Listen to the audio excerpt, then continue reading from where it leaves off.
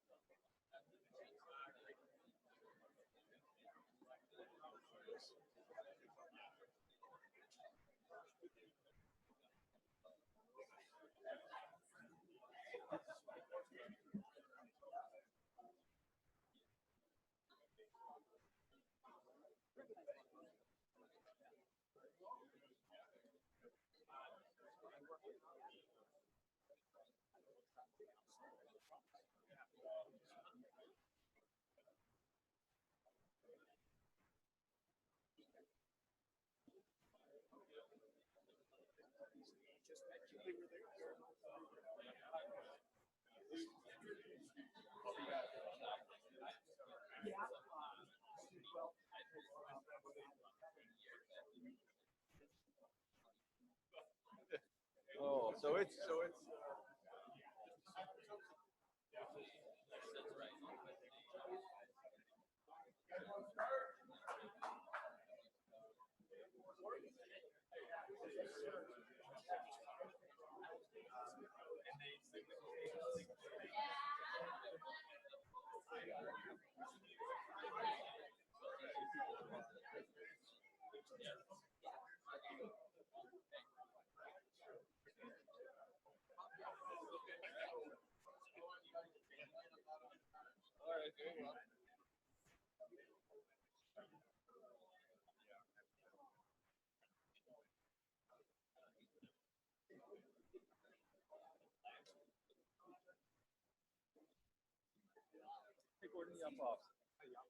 nice to meet you. Can everyone, is it working? Can everyone go ahead and take their seat around the table that's on the task force, and we'll get started on time.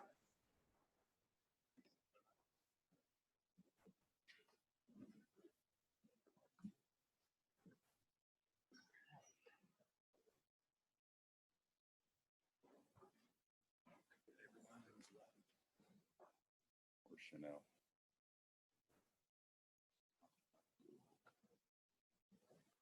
Chanel, you have Celia Gould's tag somewhere here. Where is it? Jake, you see it? I thought it was on this side, but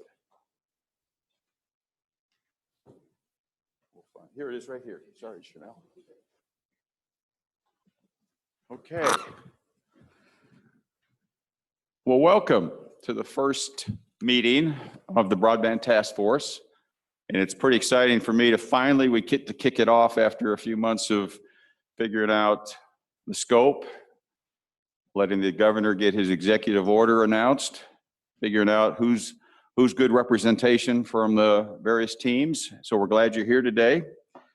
I'd like to do some introductions. First, our Commerce Department folks at that far end on the left, Jake Reynolds, Matt Borrud, Rylan, James, and they're here to help support us, and they've done a great job facilitating this room and getting it all set up. So they're a resource for us during the course of this and to help facilitate. I'd like to thank also Dean Gordon Jones on my left and Dean Mark Bannister from Boise State for helping to facilitate this room for us. As you can see, we're a pretty large group and we needed a large facility. So thank you very much for your support. We have here, as you can tell, a team, and it's a great group. Although we've never worked together, I'm sure we're going to develop a lot of good friendships and a lot of good business relations, and hopefully some great recommendations for the governor. I believe all of us believe in Idaho, believe in broadband is a really important element for the future of the state, future of our rural communities, our towns, as well as our urban centers. You can tell the governor is very focused on this with his executive order. and it's, top of mind. And I think that's another reason why we are trying to make this happen in a very short horizon so that it ties into legislative cycle, gets us qualified for perhaps future funding or others in the room for funding. We have taken some surveys over the course of the last 2 or 3 months and want to indicate to you that there are big gaps. There are big differences around the state in terms of service. I know I haven't met all of you, but I do want to tell you in particular now, and I'll be certain I'll be telling you later on, that the service providers are very, very important, and we appreciate all the probably hundreds of millions of dollars that have gone into building out the current network and providing the service that you do provide to the state. So I want to highlight that you're very important and you've been responsible for getting us to where we are today.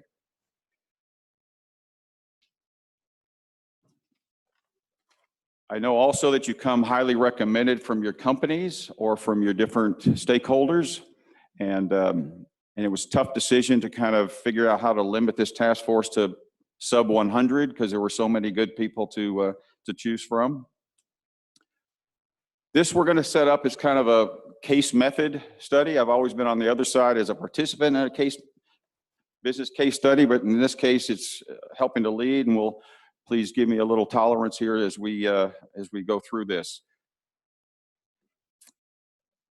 Overall, a number of us facilitators are here as sort of unbiased, agnostic, or neutral in views to help be open-minded toward a conclusion and toward some recommendations. Back to the size, we have 43 people, I believe, is the team or the task force. I believe all except perhaps one is represented today. So again, applaud everybody for coming out today and showing how important this study is. On the team, I think you've all seen a list. It's a wide diversity of providers from different regions, different technologies. We have government representatives, we have communities and tribes represented, we have associations of cities represented, counties, etc. So it's a big cross section. We also have cybersecurity represented. Who's not represented, I want to point that out or highlight it if there's been any questions.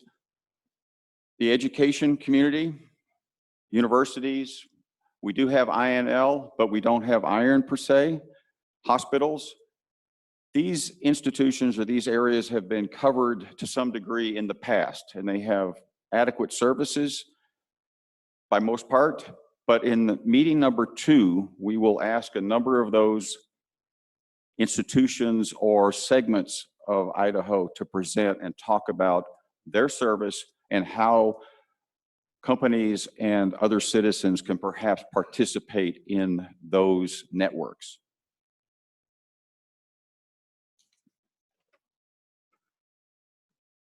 To set the stage for broadband, I think one of the important parts is definition and some of the frameworks. One is that broadband, at least in our mind, in the FCC's mind, and I believe around the group, 25 megabits per second down is sort of the minimum target for broadband qualification. And if there's some more discussion about what that definition or our definition should be, that can be part of our effort. But right now, the minimum is that 25 megabits per second.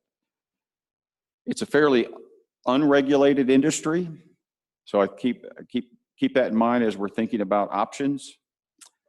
It's a fast-changing technology, internet providing and transmission. Many different approaches, I hope, to the solutions or to the recommendations. Also, there's ongoing national influences that are occurring. I think yesterday there was a new announcement by the FCC to set up a 15-member task force to aim at rural U.S. communities. And there's been other initiatives just in this year in terms of monies for infrastructure that are broadband and other areas. So even technology is changing, regulatory and other opportunities are changing, and I'm expecting that folks around this room have a lot more insight into what some of those options may be. Measuring what do we have is very critical. What are our gaps, and how to close those gaps are really going to be an element here in terms of our direction. I know it's an ambitious timetable. We're looking at basically 4 meetings, with that last meeting being a place to give recommendations. So I know it's tight. Hopefully you'll be able to lean heavily on commerce in between meetings to help do research or explore other options so that we can get back to you. I want to make certain that there's a lot of creativity and innovative thinking that goes on as part of this. So please keep some of your biases down till later, like maybe meeting 3, but try to keep open-minded and a pretty open platform. Think big, and as much as possible, let's collaborate.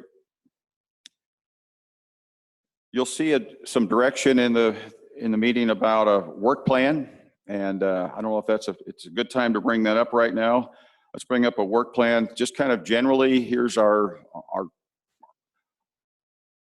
work plan over the next 4 meetings, and you can see a lot is spent on some foundation building here early on, and then some refinement by that second meeting. And in that second meeting, we will provide more of what's happening in Idaho statewide approaches and Idaho cities.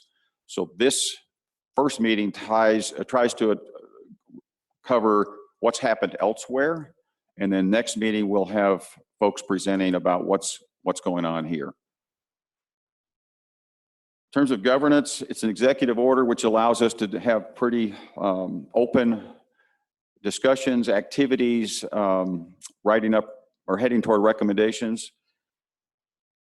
We do have a place to receive emails. We do have a 800 number for both task force and citizens to write to us about topics of interest.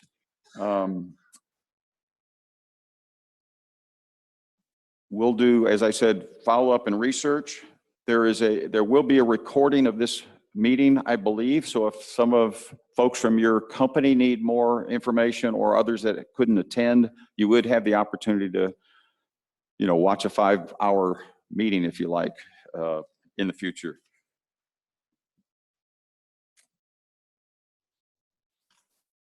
As part of this work plan, you can see hopefully about meeting number 3, we start getting into discussions for recommendations. And then hopefully that September meeting in the morning, we kind of wrap up finals, and then we have the governor come so that we can present final recommendations at that point, and which might include next steps, and that's kind of the target. We also are moving the meetings around the state, so there's opportunity for both you as representatives or you as task force members can be closer to home, and for other parts of the state to have citizens or others, municipalities, join us and give them the opportunity. So on the second meeting, we'll be in the Magic Valley at Twin Falls. Third meeting will be in the Coeur d'Alene area. And then back to the Capitol on the 25th.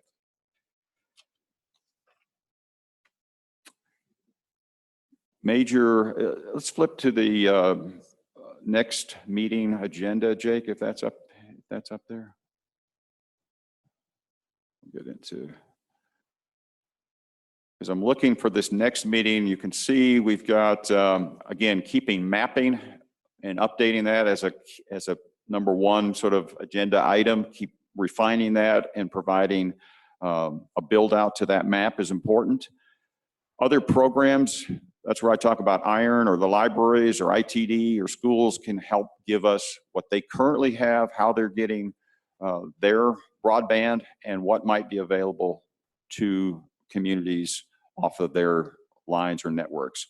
Cities, Ammon and their program, Sandpoint, what they're looking at, Mountain Home, perhaps others, rural telcos, and then some different broadband transmission options, whatever they might be from different utilities, maybe 5G from Cradlepoint and others.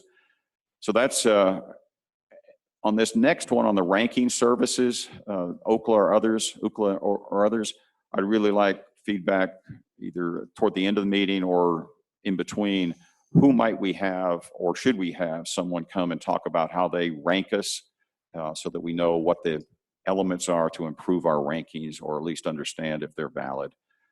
And then more open perspectives from citizens by Association of Cities, folks, and counties. And then, Jake, if you go to meeting 3, which I think is the next one, just a sense there of helping to develop conclusions and recommendations is kind of that focus for meeting 3. And again, having questions available to, or having a time for discussion or questions put forth to the task force from the public.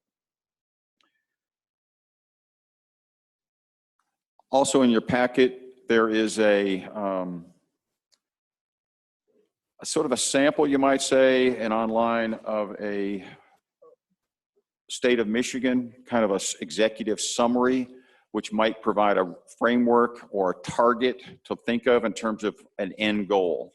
And I know that facilitators today will, when they present what other states or cities have done, will also get into some of those elements of what can we strive to get to in terms of recommendations.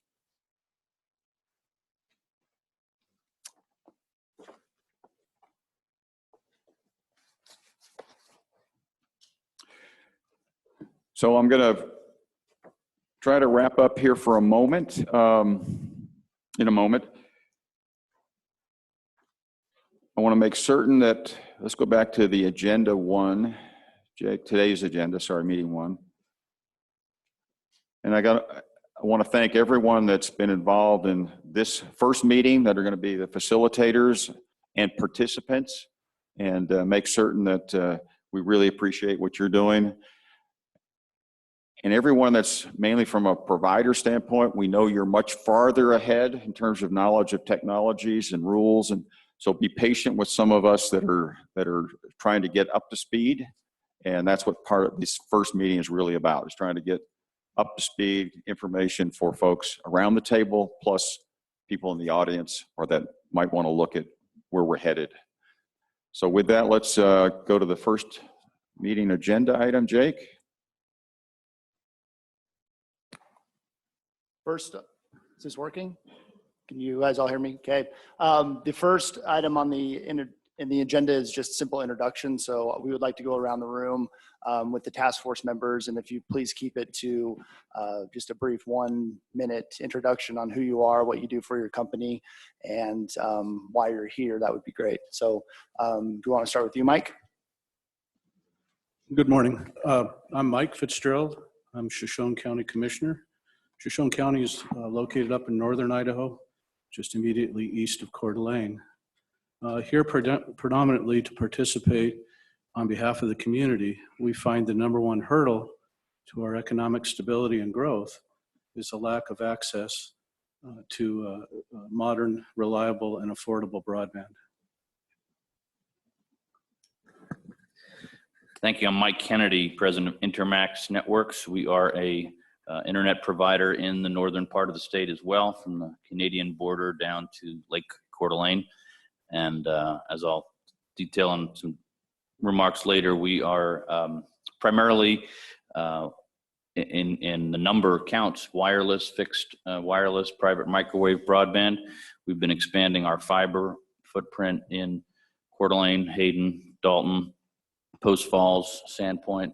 And so we have a pretty robust experience with both the urban areas where fiber is available and the rural areas where it is not. And I appreciate being part of the group, Director Keeley, and thanks for having us.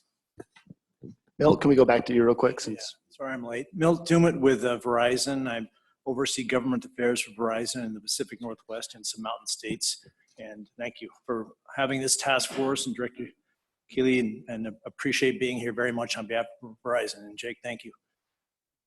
Yeah, I'm Curtis Fryer. I'm head of technology at Idaho Forest Group. We're primarily, we call ourselves sawmillers. We are consumers. So I definitely work very hard with all of the telcos and the internet service providers to bring in more and more bandwidth into our facilities.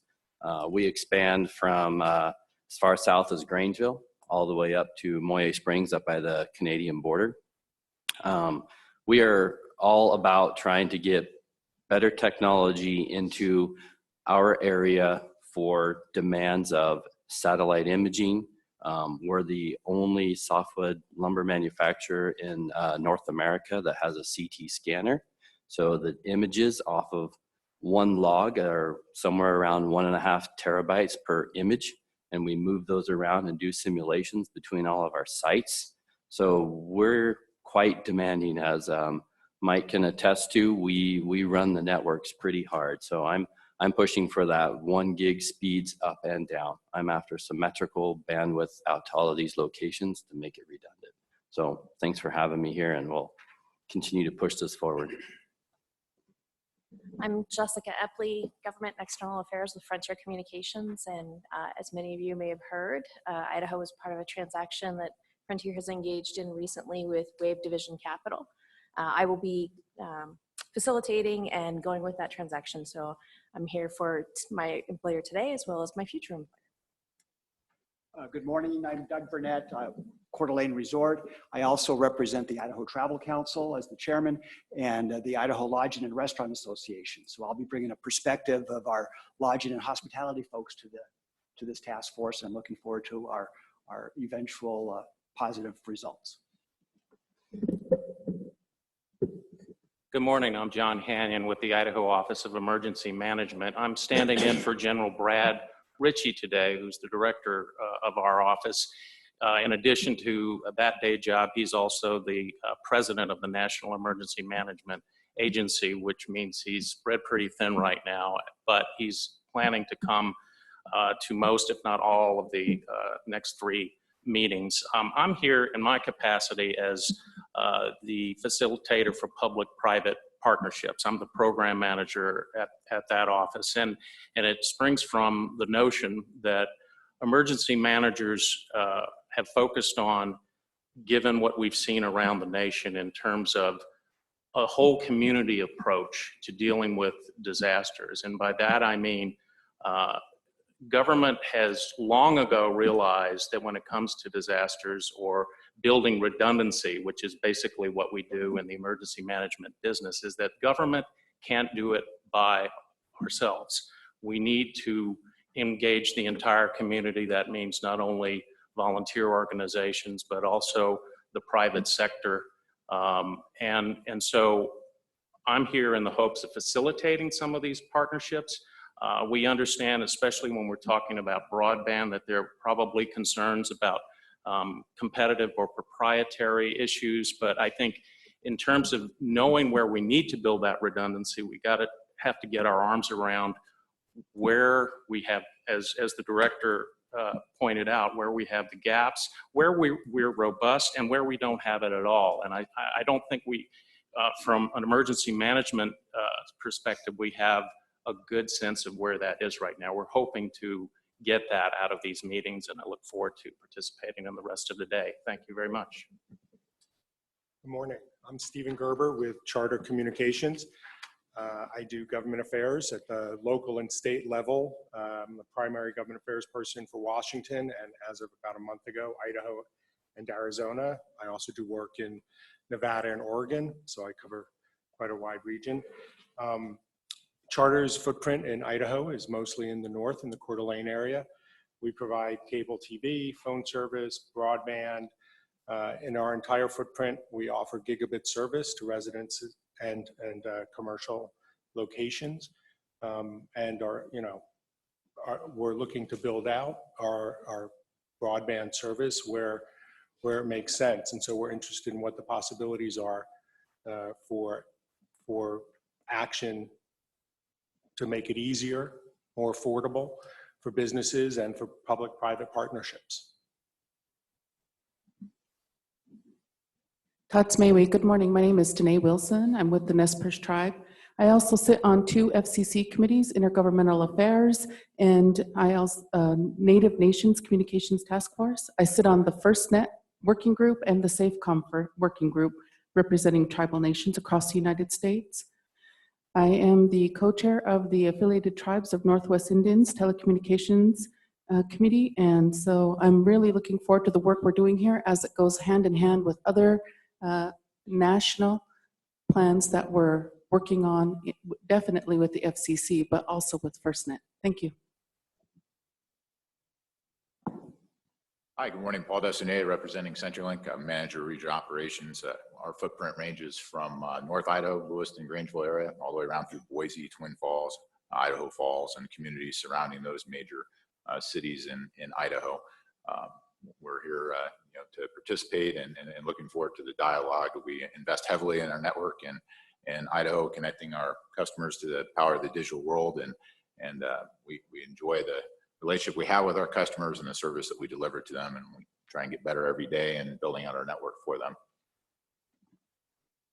Good morning, my name is Pat Pilsey.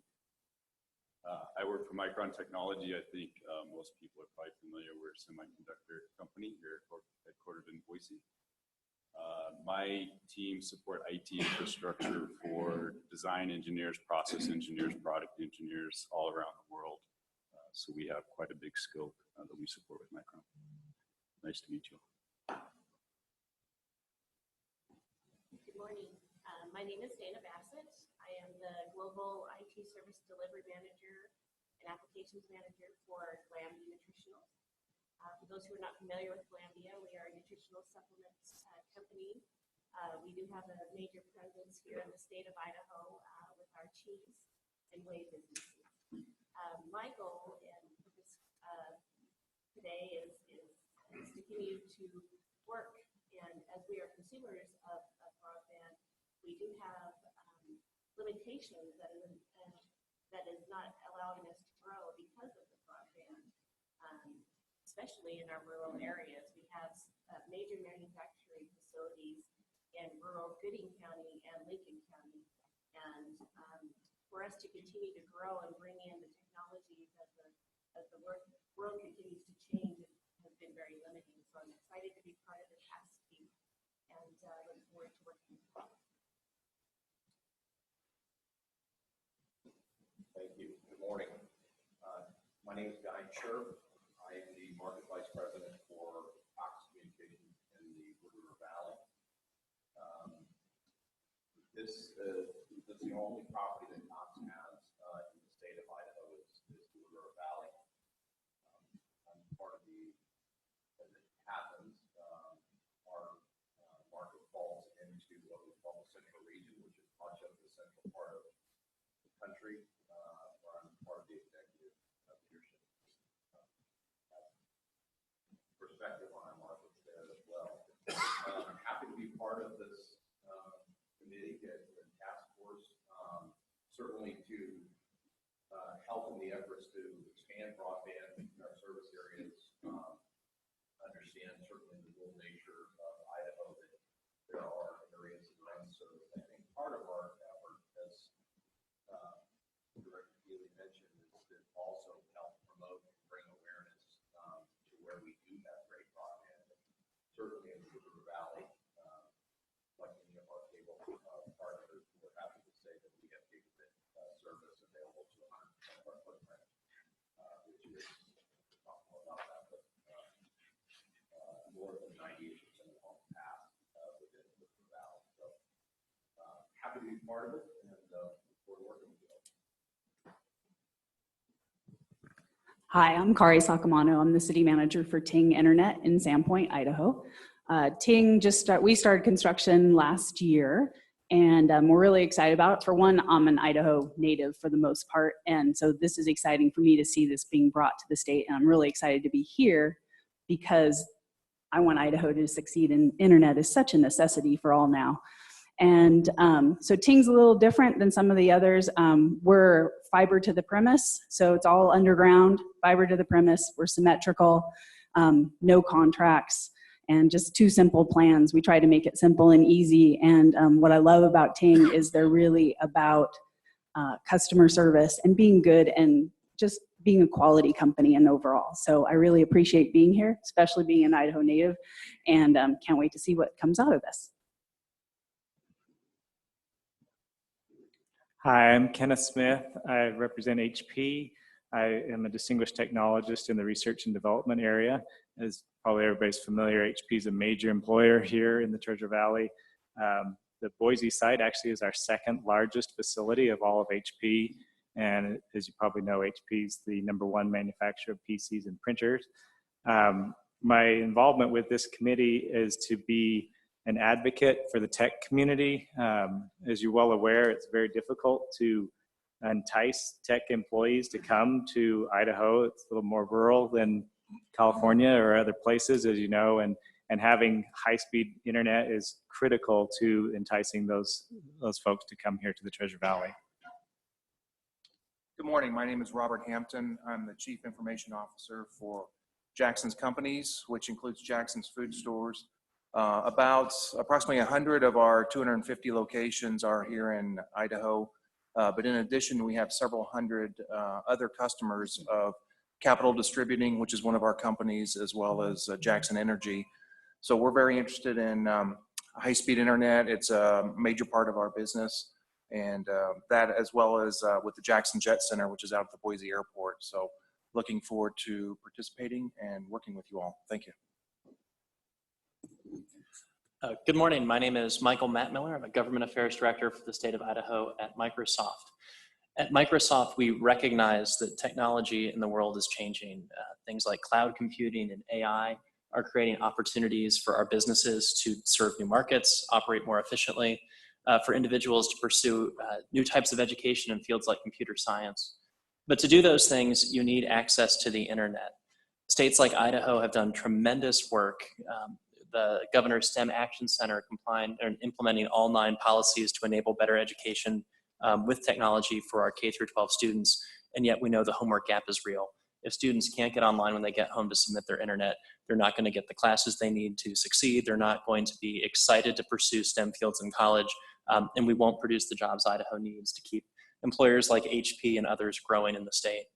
So we at Microsoft have launched a program called Airband, where we have committed to connect 3 million Americans who are currently unserved within 5 years. We think that means using a variety of technologies. We think that means partnering with ISPs in Idaho and across the nation, and we're very excited to be part of this conversation. I'll be talking a little bit later, but my background, I served as the Chief Technology Officer at the City of Seattle prior to joining the company. And in that role, I had telecom regulation, cable franchise authority, and during Mayor Murray's tenure, we increased access in the city from 85% of our Seattleites connected to the internet to 95%, all using incentives for private organizations. And I look forward to talking more about that. Good morning. I'm Randy Gaines, Chief Information Officer at Idaho State University. I have a passion for not only better broadband for ISU so that we can serve some of our rural centers, but I'm a rural resident outside of the city limits, and it's pretty tough sometimes to go home from a university connection to a home connection. So I have a passion for both sides of it and appreciate being part of the conversation. Good morning. My name is Jaap Vaas. I'm the University of Idaho. I'm the program head of the Bioregional Planning Program. I have 2 kinds of students. I have traditional students. Those traditional students typically find a job within 3 months of starting the program with the growth that's currently occurring in Idaho. Or I have students that are already working in cities. So we really bring education to communities. They're not on campus. And we do that through virtual teaching. So it's really important that they all have a very good broadband connection. Otherwise, it simply doesn't work. Morning, my name's Gordon Jones. I'm the Dean of the College of Innovation and Design at Boise State.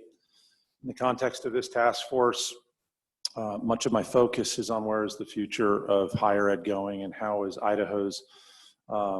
Boise State and by extension other universities think about a world in which one of the major drivers I believe that's disrupting and very impactful in our industry is technology, and how it's going to impact, and particularly around our students in Idaho. Many don't have the luxury of geography or life stage to be on campus. And our ability to continue to allow all of Idahoans to participate in a global economy and the empowerment that can come from that, whether that be rural or in our urban areas, has me very much focused and interested in being on this panel, on this committee. Hi, my name's Tara Tui. I am the president of the Mountain West States for AT&T. Happy to be here today. I have a bit of experience in this realm. My previous role was in the Utah Governor's Office of Economic Development, where I ran the broadband mapping and planning program there for a few years. And so I'm really excited to be here and to be part of this, and hope to be helpful with my past perspectives and my perspectives now working for AT&T and looking at our investments and really how do we move the ball forward to getting 5G in Idaho. All right, my name's Chanel Tewell. I'm the Chief Operating Officer at the Idaho State Department of Agriculture. Obviously not Celia, but I am here in her stead.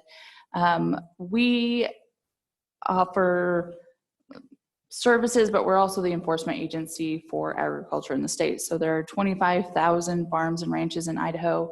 Those farmers and ranchers contribute to one of Idaho's biggest industries, which is agriculture and agribusiness. They are our economic driver, but they have some significant challenges when it comes to tech. And everyone around the table, I hope, appreciates that ag is an incredibly tech-rich industry. If you do not know that, figure it out. But there are unique challenges in that industry. Things like the fact that 2/3 of our state is publicly owned. That is a challenge for people who utilize rangeland. That's something really unique that a lot of states don't face, but it's going to be a challenge for this group to consider. And I hope that my spot on the committee is offering some of those perspectives. Hi, I'm Dan Gregg. I'm General Manager of Farmers Mutual Telephone Company in Fruitland, Idaho. We've been there since 1908. We're working on a project now to get fiber to the home to all of our customers. We're about 50% fiber to the home right now, and by the end of this year, we should be 100% fiber to the home and be a certified gigabit city.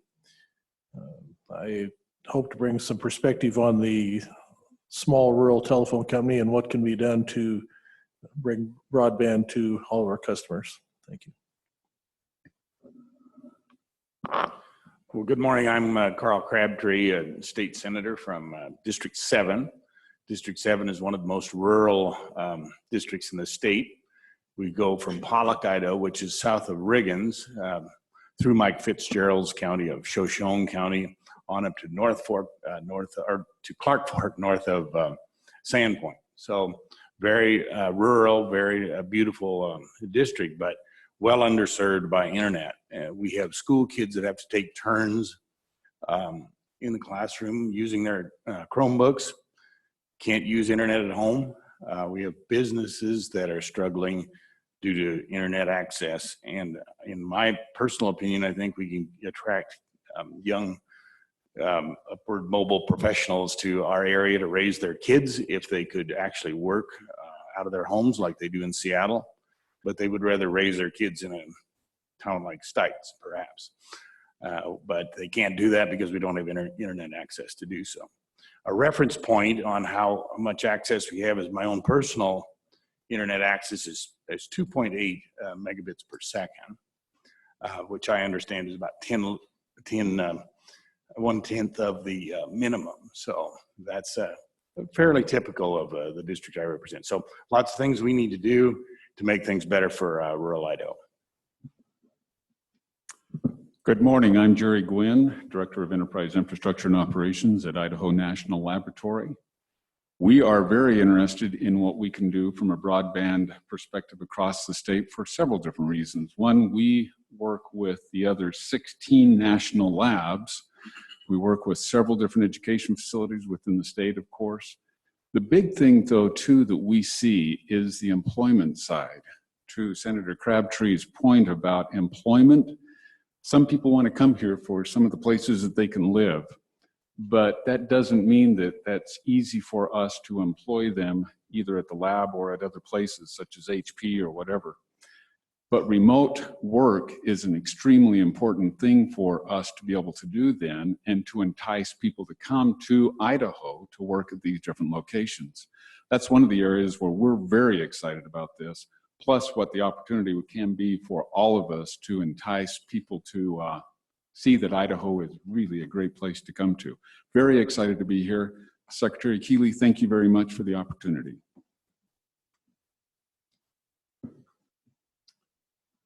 Good morning. My name's David Nelson. I'm a state senator from District 5 up in Latah and Benewah County.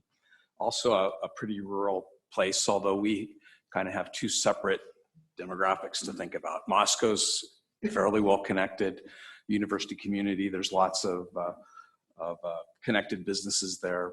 And then rural Latah, rural Benewah, like St. Mary's, Plummer, Potlatch, pretty hard to get good connections, and it's a real impediment for businesses to move out into that area. And as the previous two have spoke about, have remote workers out there. I'm a little bit of my former life, a little bit of a pioneer in this. I started a software company in the Bay Area in the late 90s, and I wanted to move back to Latah County. The only way we could make it happen is because there was a ISDN connection into Moscow that it came in the late 90s, and I was able to move the company and work there and work remotely in really refineries all over the world from Moscow. So it's really an important thing to my heart to do, and I see it as a real important business objective to improve economic development in our region. Good morning, everybody. I'm Jacob Larson with SafeLink Internet. I'm here with my business partner, Mike Ricks. We are a fixed wireless and a fiber optic ISP. We've been in the business for 23 years. Started out doing high-speed dial-up and quickly switched over to high-speed wireless. We primarily cover the southern part of the state of Idaho, all of the Treasure Valley, all through the Magic Valley, all of eastern Idaho. We're currently fibering West Yellowstone. We have a network into the Wood River Valley also. We have about 14,000 customers. We've been growing at an average rate of 25 to 32% for the last 9 years. And our focus is on serving the underserved communities in the rural citizens of Idaho. That's our bread and butter. We don't focus per se on the high density populations. I think that's pretty well covered by all the cable providers and CenturyLink. So we strive to figure out how to get those communities internet that can't get internet. And it's a lot easier in some places than it is in others.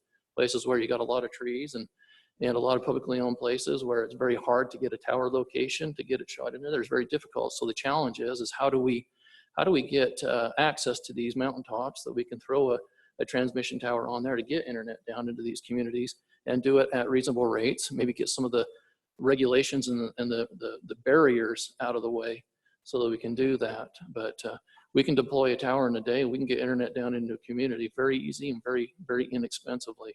We offer speeds, advertised speeds of up to 25 meg, but we can do speeds up to a gig wirelessly to businesses as needed. And that's our focus is 23 years taking care of the underserved. So thank you. Good morning, I'm Jeff Week. I'm the Director of Information Technology Services for the state. We have a number of agencies spread throughout the state that have kind of limited connectivity, so I'm super interested in seeing what we can do to help them and obviously our citizens. And I'm looking forward to support however I can.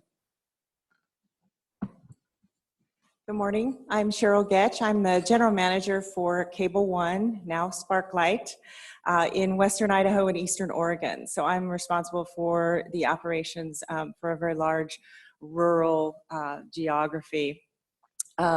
Cable One services 73 cities and counties within the state of Idaho, and we do offer 1 gig service to all of those customers. We also provide customized fiber solutions for businesses and school districts and hospitals and things like that. So we're also very privileged and honored to be a part of this task force. So thank you very much.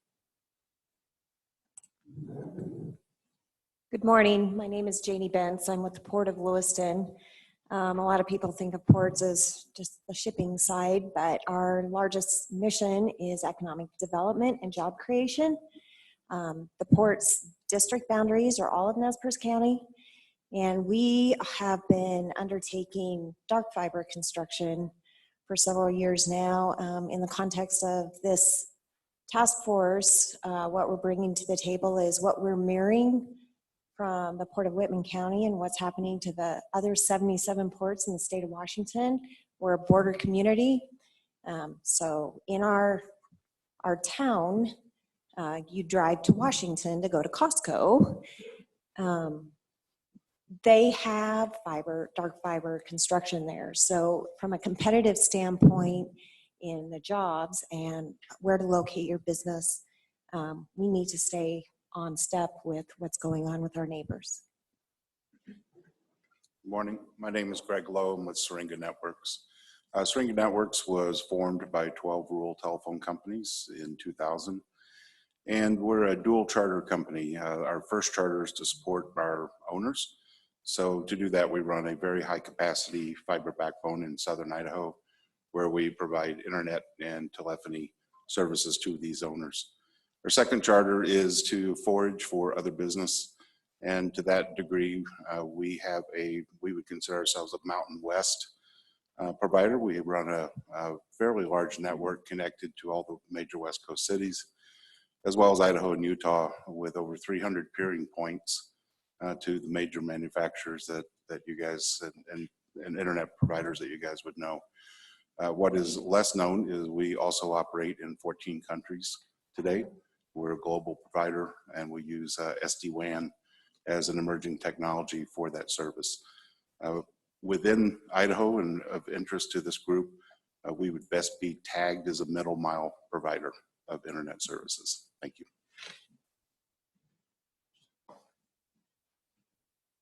We're about 4 minutes ahead of schedule.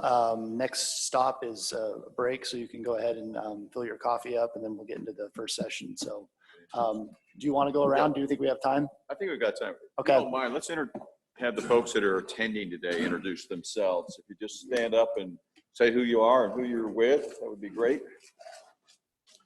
Steve Goodson, Idaho Public Utilities Commission. Is it working? Mark Bannister, Boise State University College of Business and Commerce. Hi, I'm Chris Victory. I'm the Chief Information Officer for the Idaho Transportation Department.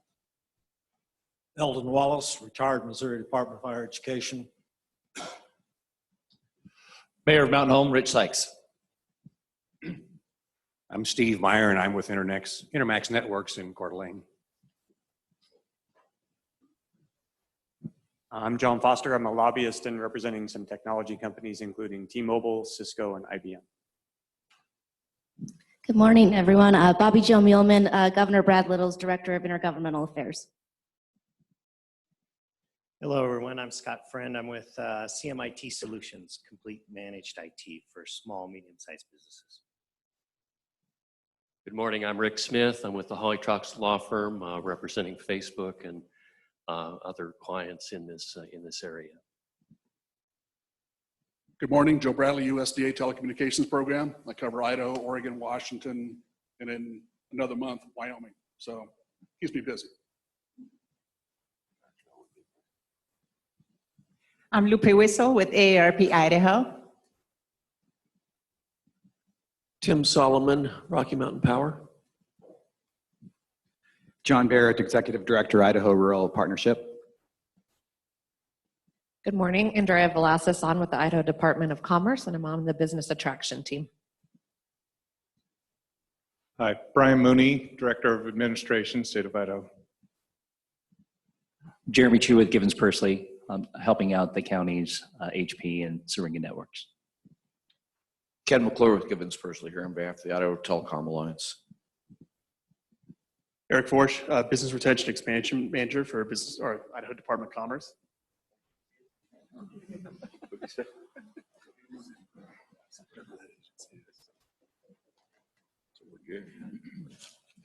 I'm Andy Snook with the Attorney General's Office. I'm General Counsel for the Department of Commerce and by extension, this task force. Ron Williams with the law firm Williams Bradbury, representing the Idaho Cable Broadband Association. Mike Ricks with SafeLink Internet. Good morning, Chris Campbell, Idaho State Department of Education. Will Goodman with the Mountain Home School District Director of Operations, and also here with the Education Opportunity Resource Committee that provides internet to all the schools in Idaho. Dylan Baker with the Idaho Commission for Libraries. Well, you guys nailed it. That was 4 minutes. Matt and I didn't think that was going to happen. So right now we'll take a break for 10 minutes. So freshen up your coffee and then we'll get into the first session. Thank you. What a great panel. It's the first time I've ever seen this large group in 1 minute. A minute shy. We're not in education. Exactly. Exactly. I'm going to tell you, that would have taken the whole day.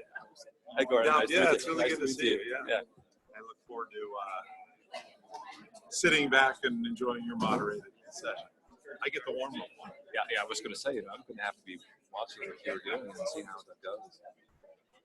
Well, I don't think with a group this size, this is not just a 3-person panel talk. This is about just trying to make sure cover the basic questions. Well, so what I realized, so I'm in a small group a while ago. What I realized very quickly is their use of acronyms is just small group. It's going to be part of your group, or yeah, no, your group, it's the director and some of his staff, and then somebody from AT&T and from Microsoft. I just realized, oh my God. Do you mind if I reference that in my opening, that if there are acronyms, right? Yeah, Okay, yeah, absolutely. Okay, I just acronyms and just sort of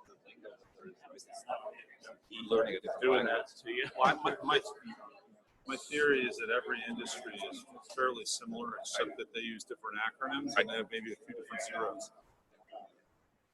No, it was really funny because they talk about micro towers and micro cells and stuff. I'm like, okay, bear with me a second. I'm just a planner. Yeah, exactly. It's, I think what's so interesting to me is listening to folks is people will be talking about their own trading area with confidence. What we're not talking about is the areas that these individuals either don't cover or the voice of those, because clearly there's a gap. You know, if it was as wonderful as people proudly pronouncing, you know, I have 1 gig, I'm exceeding your threshold. Right. This would be a celebration, not a task force. Exactly. No, and it's funny because I do a lot of purchasing in northern Idaho, when it's cloudy, connection is just not working. That's it's worth the. Thank you. So now you started at Boise State in 2014, 15? Yeah, this college was announced in 14. Okay. And so you just started when I left. Were you here? Yeah. So I was at Boise State, but I got rid of the planning program. Was that the group that got killed or whatever, right? Yeah. And then the University of Idaho said, all right, well, come over here because we need planning. Why? I would think with all the effort Boise State's put on around the School of Public Service and trying to really get connected to our communities, that would have been a real natural. I think it would have been. I think there was a lot of stuff going on. I think one of the major things was that the person who established the program immediately looked at, okay, you need 5 faculty members in order to get accredited. So the university hired 5 faculty members. The students weren't there yet. No. But I think should have happened. Gentlemen. Hey, so I'm going to have a really dumb question. Okay.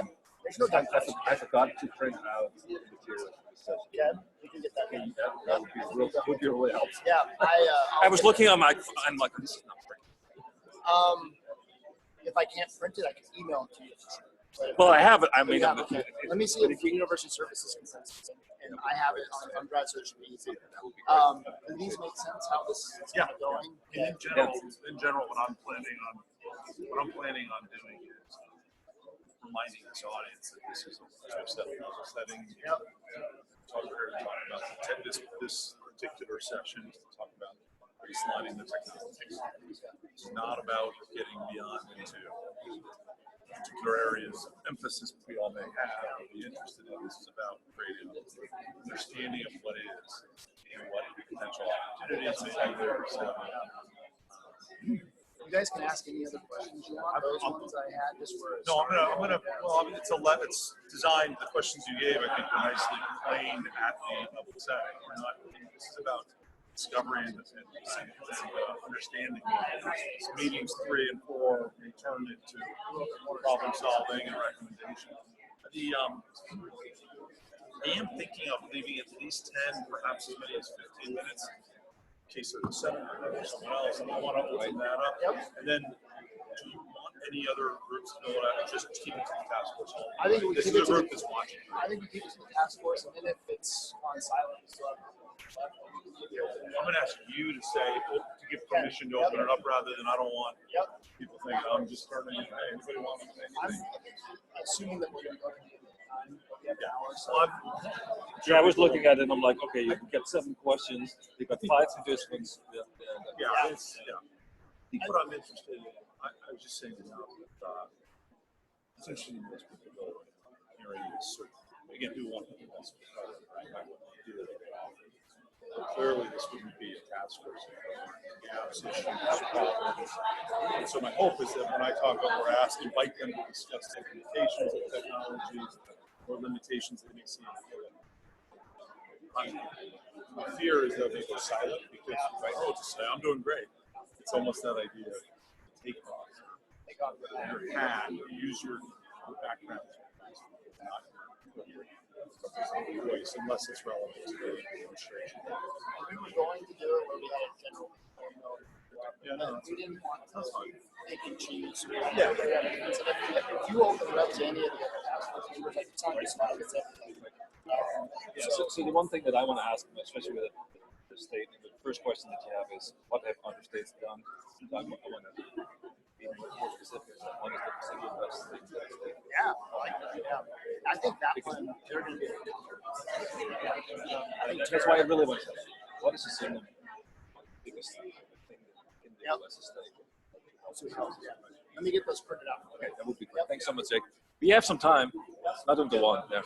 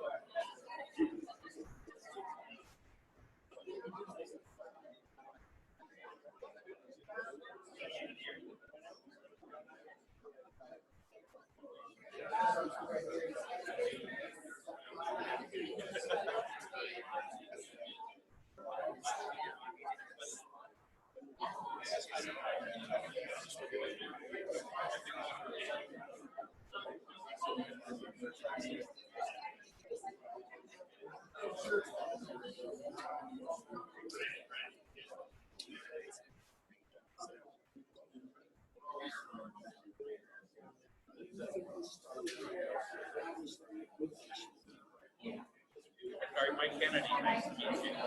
Your name is legendary in our town. Yes, you're related to Gloria Suckerman. She's now passed. Yes, that's what you've been together. If you read all the kids that were volunteer work, everyone loved it. Some of them. Well, Samanas and a lot of Italian folks there. Nice to meet you. Welcome to town. Welcome back to town. Where are your names? No. So, did you wait to back?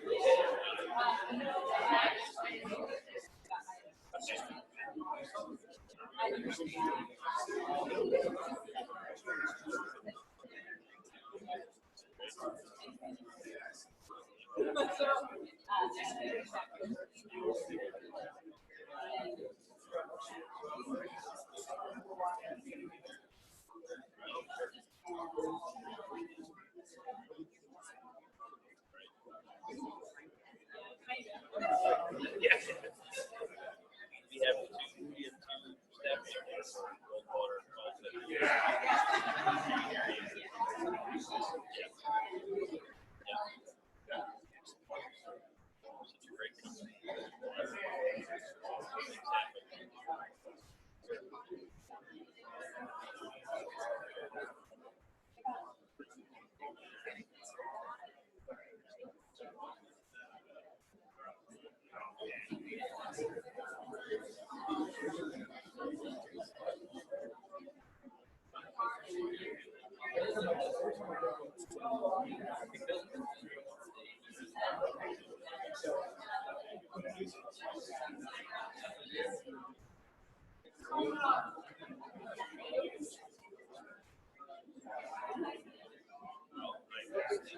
Is it 10?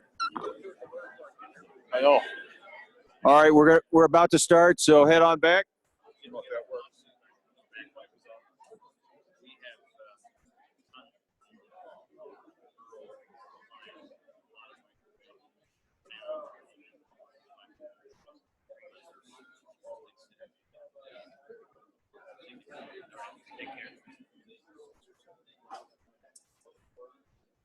Okay, it's 10 o'clock. If everyone can come back to their seats and we'll go to the next part.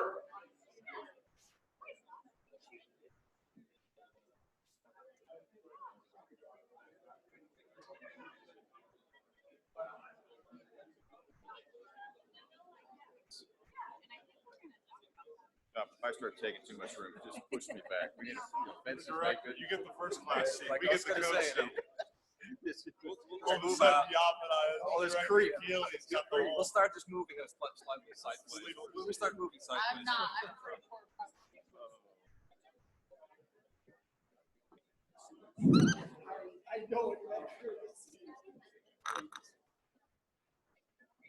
Okay, so we're ready to start the overview of broadband technologies.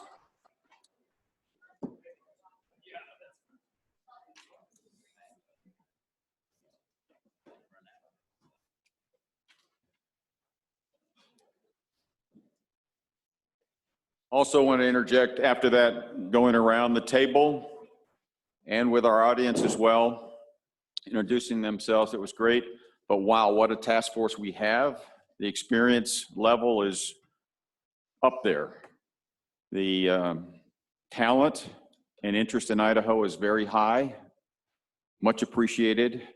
So let's just keep the momentum going toward learning more about broadband and getting toward recommendations.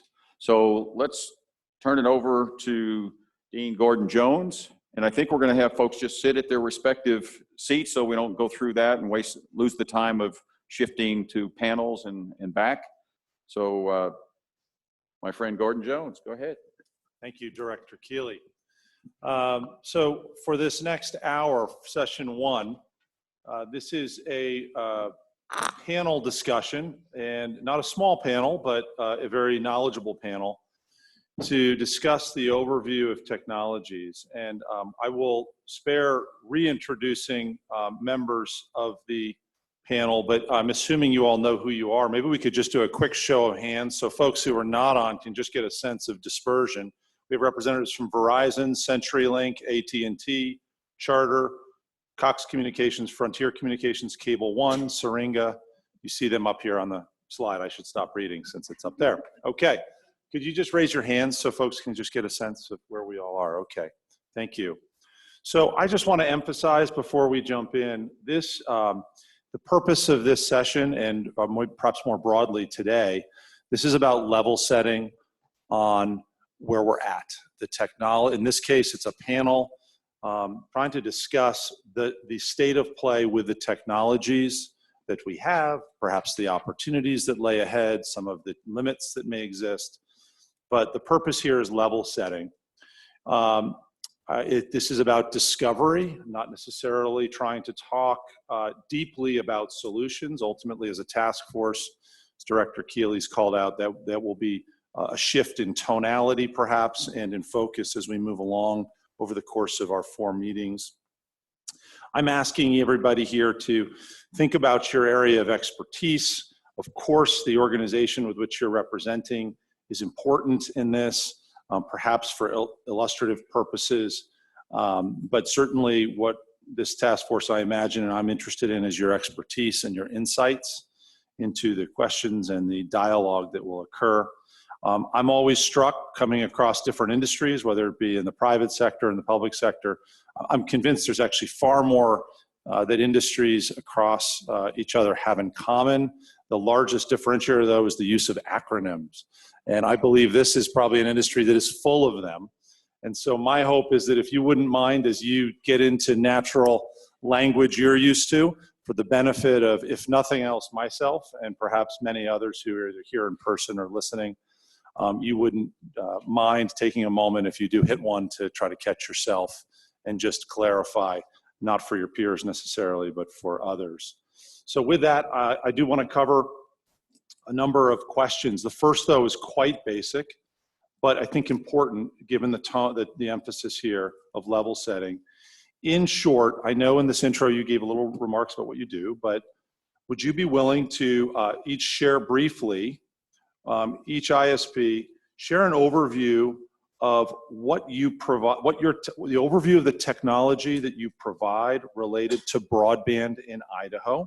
And I'd add to it anything specific you want to call out from your unique point of view, either on geography or technologies that you may be representing or serving.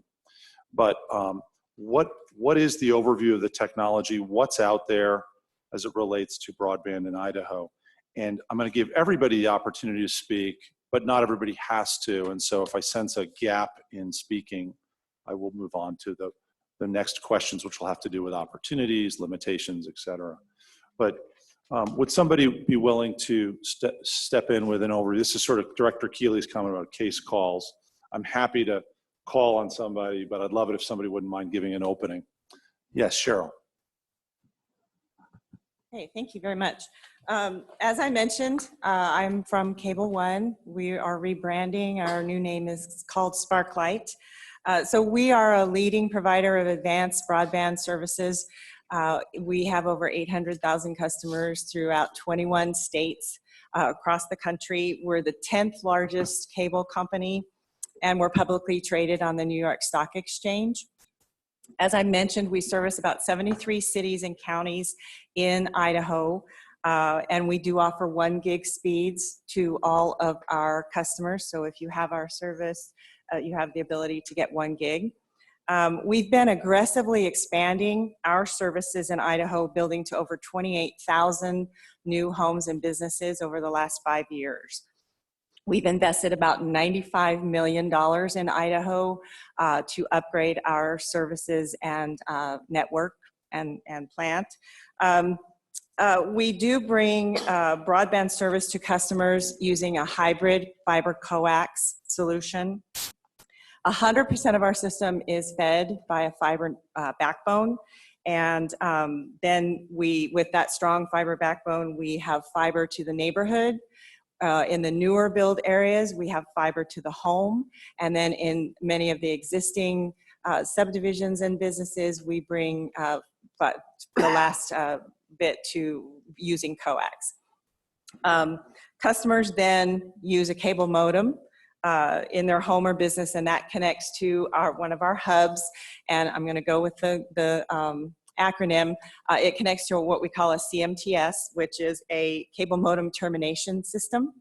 And so then that's what runs the internet on our system. We've achieved the 1 gig speeds on a hybrid system using coax by upgrading our plant for two-way communications, and also what we call channel bonding, which allows us to the data to flow across different frequencies, which increases the capacity. Let's see, we've as I mentioned, invested about $95 million over the last 5 years in Idaho to upgrade the system so we can do this. Inside the home or business, we offer an advanced Wi-Fi solution, and that way customers can attach to the internet with all of their Wi-Fi devices. So we really feel that we're helping to drive the economic development in Idaho. We do offer solutions to businesses. We have some set packages, then we can also do some customized fiber solutions for them. And then with the speed and reliability that we offer, kind of going back to what Michael was saying, it really does assist in helping with education, with online education, and giving people the option to do that. We are getting many customers that are working from home now, and so this allows them to reach out to the nation and even the world and still live in Idaho. So we're pretty excited about that. So that's kind of Cable One in a nutshell. Thank you, Cheryl. Call. I'm just, my eyes don't work well. If you wouldn't mind speaking, when folks do speak, just remind everyone who's listening the name and the company you're from. Milt Dumont with Verizon. So Verizon invests about $18 billion a year in our network. We cover 98% of Americans with 4G LTE coverage, about 95% of rural Americans. The wireless industry, according to our industry association, CTIA, covers about 99.7% of Americans with 4G LTE coverage. So why is it that you see some gaps? Because 4G LTE, which is our state of the art, sometimes it's over 25 megs download speed, sometimes not. So if you look at a state like Iowa, a flat state, in our coverage map, Iowa's pretty much blanketed. Verizon covers Iowa. But in some of the rankings, Iowa's middle of the pack or less. So that's kind of what you see. If you look at our map in Idaho, our coverage map, the white space, is in the mountainous regions. Somebody mentioned the national forests. You have, with Idaho's natural beauty, dozens of mountain ranges, comes the other problem, the cost effectiveness of getting backhaul for wireless to these sites in the rural areas. That's the gap, for us in rural Idaho, is getting fiber backhaul to our sites. I think it was mentioned sort of earlier.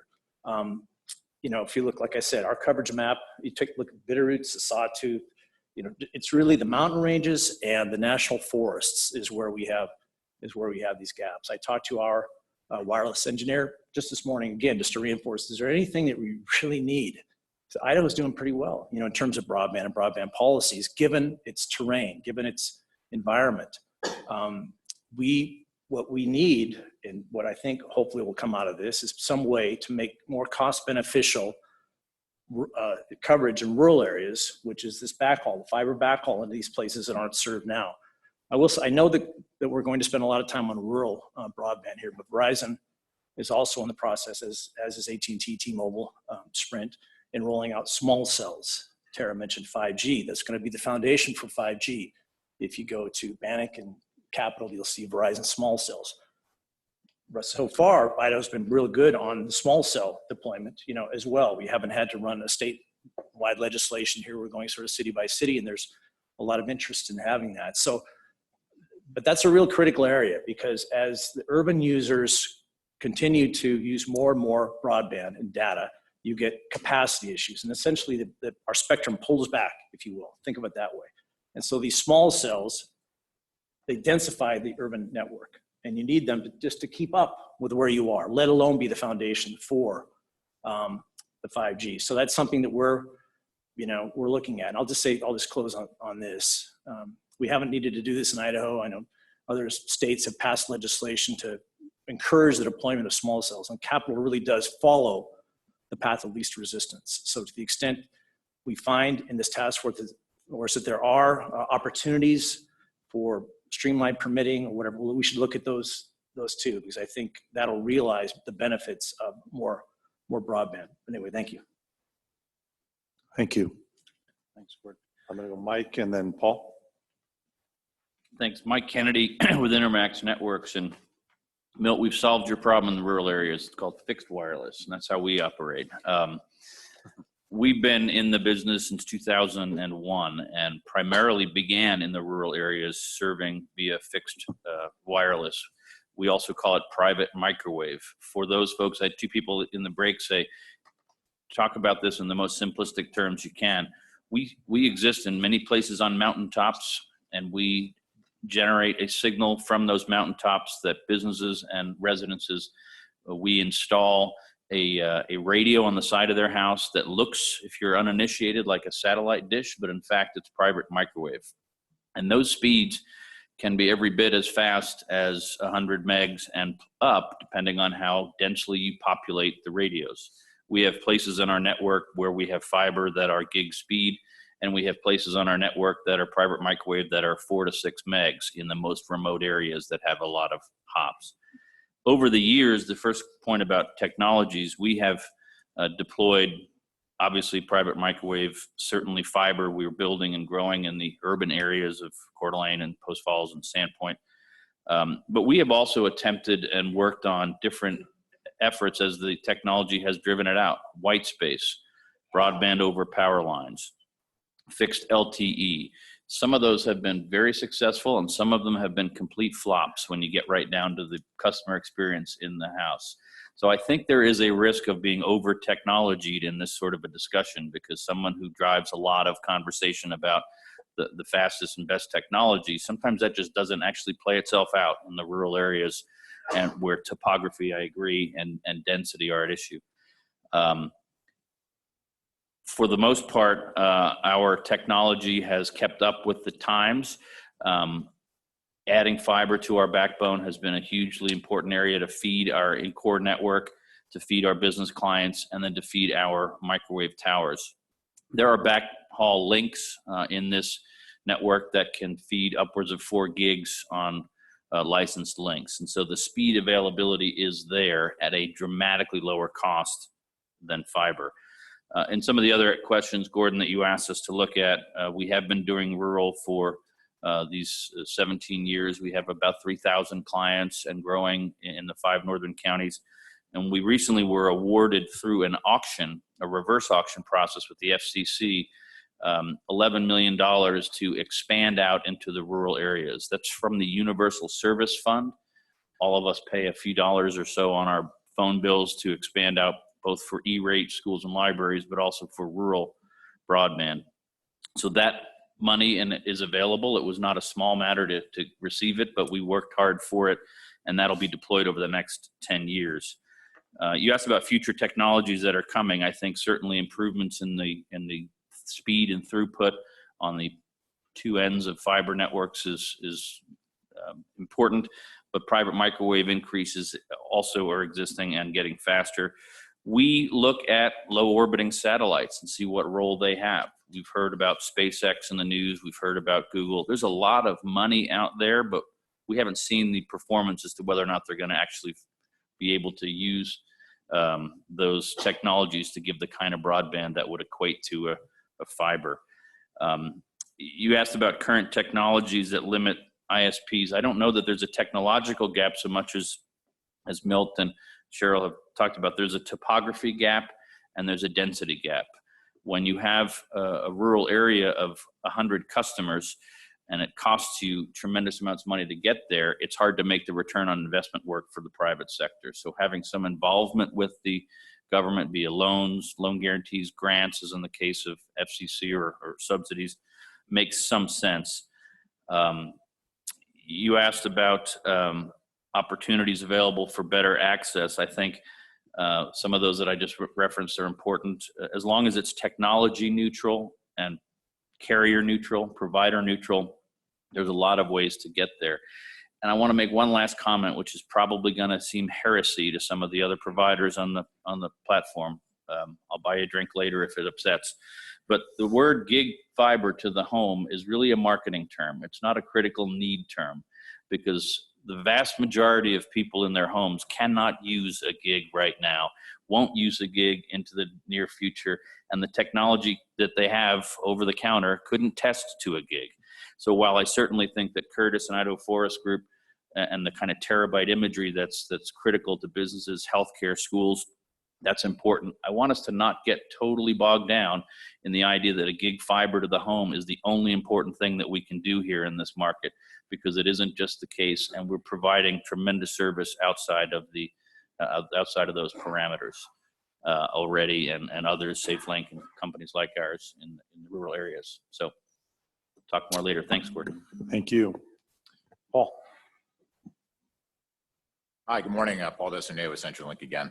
I think many people think of CenturyLink as the phone company. I can tell you that over the last several years, CenturyLink has rapidly transformed itself into a technology company.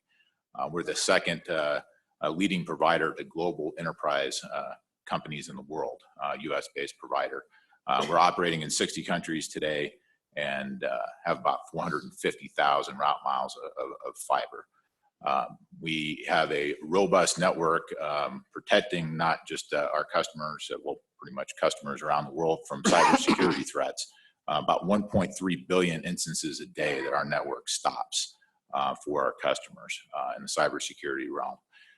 With that, CenturyLink's leadership in Idaho, we're very focused on what we're trying to accomplish on this task force and have been very mindful for several years that there are gaps on the edge of our network and in the rural part of it.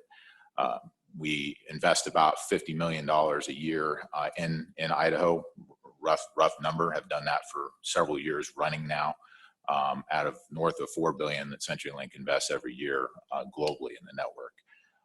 Of that $50 million, just recently we enabled about 25,000 homes in the north end of Boise with fiber to the home, another 92,000 homes in western Idaho with north of 100 meg vectored DSL service, and we're looking at further investments out in Pocatello, Idaho Falls, Twin Falls. But again, a large focus for us is where those gaps are for our rural customers. And as other speaker mentioned, there's a strong gap there between investment, our return on investment, and how much it costs to deliver that service and when we can expect a payback. And I think we all recognize that. Another thing that we look at and are very mindful of is what do our customers need on a consumer basis. I would echo what the other gentleman said, lots of marketing around 1 gig. CenturyLink is very focused on what our consumer residential customers need. And if you go to something like broadband now and you look at, hey, what do I need as a customer in a residential setting, it's not 1 gig. And so how can we provide a service at a value point for our customers that they feel like they're getting good value and they're getting good, reliable, protected service from a cybersecurity standpoint, very robust Wi-Fi in the home. And then for our enterprise customers, if you want it, we can build it, and we do.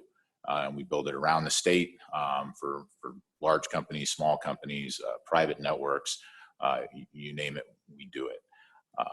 And as far as technologies go, while pretty much everything we're doing these days is fiber, and any new build, residential build is fiber, which enables our customers to choose everything from 1.5 meg all the way up to 1 gig on that fiber.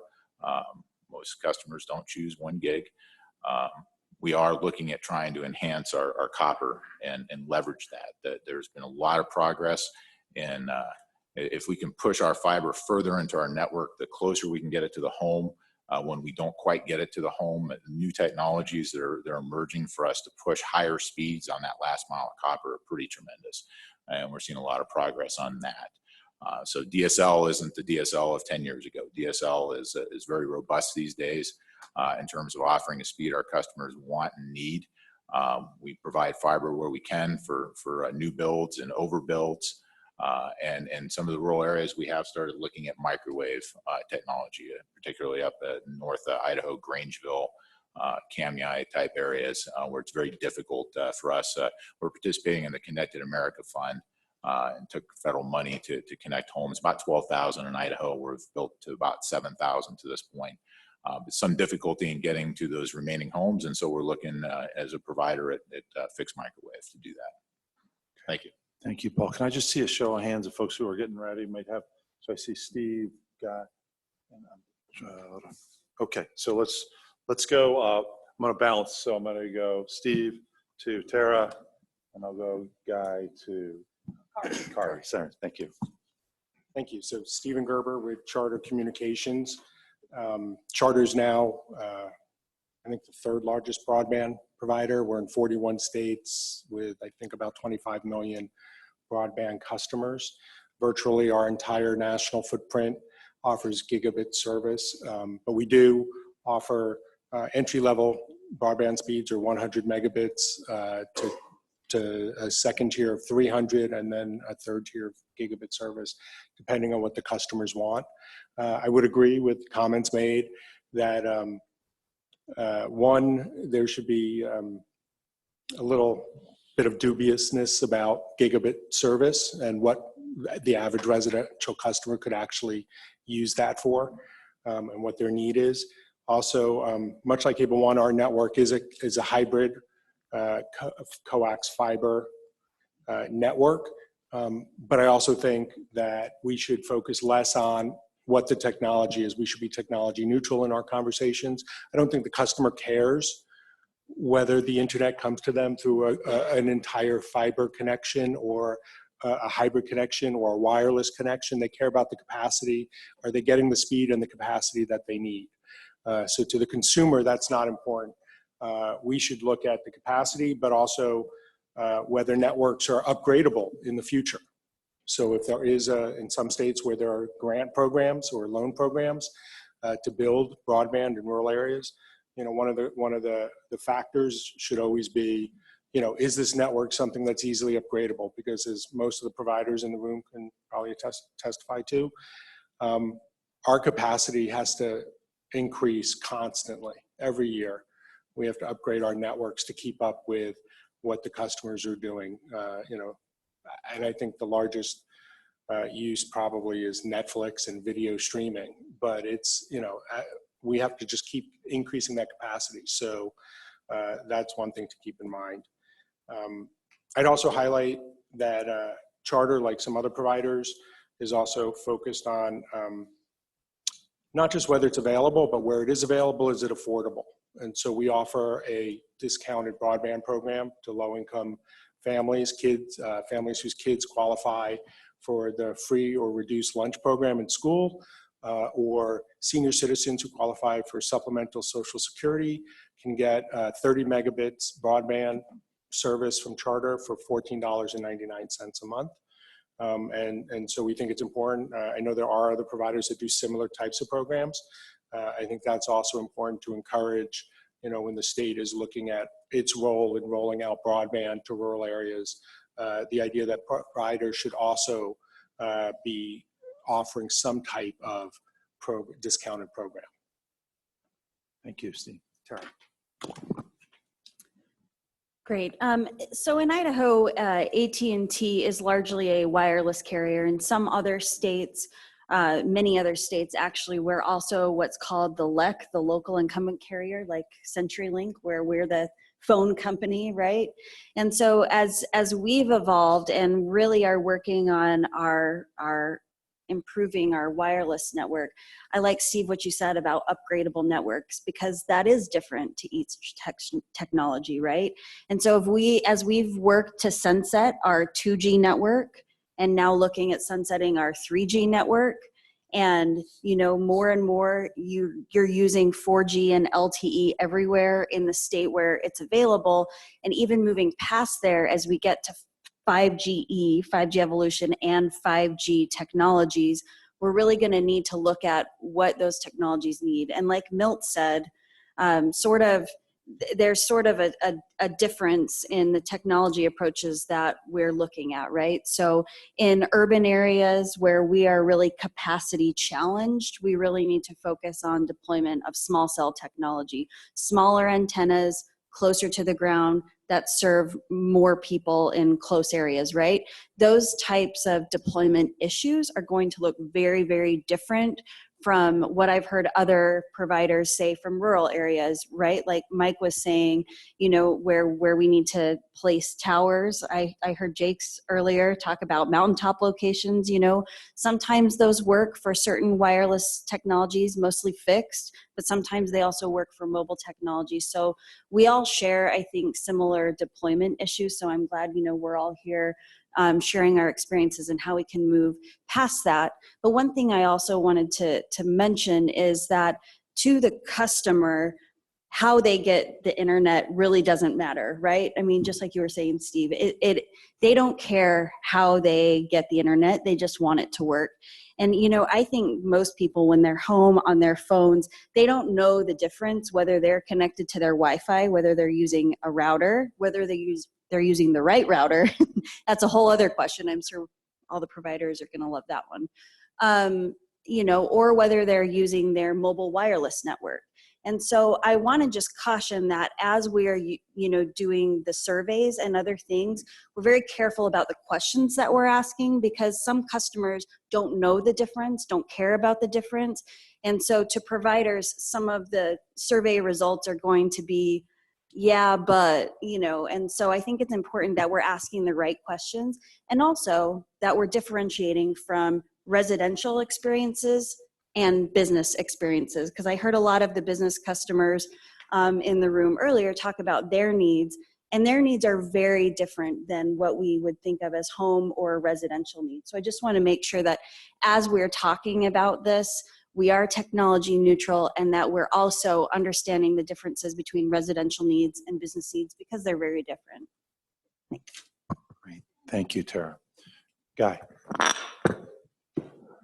So because some of my cable peers have already spoken, I'll try not to run over the same ground that they have, because cable service, broadband over the cable technology is the same across cable providers. We operate off of a standard called DOCSIS. And not to get too technical, but the relevance of DOCSIS is it's the same platform that has allowed us to go from when we first turned our network into a two-way plant rather than just broadcasting linear cable, which is when we went to a two-way plant, we did that on the DOCSIS platform. That same platform, which is now delivering gigabits download speeds to residential homes, as well as commercial services, is extensible. And over the coax network, or the last mile, the cable that you all know that has the copper center conductor and plugs into the back of your TV, used to, in most cases, that may be different now, but over that same last mile, and with our growing investments in technology, we will have a path towards delivering 10 gigabit symmetrical service in the future. As an industry, we announced that at Consumer Electronics Show this year. And so I think it's relevant just to understand from a platform standpoint where we are, where our continued investment is. Cox alone is investing $10 billion over the next 5 years across our markets. And with respect to the Wood River Valley and Cox, it is the only property that we operate in the state of Idaho. We are one of the largest cable operators in the country, privately held. And in the Wood River Valley, we offer the same product set that we do in our San Diego or Northern Virginia, DC market.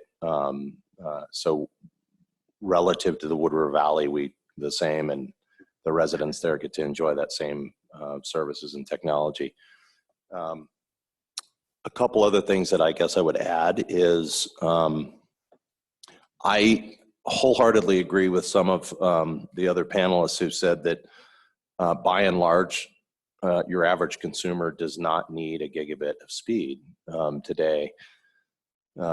And even the marketplace, in terms of the devices, the end devices, your smartphone, computers, whatever chipsets in those and so forth, aren't capable of a throughput of a gigabit speed in many cases. However, we like to be forward-looking and just looking at how quickly technology has moved and the things that we are doing today, which we wouldn't have believed that we would do 5 years ago or less, is incredible. So that's really underpinning why Cox is investing its money to move to 10G over our networks. A couple other things, we too, like our peers, are involved in providing low-cost access to underserved families. It's called Connect to Compete for us, and we provide that to low-income families to make sure that they have connections when they get home to do their homework. We believe in that as well, and want to support that. Cox, one other, I guess, relevant thing, Cox was a pioneer in providing commercial services over our networks. And we have been in the business of providing, fiber is a big buzzword. A lot of people talk about fiber and have sort of sold that away. We've been offering those services for nearly 2 decades to commercial services or commercial businesses. And in a previous life, before I got the great post that I have now, I ran our Cox Business Services for the Omaha metro market. So happy to offer that as well. Thank you, Guy. Carrie. Kari, actually. Sorry. So give this a sec. I'm with Ting. Ting may sound relatively new, but actually Ting was started in 1993 in Flint, Michigan. It's actually 2Cows, which was one of the very first freeware and shareware companies in the country when internet really started coming up. So eventually they moved actually to Toronto as a base. In 2008, they have collected domain registration names. So that's our major business at 2Cows right now. That's also what basically pays for what we do for both Ting Mobile and for Ting Internet, which is all fiber. So so it's been around for a long time. And I don't know, does anybody know what 2Cows actually means? So the ultimate collection of windsock software. So that's how 2Cows came about. Nothing very important, just a little trivial fact. Noted. What's that? Noted. So we actually have internet, fiber internet, gig internet in 7 different towns in the US. We have Centennial, Colorado, Westminster, Maryland, which is actually the city itself runs the fiber there, and then we provide the service. Wake Forest, North Carolina, Holly Springs, North Carolina, Fuquay-Varina, North Carolina, Sandpoint, of course. We just announced Fullerton, California, and we also have Charlottesville, Virginia, which that one we also run all of UVA stadiums, all their stadiums, arenas. We have the wireless there. So we've been growing pretty fast. Basically, our model is we come into a town. We don't generally use municipal fiber. We get permission to go ahead and we put fiber in everywhere underground. So we directional bore everything into existing towns. So it's all new in there. It's all, we blow our fiber. We don't pull it as just a little technology. What else do I want to say about that? Basically, what we believe in is unleashing as much simple and easy internet for everybody. And so our plans are pretty simple. We have our gig fiber, we have a residence plan, we have a business plan, and then we customize for business also. We don't do any data caps, we don't do any contracts. We just really want to provide service in a good way that hasn't been done continuously in the past, of really being there for everybody and having nice customer service. And that's actually how a lot of us are chosen to do our jobs, because of the people factor. It's been amazing how fast it's grown. We are up and live with quite a few customers in Sandpoint. We haven't finished the city limits yet. We're hoping to expand from there. We're adding more towns each year. And I agree with pretty much everything that everybody has said. I especially agree with Guy on the fact is we have to really look forward into what happens as we demand more, people demand more use, because it's gone so fast. Everything has increased so much. And I think one of the statistics I had heard is that our use increases 50% every year. And that's gonna hit the gig fiber, quickly, or just speeds in itself. So we have to be able to be upgradable. That's another key one, and that we can just keep up with what's going on, because people become really dependent on their internet. And when it's out, for whatever reasons, you hear as a company right away. And reliability, I want to add, that is another consumer thing that people really want. What is the reliability, and will it be there? And that's part of the reason why we do underground, because it's not affected by weather, electrical interference, anything like that. It's more expensive, but that's one of the things that Ting is looking at, is that long haul and being successful, being to be upgradable, and being there for the customer. And then to Tara's point, one thing that we really need to do is educate the consumer also. What is it that you need to have these higher speeds to get what you want? Because I know in Sandpoint, there's a lot of businesses that run on old equipment. So when they transfer over to Ting or Intermax or whatever, they have problems right away, and they don't understand what it is, but it's because they haven't really looked at what their equipment is and things like that. And I think that's one thing that all of us internet providers could do better, is educate them. So it's a happier experience and seamless experience for all. Thank you, Kari. Does anybody else want to make a remark, and then I can shift? Okay, Danae. So we're not listed on this list here, but we operate as a WISP in North Central Idaho, and many tribal reservations are deploying their own networks. So Nez Perce Tribe has a 22 tower microwave network where we do line of sight technology. We provide fiber to the node in communities where we can't get a good microwave connection or where we have a saturated microwave connection. So we can move the customers off of the microwave onto fiber and then backhaul that over landline. So Nez Perce Tribe has, as I said, 22 towers across its reservation, providing service not only to our tribal customers, but to the counties and to the states, federal partners, and cities within our reservation area or within our service area. Coeur d'Alene Tribe has what's called Red Spectrum. They do fiber to the premise. So some of you from definitely Plummer in Worley, they have fiber right to the premise, and they'll lease their fiber. They'll partner with individuals. Charter is in their territory. Definitely, tribes are a resource, and we rely very heavily on public-private partnerships. I have fiber for lease. Red Spectrum has fiber for lease. We do co-locations. We're working with AT&T, Verizon, T-Mobile. It doesn't make a difference who wants to come in to provide service. If we have a resource that we're able to leverage, we definitely are building out our regions. Great, thanks, Tanae. That's actually a nice segue. What I wanted to do at this point is I want to call out a few themes that I've picked up and see if any of our panelists might want to expand or give commentary to it. First, let me share a couple themes that I'm seeing. Certainly as providers, there are different technologies that you may be using. Fundamentally, some of the limitations that people have called out is certainly things like topography or lower density / rural environments, again, depending on your technology. This theme is providers of the tension with ROI, that we're eager to offer. At the same time, this is capital that's being deployed, and there are choices that as private sector industries that need to be made for return on that.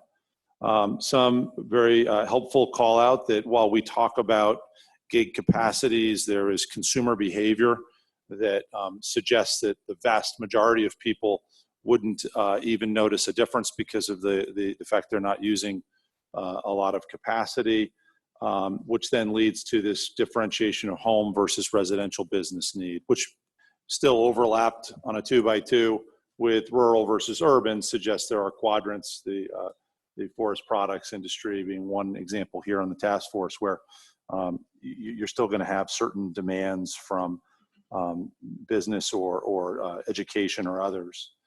So the three things, they are somewhat non sequitur, but I want to invite folks to discuss them.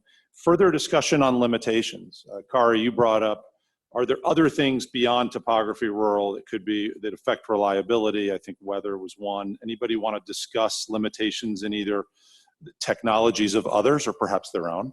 You decide. Two, I think there's this theme of capacity. While we talk about home users not knowing maybe who's not caring about who's providing, but don't use maybe a lot. There's also this issue, and I think our senators and public elected officials have brought up, which is, yes, we can talk about the customer of today, but how much of that is a self-fulfilling prophecy on the towns and the cities that we want to become tomorrow? And is there value?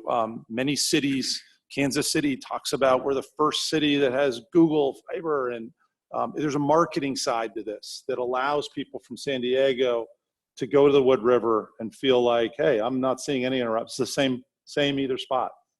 Is that a competitive advantage that St. Mary's may not enjoy for the purposes of promoting what it may be able to offer, or from your district, Senator? And so anybody want to talk about this idea of technology and how it might address those communities in Idaho that are aspiring to be the cities of tomorrow, not just where they are today?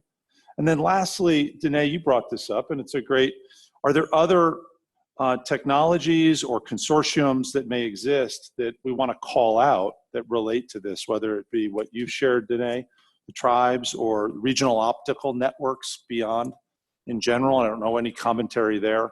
So those are three things: limitations, this idea of today versus tomorrow, and other alternatives or technologies or consortiums or solutions, not solutions, because this isn't what the session's about, but just other things that are out there that we want to speak to.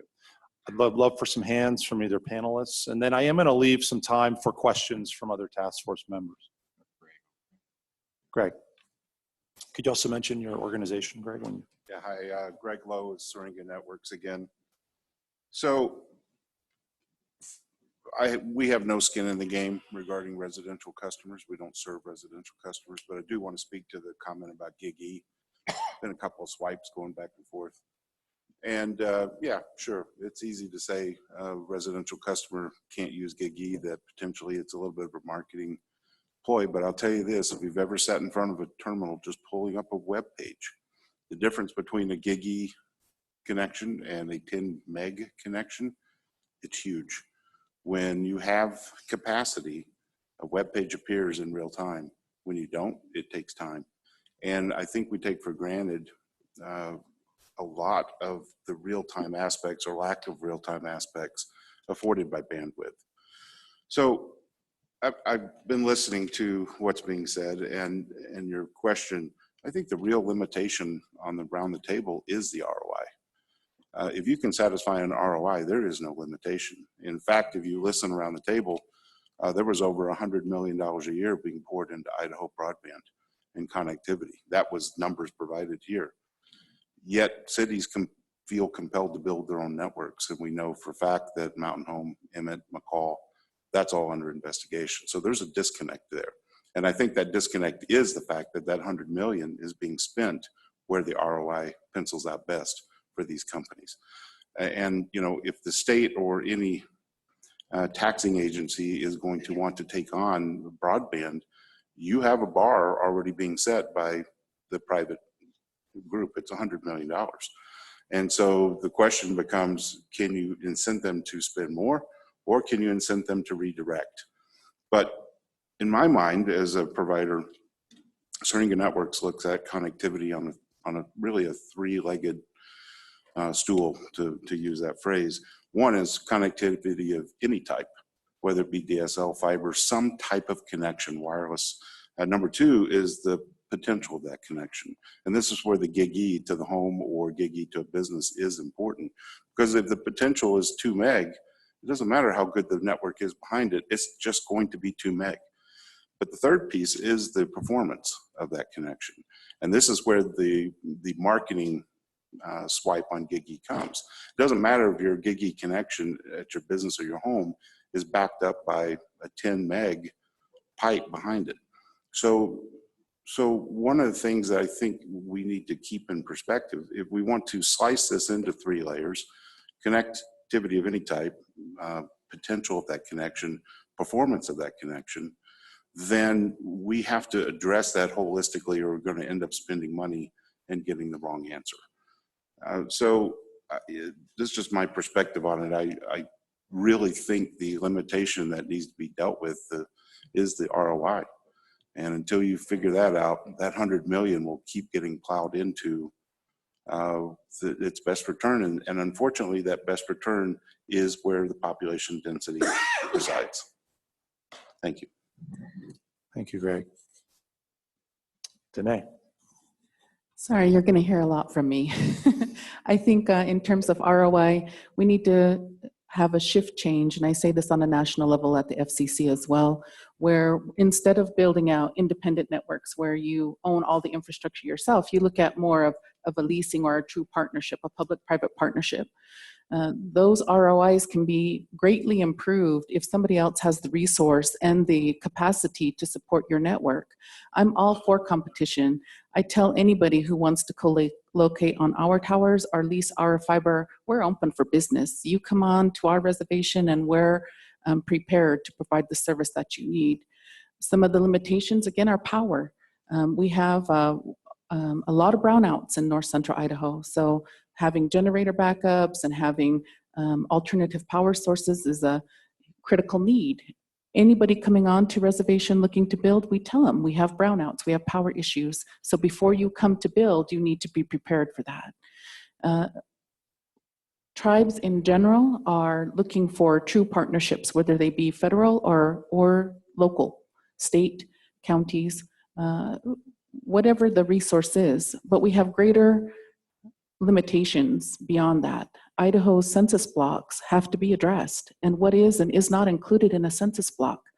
For us, that means whether or not I can go after specific federal funds to continue building. That's controlled by Idaho. That isn't controlled by me on my reservation. I need those census blocks addressed. That's going to make a difference in how much federal funding I can go after to deploy our network and to bring competition in. That is a big difference for us. Another thing that I think is really important in terms of your ROI and how you're deploying your networks is that video for us, for franchising, is a bandwidth hog. We have franchises on reservation, Orfino specifically. We have a national hotel chain there. They use video technology to monitor that franchise. That eats a significant amount of bandwidth. So when you're talking about bringing business and investing in communities and having access to resources in communities, you have to think about what does that mean? And if it's a franchise, what is that franchise going to require of that business to be located in Idaho? In this particular case, it requires video. So we're providing a significant resource to them in order for them to have a franchise in Orfino, Idaho. Is that something somebody else could do? I don't know, but the fact is they came to us because nobody else was doing that for them. So building out to meet your needs is identifying first, what is the need? Second, how do we provide the service? And third, what is the long-term ramifications? In this particular case, this franchise is successful, and we have a employment center in Orfino, Idaho, where wouldn't have been if we couldn't have given them the service they needed. So building out, I'm all for it. I want partnerships and co-locations, and so does every other reservation in Idaho. They want that service. They want that partnership. We're doing E-rate. We're doing schools and libraries, whatever the service may be, we're building that out. We're providing the service. We're telemedicine, all of it. It all comes back to census blocks, and it all comes back to what can be and what is not included as a town or a community in Idaho. Thank you, Danae. Other comments? I see hands. Michael, and then I'll go to Matt. I'm sorry, the gentleman from Verizon. And again, if there's any other questions, please raise your hand from non-panel members as well. Thank you. Danae, I think those are great comments, and I imagine that the census block will come up in the mapping conversation here in a minute. When it comes to technology, I agree with several folks who brought up the notion that there are many technologies that can solve the broadband gap for our communities, and having the flexibility to map the right technology to the right need is going to be critical. Yes, there's an ROI conversation, but I think that there's a few other issues around tech that we should also think about. Gig speed is becoming the gold standard, also very expensive. But in addition to what we can offer consumers and businesses in terms of that capacity, there are issues like latency. For example, as we think about telehealth and telemedicine or even online learning today, if you're not able to video conference, if you're not able to in manufacturing have precision equipment with sub-millisecond latency, we're not going to remain competitive in Idaho. And that's regardless if you have a 10 meg connection or a 1 gig connection. It's a separate measure we should think about. Similarly, I saw the stat earlier that was it the Pew study that found Boise is the 92nd most connected city in the nation? I'm guessing that's not because the good providers in the market aren't offering great services. I imagine that there's a gap in how consumers choose to take those services. So why is it that service may be available and people aren't taking it? From a tech perspective, what's required in terms of customer premise equipment, and what might be barriers to a customer actually taking that? Is it cost? Is it their inability to manage the service? If, who was I just talking with? I think Jacob earlier was pointing out that some consumers may have older equipment, like Wi-Fi routers or equipment in their home that isn't keeping up with the technology, so they have that expectation gap between what they pay for and what they experience, and that also can contribute to why we don't see people experience true broadband. So another tech consideration to think about. And it's not quite tech, but when we think about other issues related to access, several folks mentioned low income types of plans. If we have service available, especially in rural communities where the ROI issue has come up, but providers have found the funds to build out, and now there's service, but consumers can't afford it, we should also be thinking about what that balance is through the right tech in those situations as we expand, and whether people can actually leverage it due to other types of non-technical barriers. So all things that I hope we get to delve into. Thank you, Michael. Milt. Yes, thanks. So just an anecdote, not to pile on, but maybe this sort of capsulizes a lot of the ROI discussion as well. In Washington State, we have Highway 12, which goes over White Pass through the Cascades into Yakima. And for some time, we wanted to put a tower up there for continuity of service for our customers going over the pass. It's a ski area, public safety as well. I think we went out for 6 RFPs for backhaul before we finally were able to call. I think CenturyLink provided fiber to some degree. There was a microwave backhaul link as well. We finally made it. But again, it just goes to, it kind of, goes to the partnership idea, figuring out what the need is, how to get backhaul up there. So there are ways to do it, for sure. I think for Idaho, we talked about it. The person from the Department of Agriculture, I think, mentioned all the public land. When you work with national forests or national anything, essentially, the permitting side is so difficult, protracted, laborious. So if there's some way to, I don't know whether we can address it here, some way to do that, as well. You talked about sort of the future, and I agree, coming with 5G, we will see, gig speeds with wireless, fixed and mobile wireless, and it will enable so many technologies that are, the imagination is the limit. You talk about farming, precision agriculture, all sorts of autonomous vehicles. We're lucky that we have here Michael Mattmiller on the task force, because his background is a CIO for one of the most progressive, in the country in terms of visionary on smart cities. So if you want to talk about smart cities, you have an expert, in our midst, talk about the applications that will be, that are out there. So, but at present, on 4G LTE, I mean, I can, from my home in Southwest Washington on the beach, I can take pictures, upload them, send them off. Everything I need is with, 4G LTE. In the future, it's going to be different, certainly. So, but anyway, I think, you've covered the big three, it sounds like, and so we'll just have a lot of discussion around those, and we look forward to it. Thank you. Thanks, Milt. So we're almost at time. And at this point, I want to thank our panelists. And again, as a task force, I look forward to working with all of you. At this point, I will turn it back. All right, in this session, we're going to go into a little bit about mapping, and Director Keeley has asked me to show you the Idaho Department of Commerce website and what we've done. I don't expect all of you have gone out there to see the broadband website that we've set up. So we're going to start there, and I'm going to probably run through this really quickly because we have 30 minutes to go through some of the data crunching that our senior analyst, Rylan Hofacer, has done. And then we're going to give Michael Mattmiller a chance to come up and kind of give an idea of what the disconnect between some of the FCC data is and how they're running some of those things. So let me just get out of here.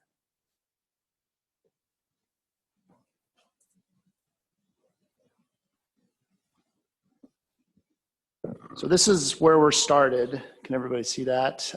This is a homepage for our Broadband Task Force website. And what we're thinking with this will evolve as these meetings progress. Other states, other cities have done that. The city of Seattle has a website that is dedicated to really where you can go out and find resources about your area, about your state, and where those go. So first off, we have 3 different things you can do. You can test your broadband speed. You can learn more about broadband in Idaho, and this is a broadbandnow.com link. And then also research broadband in your area, and that goes from the FCC website. Down here we have just a highlight of when our meetings are. We'll put all the recordings of this meeting on this website, as well as our meeting minutes. So if you have people out there that are interested in seeing what we're doing here, this will be on there. And then we've also created a 1-800 number. that people can call in and ask questions. That goes to me, and I will point them in the right direction. And then we have a general broadband at idahocommerce.gov email address that will go to. So real quickly, raise of hands, who has heard of Broadband Now? Okay, about, oh, not as many as I thought. So Broadband Now is a startup from a couple tech guys. I think it was started in California that are compiling data based on a bunch of different publications, a bunch of different reports, FCC data and things like that. And what I'm hoping that this session gets to is the big disconnect between different data sources. You've got different areas that are reporting different things, and which one's right. You know, as you've seen, and Rylan will talk about this, we've all the way been up to number 6 in broadband in one report and all the way down to 47. So which is right? And that's what this is really kind of looking at. So if you click on test your broadband speed, it's going to take you to a Broadband Now. Has everybody tested their speed here before? I didn't know this a couple months ago that these even existed. So you can actually go out there and test your speed through your home or through your business. And here is a Broadband Now snapshot. And this is basically internet access in Idaho. And this is saying 83% of Idaho is covered by broadband. And Rylan's going to go into this a little bit more in depth. I'm just going to give you kind of a screenshot here. Currently, we're 42nd. I think about a month ago, we were 37th. So I think they're updating this constantly. And then it just gives a brief highlights of a bunch of different aspects. Where the top fastest cities in Idaho are. Star is number 1. Ketchum is number 2. And then it gives some quick stats on general statistics for Idaho and whatnot. A cool thing here is you can actually enter zip codes, and it breaks it down to a granular level. Director Keeley asked if I did Orofino real quick, because that was just brought up. So we are at 835.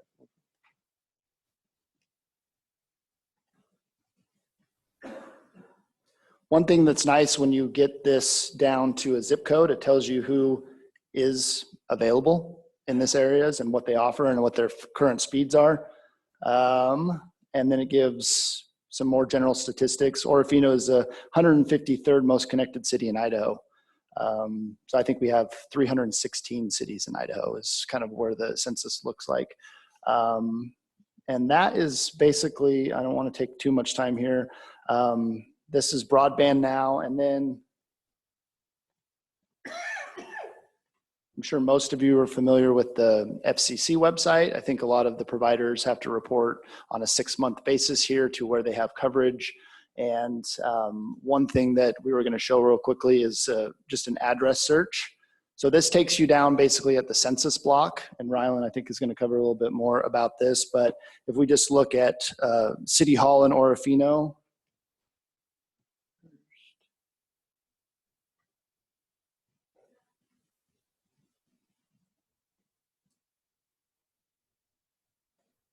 it takes you down to the number of fixed residential broadband providers based on census blocks.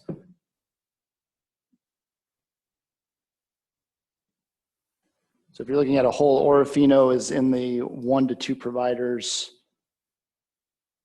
with what they have. You can keep zooming out. And Director Keeley also asked that I plug in a couple other websites, one for Moscow, for Senator Nelson's area. A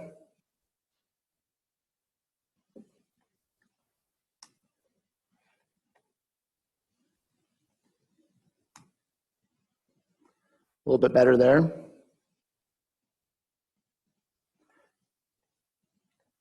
So as you can see, it's really broken down into what those areas are. And I think Michael's going to talk a little bit about how that data is done. So with that, I'd like to bring Rylan on up, and we'll get going on, oops.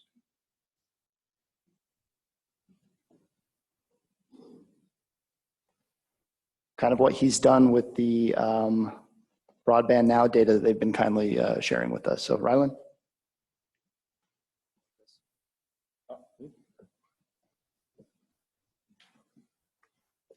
Sweet, it works. Oh man, when I put together this slide, I didn't think I'd be beating a dead horse so much, but we're not all here because Idaho's #1 in internet connectivity. And so when you do a quick search around the web, looking at state rankings, the big takeaway is Idaho doesn't do so well. According to speedtest.net or Ookla, we're the 4th slowest state. Out of 100 cities here in Boise, we're the 95th. We rank down pretty low as one of the slower cities. In ranking that includes Washington, D.C., we're 51st in internet speed, dead last. But when you look at internet access, according to U.S. News and World Report, we're all the way up at #6. And when it comes to internet connectivity by broadband now, I don't know if you saw when Jake pulled the website up. Currently, we're actually 42nd in internet connectivity, but somewhere down still towards the bottom. So this is a great kind of jumping off point for thinking about where we can go from our current positions. Can I? Oh, go ahead. Can I just ask a question? Milt, go ahead. Just on the, I think the Broadband Now rankings, are those, I mean, just give us a little context. What does it mean when you say Idaho is 37th? Is that at 25 megs down, 3 megs up? Is that what they're talking about? That's a great question. That's exactly what they're talking about when they're talking about broadband specifically. And their proprietary data set has been wonderful to work with, but it does combine things like US Census, the 477 form, but also their own information from their download tests. So when we look at on the maps where 25 megs down is available, it's through their own download speeds. And when we look at where providers are, that's through their own aggregate where they pull information from, I guess, the websites that have it advertised. So that collectively, specifically what type of model they're using to generate that number 42, I can't go into great detail, but I can tell you they do use a lot of stuff that we can touch ourselves, but also their own measures. And speaking of broadband, that's exactly how we put together this map. Tom opened the meeting talking about 25 down, 3 up. That is what the FCC uses as broadband. That's what Broadband Now uses, and that's the measure we used when we made these maps. And I think one thing to take away, when we look at these maps, isn't necessarily complete and total accuracy. We know we can map better here in Idaho. But one thing that we can start to do as a task force is frame our conversation about where broadband is now. So with that, the first slide is pretty much discussing where broadband is here in Idaho at a zip code level. So the zip codes that we used in making this map are from the Broadband Now data set, and they had a download speed, so we know that people are pinging through their speed test, and it has a population value. So any gray that you see on the map, those are locations where we have limited information. The good thing is, though, is there's a lot of green on this map. 201 different zip codes in Idaho have at least one provider offering broadband level service. And I think another good thing, at least from my end, when I saw this map that I think is incredibly positive, is there are islands of red that are surrounded by green. We talk about challenges such as topography, population density being a big barrier maybe to pushing forward and connecting everybody. But in my mind, I think that's good that we're already present around a lot of these areas that don't have a provider yet. The next thing, and this has come up in this group already too, is when we think about broadband, we think about maybe options, choice when it comes to providers, how many are available in certain areas. The color shift here seems to throw the previous map off, but the basic takeaway is that green now represents areas with 5 or more providers. And it's actually a big chunk of the population that are located in our more densely populated metro areas, but roughly 256,000 Idahoans live in zip codes with access to choice when it comes to their broadband provider. 2 to 4 providers, I'm not really going to speculate on whether on what the competition aspect of that is, but a good chunk of Idaho does have access to choice to at least 2 providers, up to 4 providers. But the red zip codes now are areas where there's just 1 provider, and that could be for any number of reasons that we could focus on with this task force. But I think again, there's a big positive takeaway here, and that is that a solid chunk of Idaho, over 1 million people, live in zip codes with some type of choice for their broadband provider.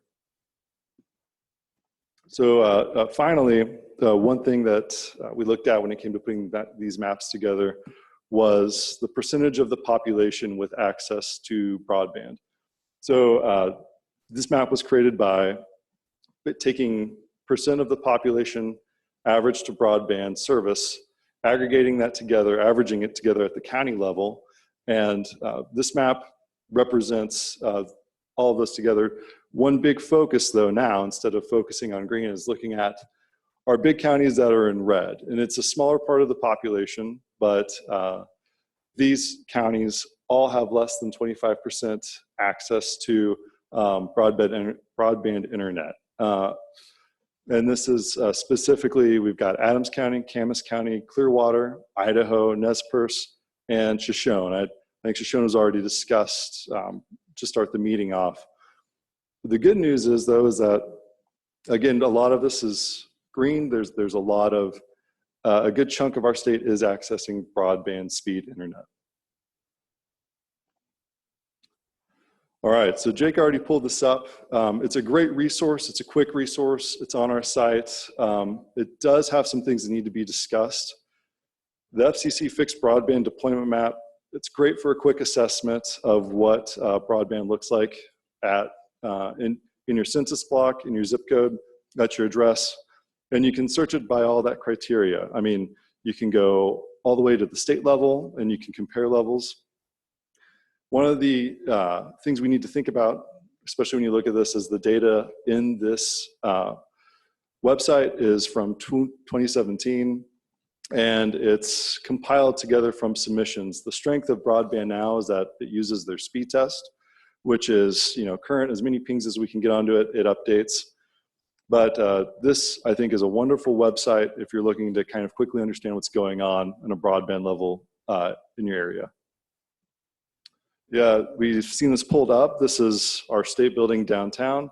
A quick way to assess it. Do I have a laser on here? Oh, all right. A quick way to look at it. Obviously, we're kind of this blue color. We're up here at 2. Something that may be distracting is you see, a list of 6 providers, but these top 2 represent the 2 that we see providing broadband level speeds. And again, this is 2017 values. This could have easily changed, but it's a nice quick view of what's available down at our building. When you pull it out and do an area summary, we get a little bit of a different output, but it's still roughly the same story. We see this graph over here to the right. And the quickest way to interpret this is that when you look at this value down here in the corner, we've got, I believe, 100% of the area has access to at least what looks like 4 providers offering this level of speed when it comes to internet access. And again, this is something to take away really quick. If you're questioning what we discuss here, you want to go home and think about what broadband looks like. Use this in Broadband Now. And then this is all of the work that we use for the citations and from the FCC. And with that, I'm going to pass it to Jake. Director Keeley will be giving an ask at the end of this of kind of what Rylan was saying, go out there and check these out and look to validate some of those things. We're not saying that this is exactly the status of what Idaho is. We're looking to you and saying, what are the gaps and what is missing from this data? I think you could look at every piece of data that's out there and probably get some validity from it and some things that are very wrong. So Michael, do you want to come up here? Or do you want to just sit where you're at for your part? Or if folks don't mind, I'll just stay here. you want to go clicker?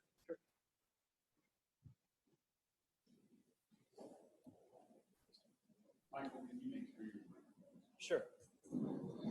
Can folks hear me okay?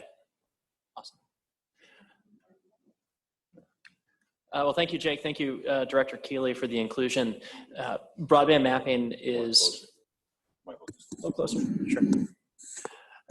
I'm probably going to disagree slightly with the comments about the FCC broadband map and the Form 477 process for those who have spent time with it.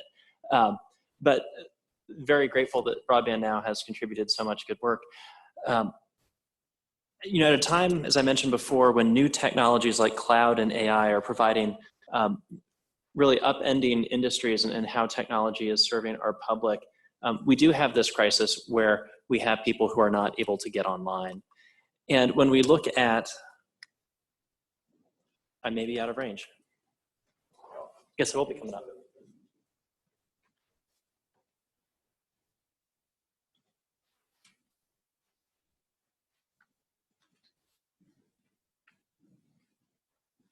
There we go. So at a time when we do have these disruptive technologies changing our workforce, our economy, and our education systems, we do know that a sizable portion of rural America and even urban areas cannot get online. And this here is that data from the FCC map that we just saw. And if you take a look at what the FCC is showing, approximately 23 million Americans, 24 million Americans cannot access the internet today at broadband speeds. Who in this room is familiar with the Form 77 process? Okay. For those that aren't familiar, yes, certain types of telecommunications companies, broadband providers, need to give the FCC data on what communities they serve on a semi-annual basis. The challenge with that data is that it's reported at the census tract level. In the city of Seattle, that means the block where I live plus the block next to me is considered a census tract because of the density. Here in the state of Idaho, a census tract could be miles large. Now, if you are providing internet to one customer in that census tract, the tract is considered served. That means in Seattle, my block shows that I can get gig speed internet. If there is one provider here in Idaho, and let's say one of the larger census tracts that's miles large, if one customer in that block could potentially get gig service based on some level of build out, then that entire census tract is served with gig speeds, even if the vast majority in that tract don't have access to any internet options. So that's the tug and the tension that we see in the FCC data. I have a great animation. Can I tell you, when you go to the private sector from government, your slides get animations. It's a really great perk. So as a result, we do have these communities that are stuck in this broadband gap, where they are still relying on technologies like dial-up or wireless technologies to cover that disparity. So what we at Microsoft did is we said, we know there's this gap, how can we help to better illustrate the challenge that we face? And when you think about the way you use Microsoft technology, you might play a game on an Xbox. Data shows us 20% of Americans use Bing as their search engine. Many of you use Windows Update to update your computer and get your virus updates and other software. Every time you do that, Microsoft tests the speed of your internet connection to make sure we can actually deliver content to you. So we use that data to produce our own map, not of what broadband speeds and service are available, but what consumers are actually experiencing. And what you can see is that the map of the FCC, or on the left, is what the FCC shows broadband access to look like. The map on the right is what Microsoft sees people actually experience. So here in the state of Idaho, the FCC says 190,000 Idahoans are not able to get broadband internet service, 25 megabits down, 3 megabits up. What we see is that 1.1 million Idahoans are not experiencing broadband when they access the internet. And you can see we break down at the county level here a heat map of the fastest speeds that are available on the left, with the very dark blue being gig speeds, and on the right, a heat map showing the actual experience. That's a pretty big gap. And to be fair, that's not an availability gap. As I mentioned before, if I live in Boise, I may have access to one to multiple gigabit speed providers. But as several folks have mentioned, I probably don't need gig speed internet, and I'm probably not going to pay for gig speed internet. So let's break down on the right why we may not be experiencing that broadband service despite its availability. Well, first, yeah. Can I just make a quick point, Please. Michael, and you might help me with my memory on this.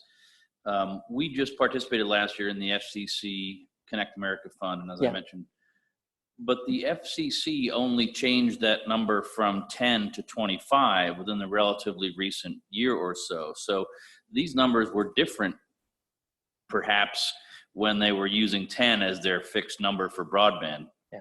And so there were places where providers and areas were showing with the same FCC data, 10 megs was accepted immediately by administratively, and I agree with it, changing it to 25 megs, it automatically dropped the number of people that are served. So there's a very specific nuance in this that is, needs to be sort of understood and at least addressed too, because in some cases, those areas that are very, very grim, there are people today, we serve some of them and I'm sure others do, where they are getting 8, 10, 12, 15 meg speeds, which is serving their needs at the moment. We'd like it to be faster, but for cost. But that new 25 meg limit changes this and makes it look a lot bleaker as well. So I just wanted you to, if you can address that. It's a very fair point. For those that aren't familiar with what Mike's referencing, several of the federal funding programs like CAF set a standard that if you want federal funds to go out and build broadband into communities, you must deliver a speed of 10 megabits down and 1 megabit up, which was the FCC definition of broadband up until 2014, I think it was, 15? In that range. Somewhere in there. Yeah. And then FCC Chairman Wheeler at the time came in with this new standard and said, actually, the definition of broadband with the FCC's support became 25 megabits down and 3 up. And there was even some notion that that speed was going to increase on regular intervals. Now, of course, what happens is across the federal government, a number of grant programs standardized on that 10 megs down, 1 meg up for the definition of broadband. And even through, Mike, I think it was last year? CAF 1, yeah. The CAF 1 funding, we still had providers building to that 10 down, 1 up standard, which is very disconnected since the definition of broadband wasn't even being met with federal grant programs. So that is a factor here. But when we look at why people may not be experiencing broadband speeds, that map on the right, there's a few other things. First is that consumer interest. Even though many of the providers in this room offer gig speeds, I'm guessing some of you may offer packages that might be less than 25 down, 3 up.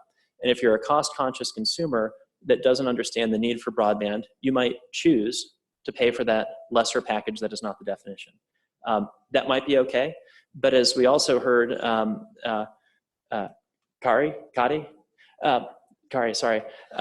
we are seeing consumer drive for bandwidth increase, in some cases 50%, 100% year over year. So at some point that could become a limitation to what Idahoans can achieve. We also might see issues of the gap between what a consumer subscribes to and what they experience. Many of the providers in this room talked about the incredible investments you're making in this network.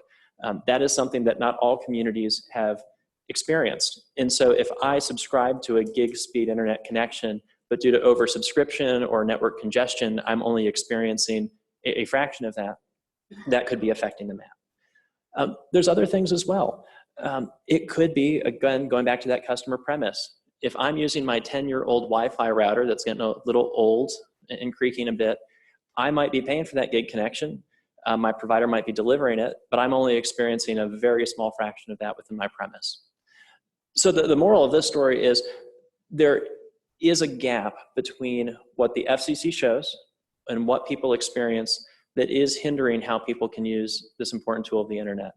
Part of it is also what is in the ground and accessible by the consumer. So some ground truth opportunities for this task force to investigate and to go out and have conversations, and some opportunities to think about as a whole, what is the state driving towards and what are the right types of investments to help close these gaps. I'm sorry, I may have missed. Can I ask you a quick question? How do you measure that usage on the right side of your slide? Sure. Every year, more than 10 billion connections come into Microsoft from end users. And so we are looking at the quality of those connections. Okay, so I would like to at least add one comment here. 60–70% of internet traffic is video. I think we all know that. And while we don't do residential, we have Netflix servers in Boise, Idaho Falls, Salt Lake City. I would guess the people that do residential have those, Akamai, all kinds of servers. So I would be a little cautious. I mean, it's a great slide and it's something to investigate and we should investigate it. But if the internet broadband usage is being defined by what lands at a Microsoft data center in Seattle, that is not just an access issue. That is, where's the traffic? Is it even leaving Idaho? Number one. Number two, if it's being backhaul broadband to Boise, what peering, what out-of-state connectivity exists out? So, great slide, interesting, but really careful here, guys, because most of what we see bandwidth utilization-wise is over-the-top video, and that is handled within the state. You raise a great point with peering, and it does go to show the complexity of internet connectivity and what our consumers experience. With the types of peering agreements you mentioned, it goes back to that notion of what consumers are willing to pay for and what they actually get. And it may be a conversation that the task force wants to consider along with the other list of technological considerations to make sure that the state is benefiting from new technologies as they come out. Michael, one more question. Yeah. On the left, it says it FCC fixed broadband, and on the right, there's no qualification. So I'm just wondering if Microsoft had scrubbed out mobile wireless or even satellite internet connections from your data. We did our best to scrub out mobile connectivity. So we tried to match for parity around fixed. Of course, we're relying on IP databases and those types of resources to scrub. So we can't say it's a perfect scrub. I mean, just to point out too, more so in low-income households, we're seeing that people are using their mobile internet, their mobile wireless connection as their primary internet service. And so they might be using a hotspot in their home, or they might just be using their phone for internet access, right? I not specific to Microsoft services, but so just one more thing to think about when we're looking at the data, that we might be looking at apples to oranges slightly. And it is an interesting policy question as the task force moves forward, what the perspective on mobile wireless as a primary means of internet connectivity is. There was a great article in the Seattle Times maybe about a year ago, where if you think about South Lake Union, which is the very dense part of our downtown, where there's a small retail and cloud company startup called Amazon that has 45,000 workers coming in every day. 20% of them commute to work within a 6-block radius, that they choose not to go with a fixed wireline option in their apartment or condo because they have such great mobile connectivity and they're at work. I hate to think how many hours per day. But so that is certainly an interesting development to look at. Any Thanks, questions? Michael. If I could interject now, if we went back a little bit, because a couple of slides ago, or just in general, we're trying to get to a map that sort of reflects where are we right now across the state with different technologies, including cellular, satellite, et cetera. And if you look at one of those slides that Ryland presented, where there's one provider, and if you bore a little deeper and you looked at some zip code, it might only be satellite. It might be the only option that that particular area in the state has available. What I think one of the challenges for the task force is broadband a good basis for us to look at current speeds and number of offerers, so that you as providers could go back and double check to see if this is a good base for us to rely upon as a task force in terms of options, speeds, and are they nominal speeds or are they real speeds based on, you would know by your service providers. But somewhere we want to get to where we have a decent map. And we know that Ookla, a lot of folks have disagreed with their our ranking because they've left out big chunks of provider customers. So that's a whole different issue. I know we have a chance to get a third party to work on a map for us. But I'd like to open up a little bit of the discussion. How do we get a good map? How do we incorporate the various technologies that are available beyond or deeper than census tracts? Because we want to get something much more accurate. And so far, the only discovery you've had, and we thank you for the folks that recommended us to look at broadband and to look at the FCC to put an actual address into it. But we need to get to a map and then be able to identify those gaps that we think we need to fill, or how can we fill those. So I kind of open it up a little bit.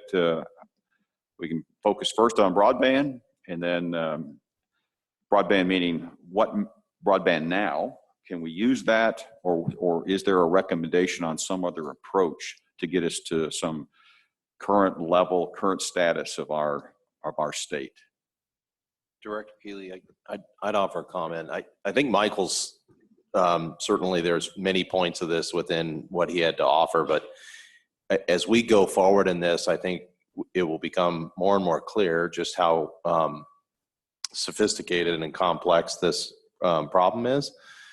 And I think it would be worthwhile for our efforts to try and articulate ecosystems, or the ecosystem and the things that are at play, the factors that that determine sort of what is broadband.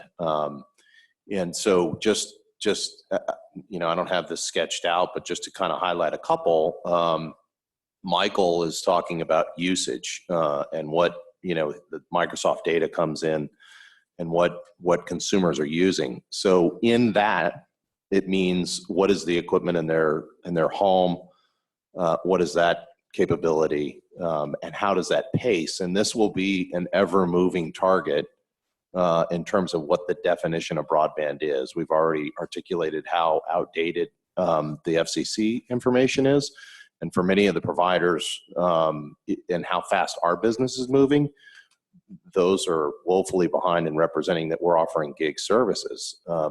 So I think it would be informative for us to sort of group things and try and tackle the problem to say, what is customer premise equipment, and understand that. What is access within the within to the home, and then, as Greg articulated several times, important links, and particularly for the state of Idaho, as rural as it is, and with all the public land, those transport layers, because all of this, the end user experience on the edge is dependent upon what that connection is, and how that connection goes to the other end of whatever website they're calling up, or if they're communicating with somebody, or wherever the server is, they're downloading information. So I think it'd be helpful for us to understand those things, because those absolutely are real challenges, particularly in a lot of these rural areas where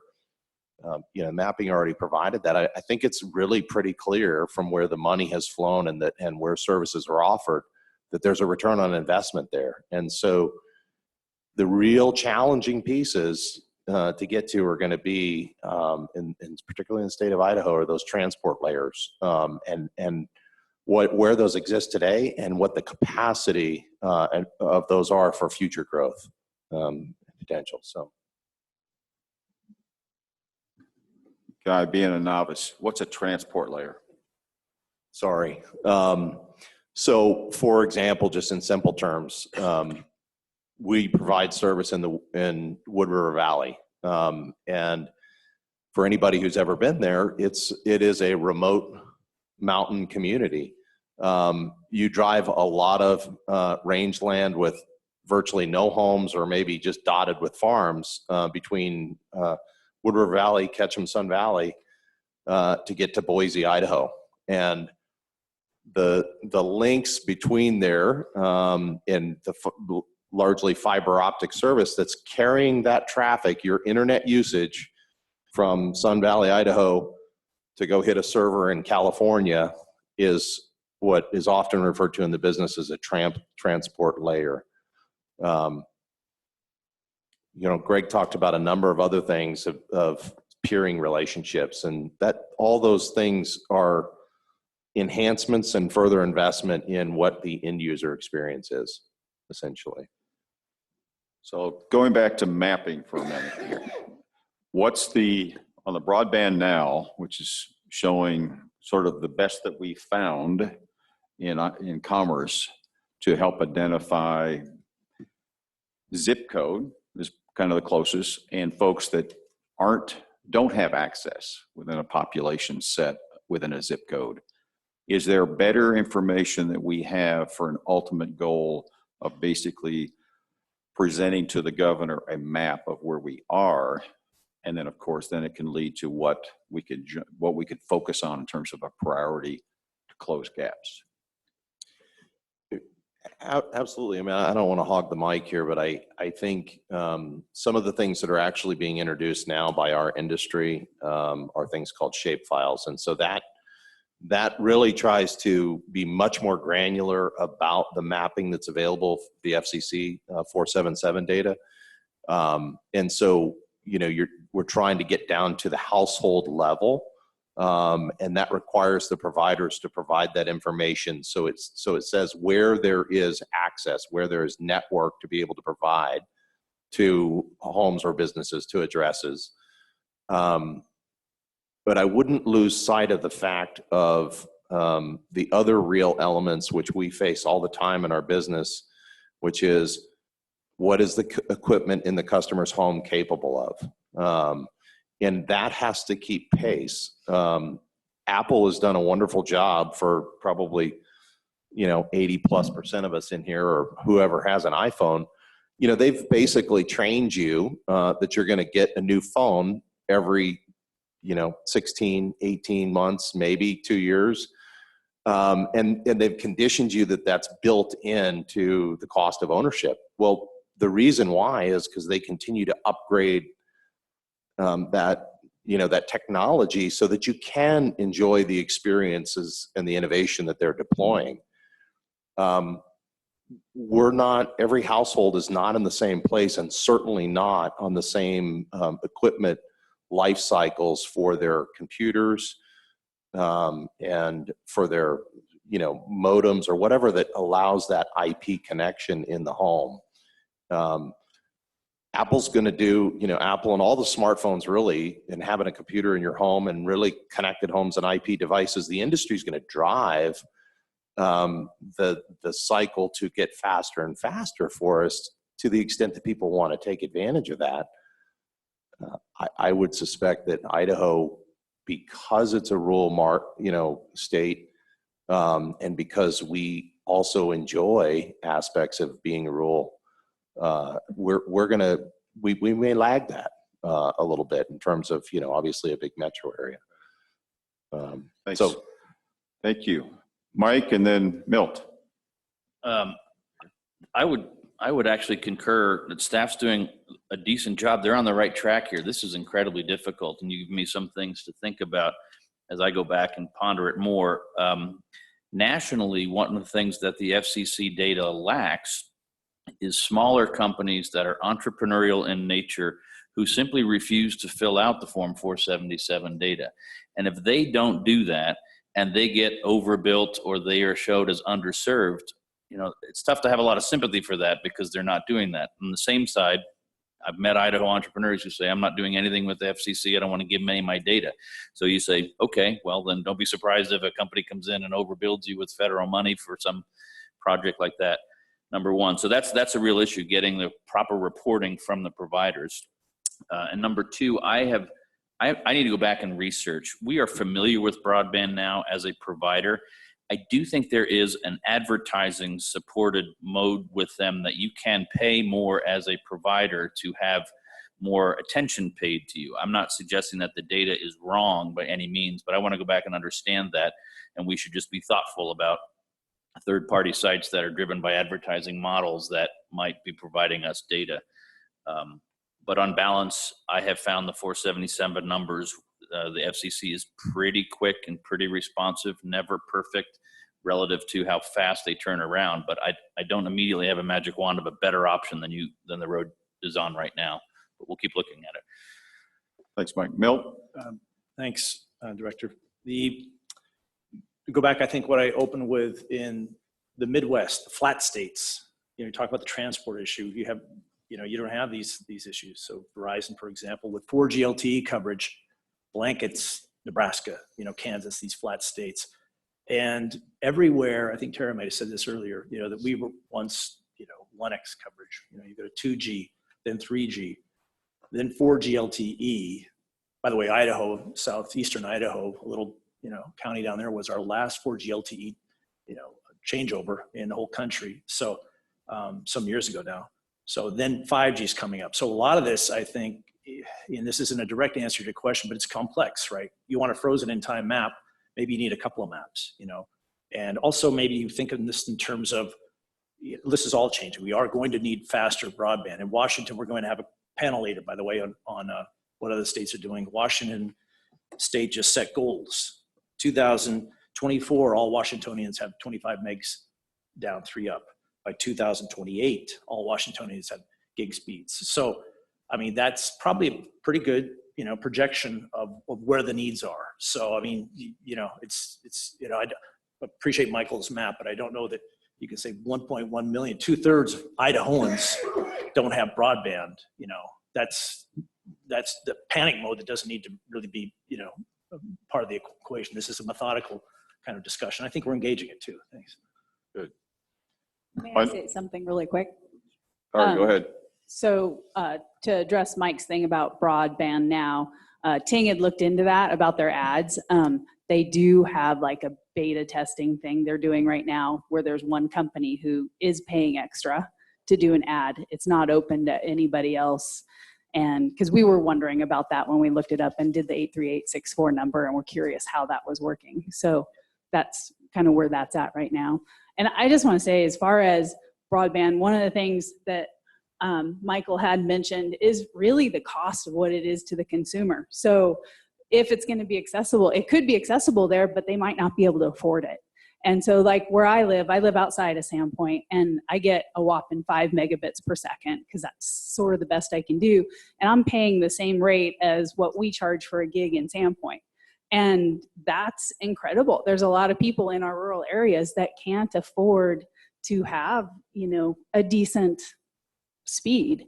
And that's getting harder and harder because we've mentioned before about the schools. I mean, there's a lot more online learning that takes place from the schools themselves, and us doing, professional degrees online or all these different things.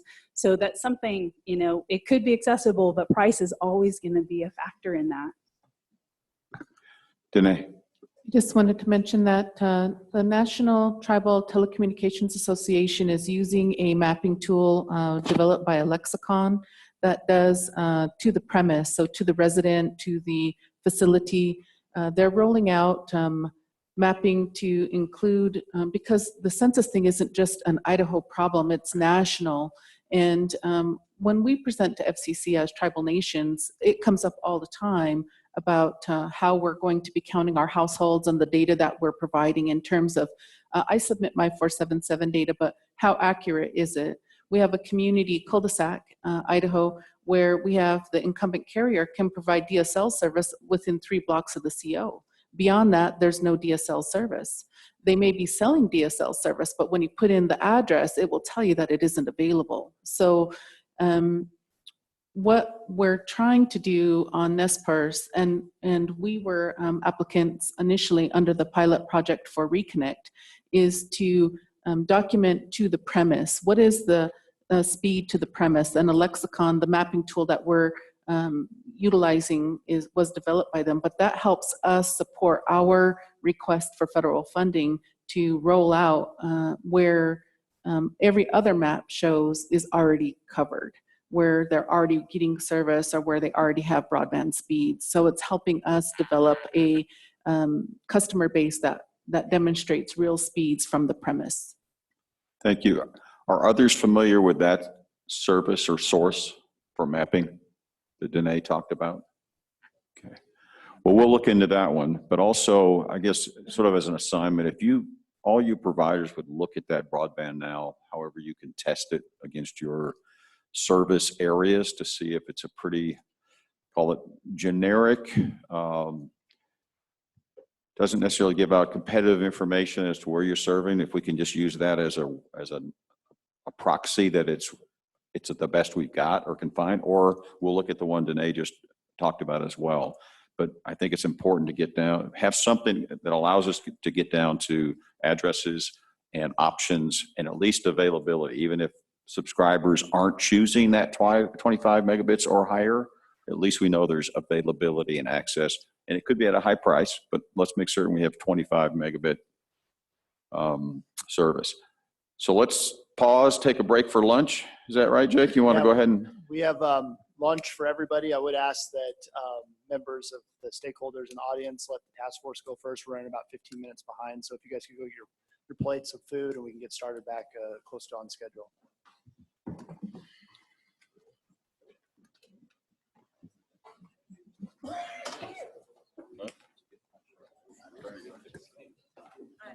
Yeah, quick.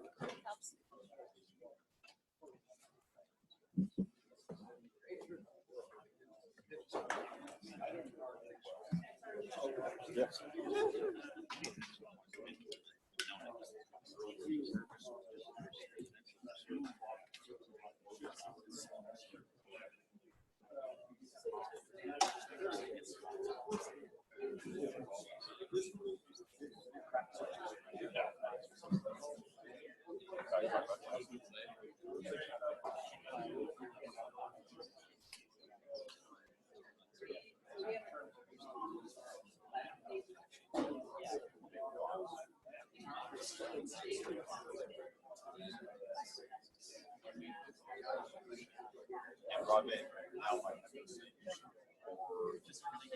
They're going to give us folks within a don't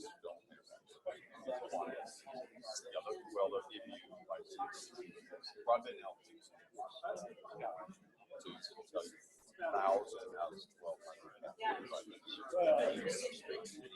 That's not good. Where are they?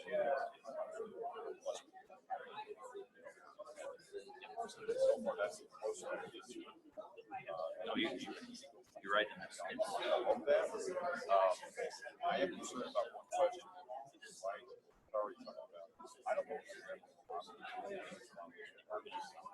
They're getting. I don't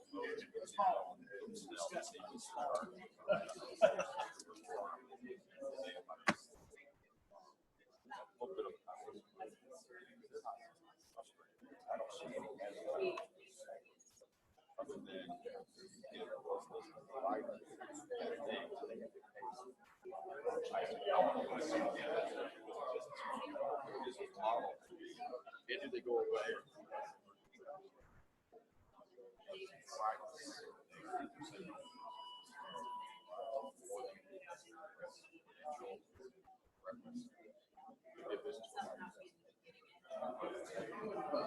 But for right now,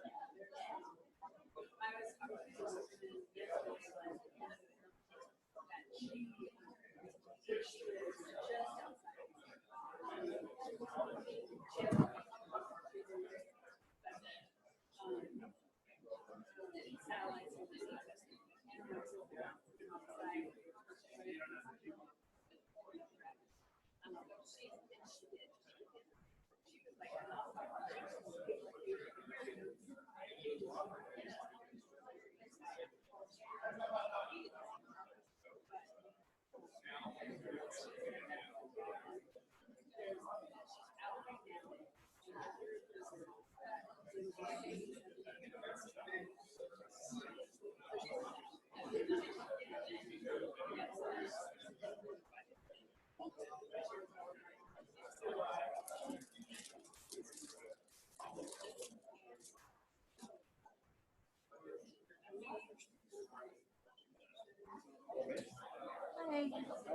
Mayor, how are you? Nice to meet you.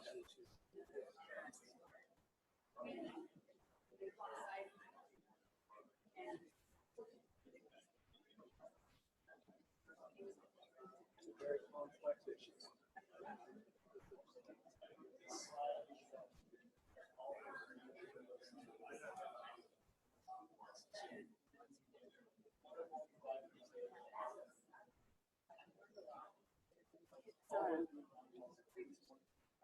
Really, really. Mapping especially. Because the way that you look at the data, so I was trying to look at the broadband website. A big area to Trying to see where they get their data inputs. I didn't realize there were artifacts. Yeah, we do the grocery distribution. Yes. Has a lot of strings and regular. Yeah, and it's not just the Jacksons. And Where are you based out of?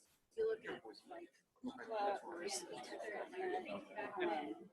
they're all based, they're based on where people actually take the tests. So it's kind of have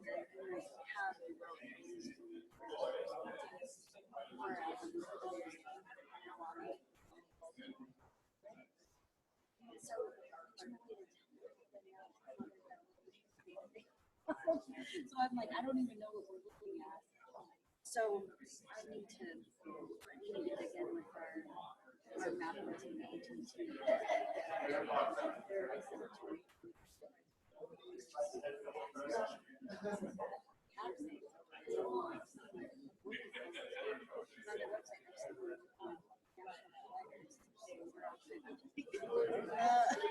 don't have without this data source to say like we don't look at it. So Every time I see these national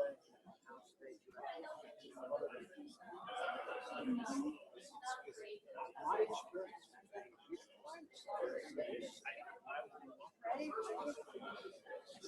So it's hard to know. And I mean, in terms of rankings are great for economic development, right? It's nice to brag about your state, your city, your city, this list, or that's right. But in terms of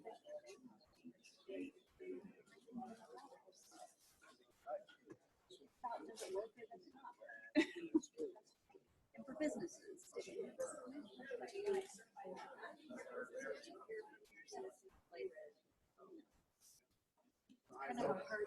Folks I hear from. You bet. Oh, we didn't miss too much. Well, you know. I'll catch up. You can see the first year. I'll make sure to do that. I told him when I got to the meeting, I said, no, I got a split personality. I can really Jeff said, well, I think it's really important with this. Matter of fact, she thought I should be watching. She's a parent. I'm going to miss that. I told her I'd be back to that. Oh, good. Thanks for coming. Yeah, I see.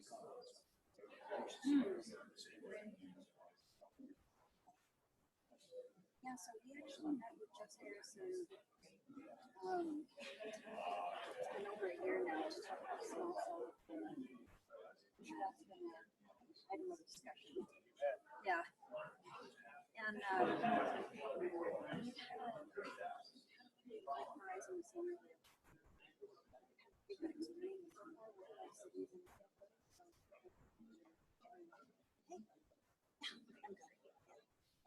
not really going to need to address state legislation. There's a lot of people. So we want to keep working with the cities and avoid that. So we got some communities who are totally sold. We got to have the system very similar to utility.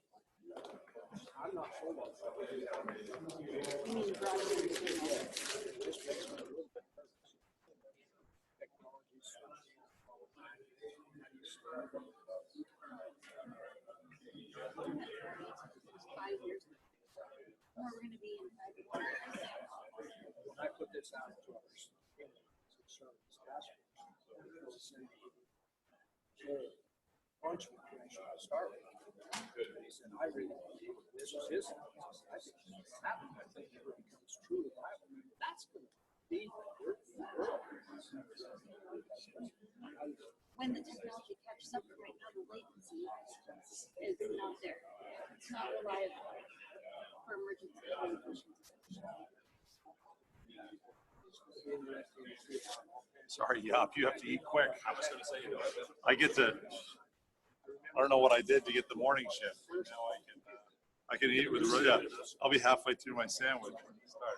Do you guys want me to do you have any interest in offer anything like that? Go for anything, or I want to run downstairs? So are you Nelson? No, I'm not. Oh, yeah. I was just with Harold.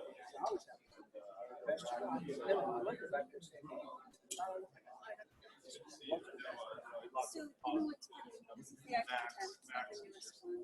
Oh, Randy's. This phone, Oh, great. not in a year, when you roll out 5G. There's a lot of. 5G. It doesn't reach. I mean, but it's not, you know. Can I get everybody a Diet Coke or anything? I'm gonna run down to our cafeteria. Diet Coke. How did you know? Did you, Well, did I'm a I have Diet it written Coke. on my, Diet yes. Coke individual. I would love So one. you offer anything? I love Pepsi. Okay, just like, you want a can or a? Either way, either way, be just fine. I was gonna get a fountain for that. Okay.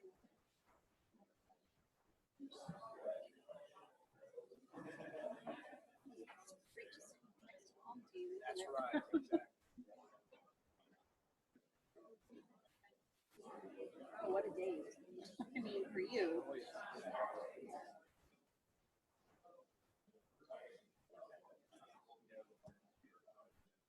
I'm gonna go to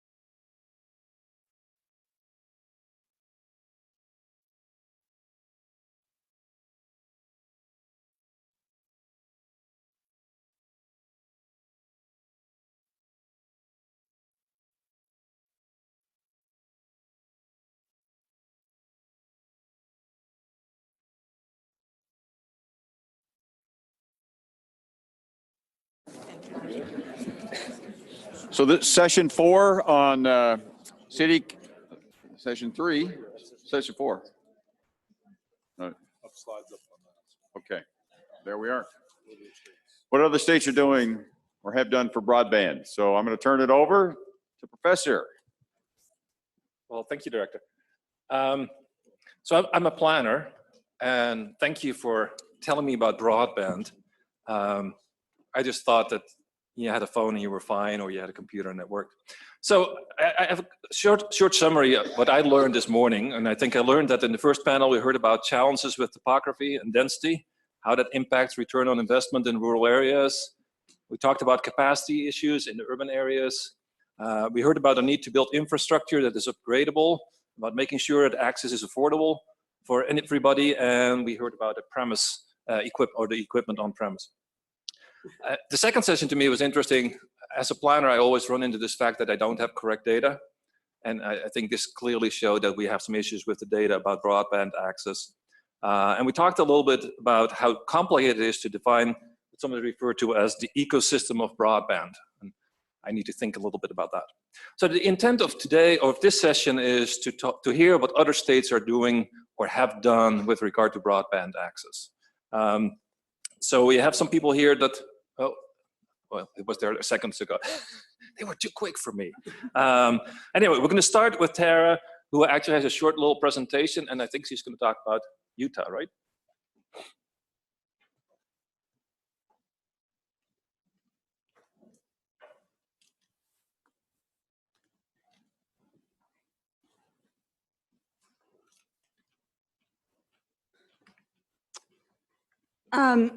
So I just wanted to start off with a few slides that I think help illustrate sort of how we got to this point.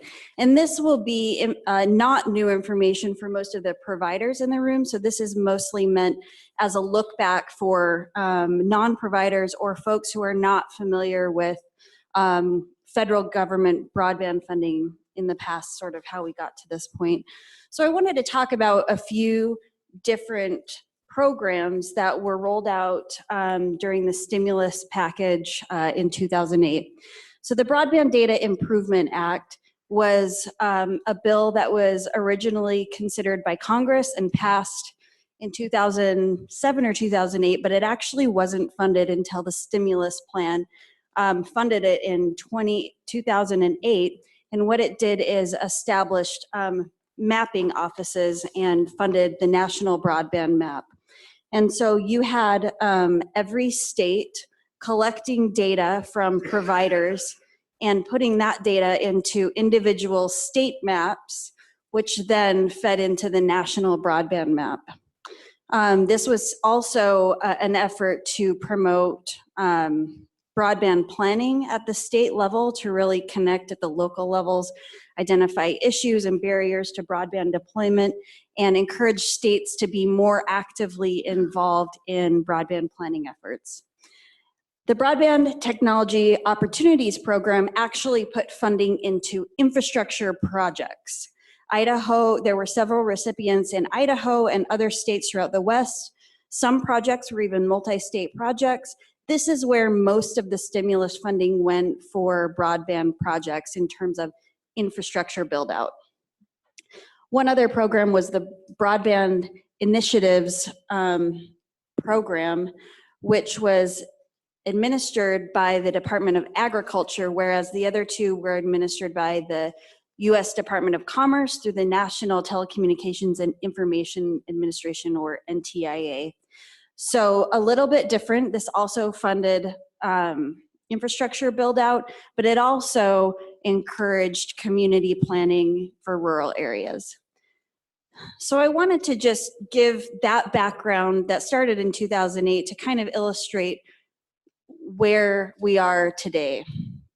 So at the state level, most state efforts have really focused on needs for rural areas. Of course, mapping efforts have also focused on urban areas, but most efforts have been focused on unserved or underserved areas. Many states have active task forces or broadband offices today.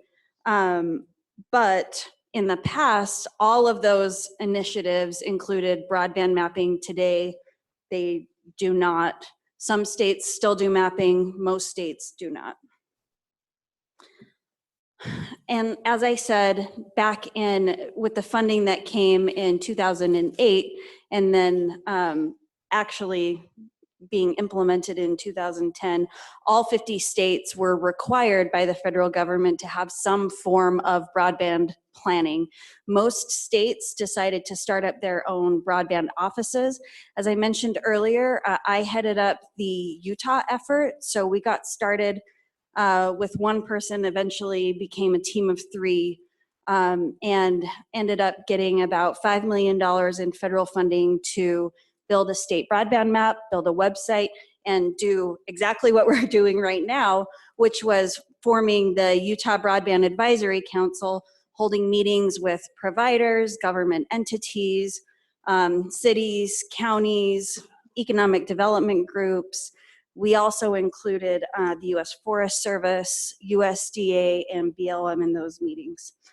Some states, there were a lot of different flavors of this. Some states, including Idaho, contracted out those services to do the mapping and the planning efforts, and some states kept them internally but didn't have a real active planning effort and focused more on just mapping. And as of 2017, 34 states still have some capacity in terms of a broadband office. Just looking, more locally at the Intermountain West, the states of Montana, Utah, and Idaho and Oregon do not have a statewide broadband office. According to our research, Washington was the only Intermountain West state that does have an existing broadband office. I see Milt nodding,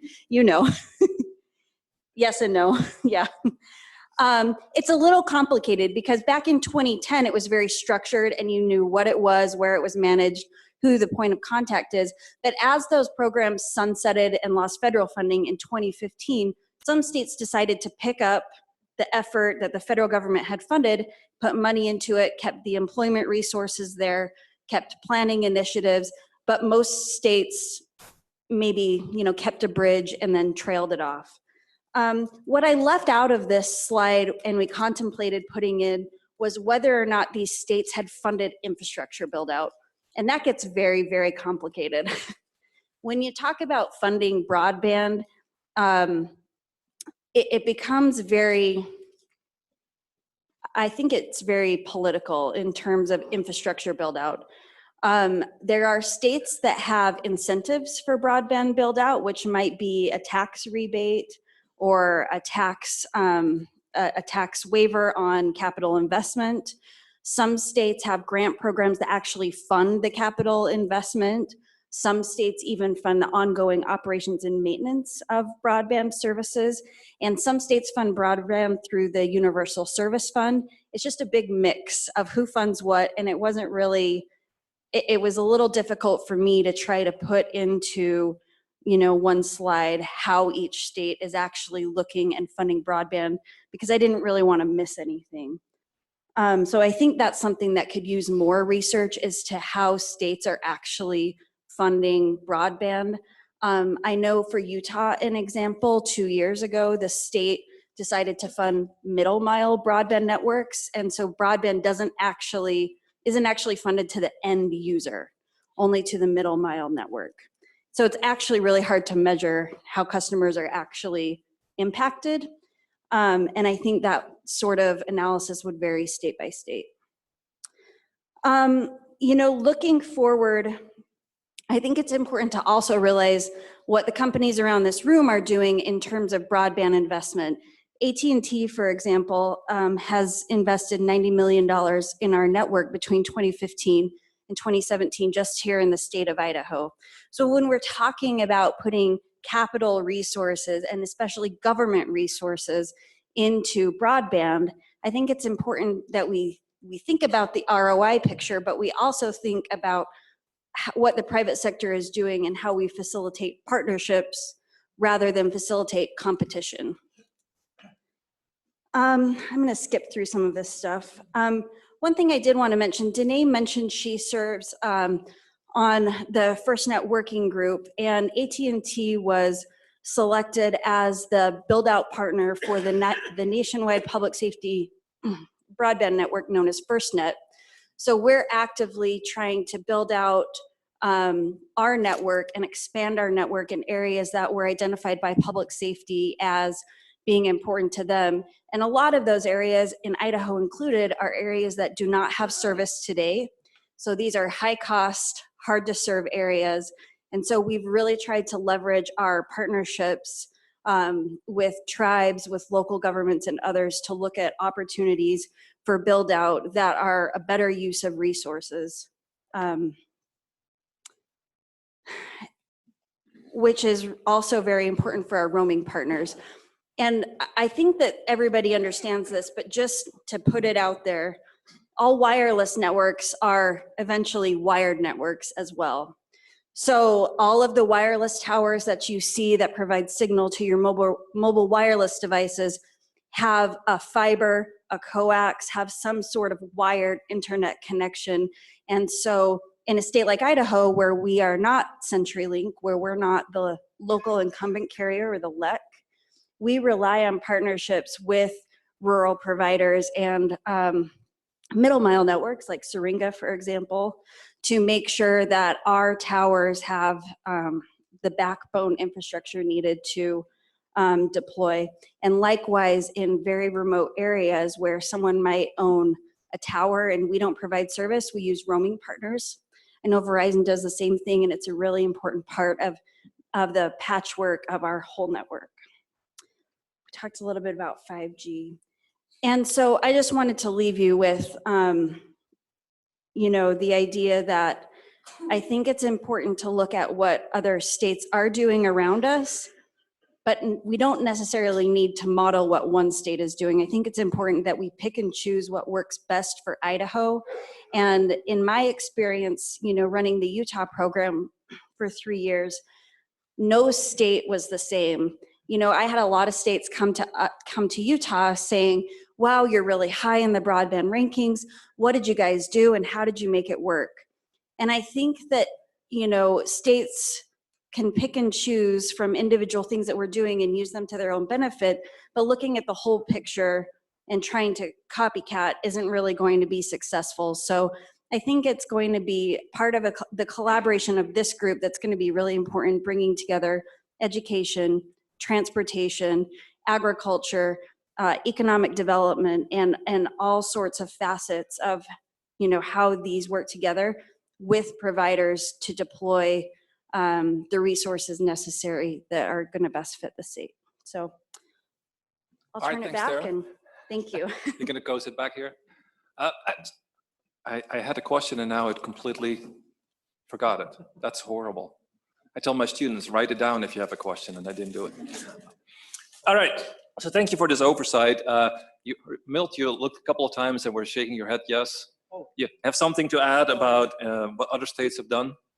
Maybe just real quickly, this might lead into, you know, discussion. For example, Jessica, who's been on the ground in Oregon, can tell you firsthand from the line what's happening with their broadband office and their bill. And I know Stephen Gerber, along with me and others, worked the Washington bill, so I can let them talk about that. But I was just nodding my head, particularly on the broadband offices, because it was interesting when several states had broadband offices, including Washington, and then essentially let it just dissipate, you know. So now you know, it's recognized. I think that that's a really good model and idea. And so the bills that, you know, I've been involved in Washington, Oregon this year have that as one of their premises. Basically, we have a broadband office, do all the things that Tara was talking about, sort of assess, you know, what the gap is, you know, what mapping, public-private partnerships, what's coming in from the federal level. So it just seems like there's a recognition, a new sort of dawning that this broadband office is really a critical piece, I think, to a serious sort of attempt to increase broadband. That's why I was nodding about, because it's funny that these things, we had them and then they went away. Now they're coming back, which is a good thing. And I just remembered what the question was, Tara. You said most of the states have actually abandoned the mapping. So why is that? Because it seemed to me that this is something that is ongoing.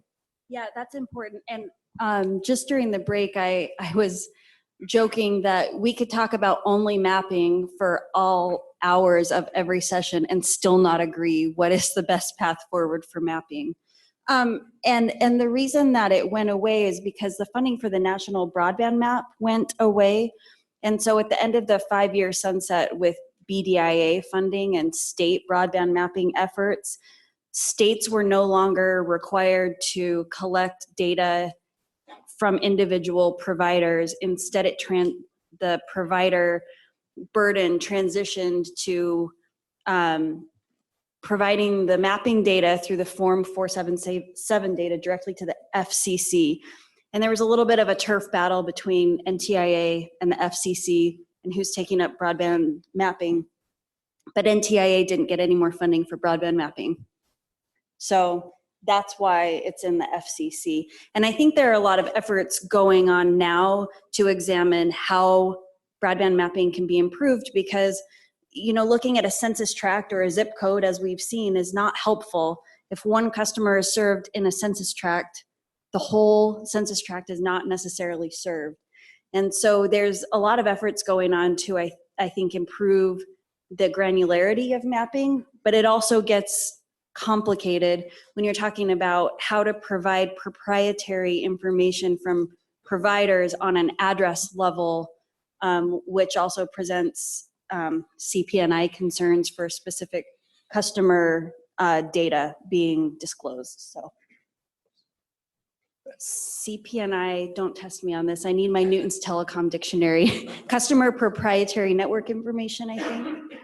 It's like, it's highly sensitive customer specific information that could be used to identify a person.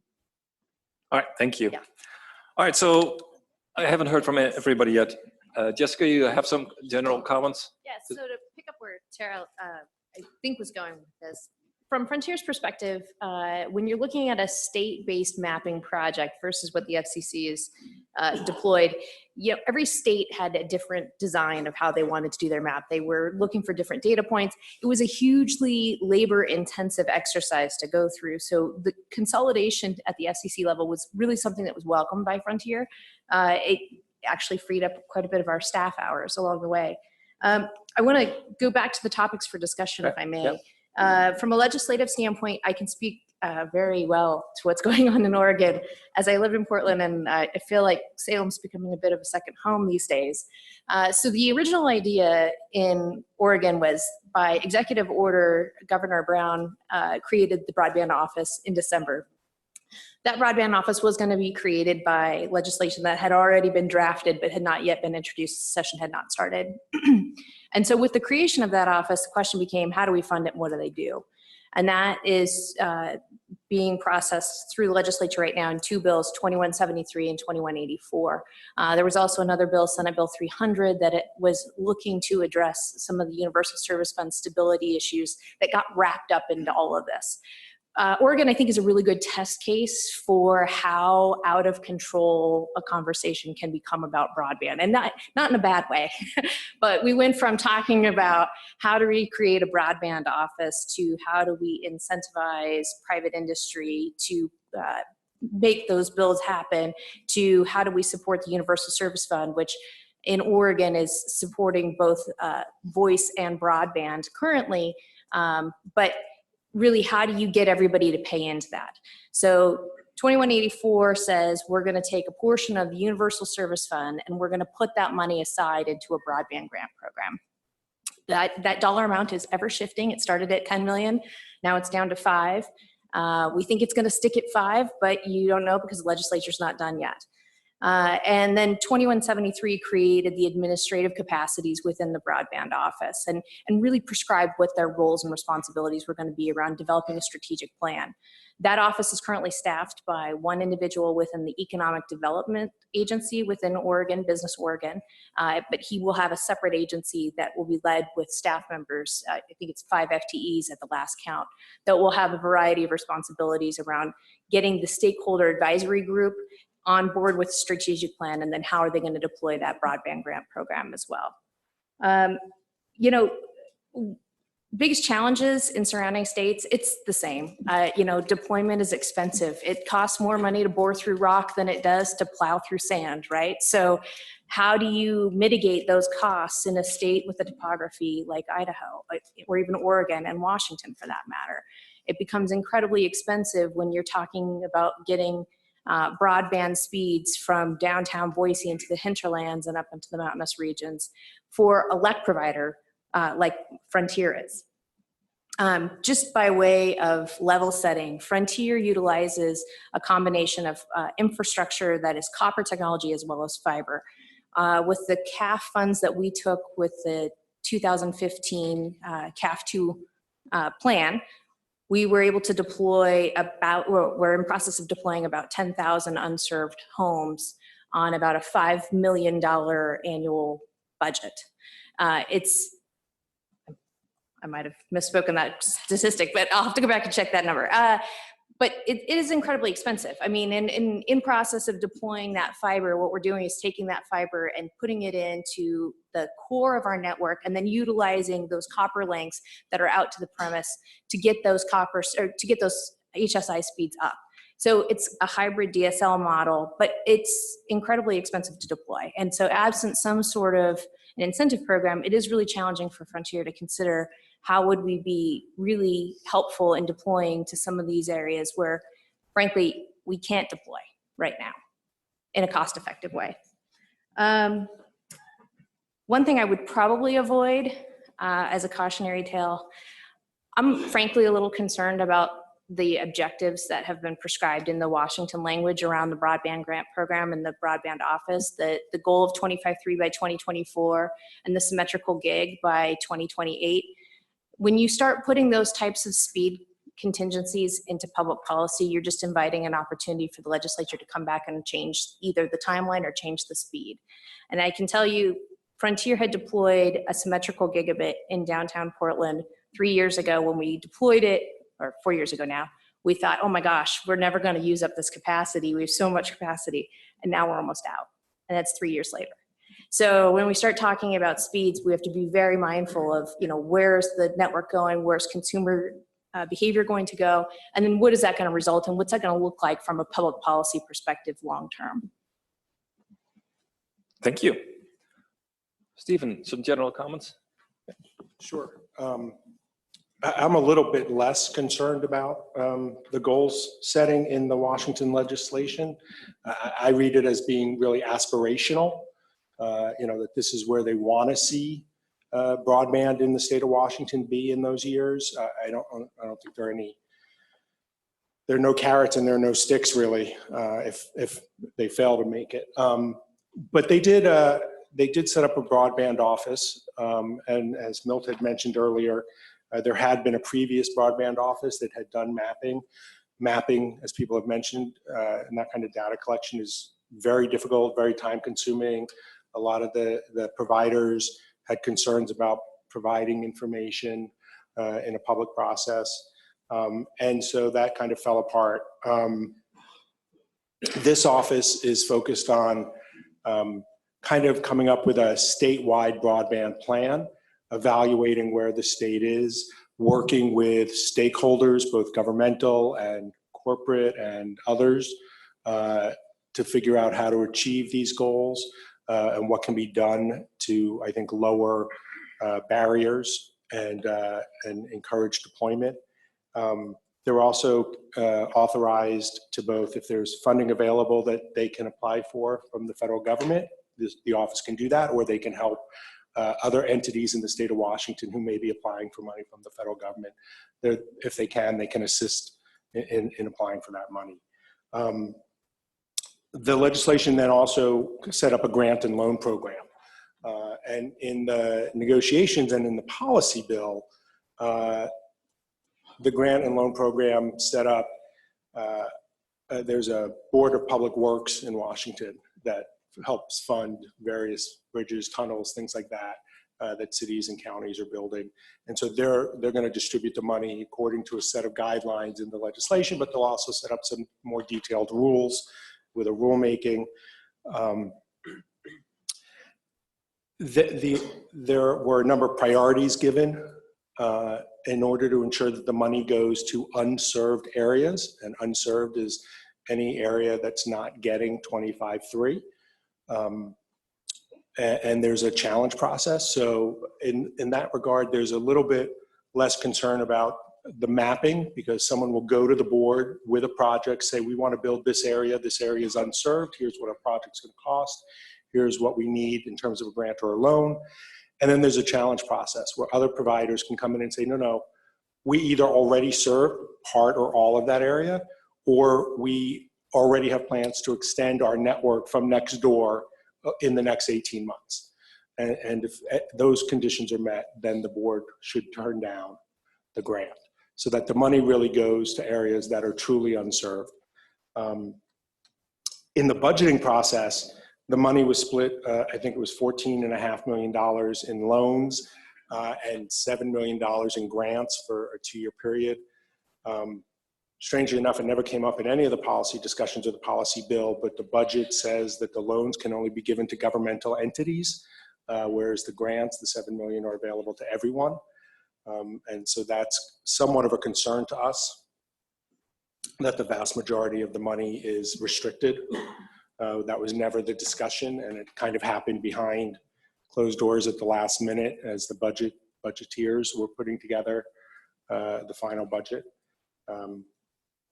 They also expanded some of the authority in Washington, public utility districts and port districts.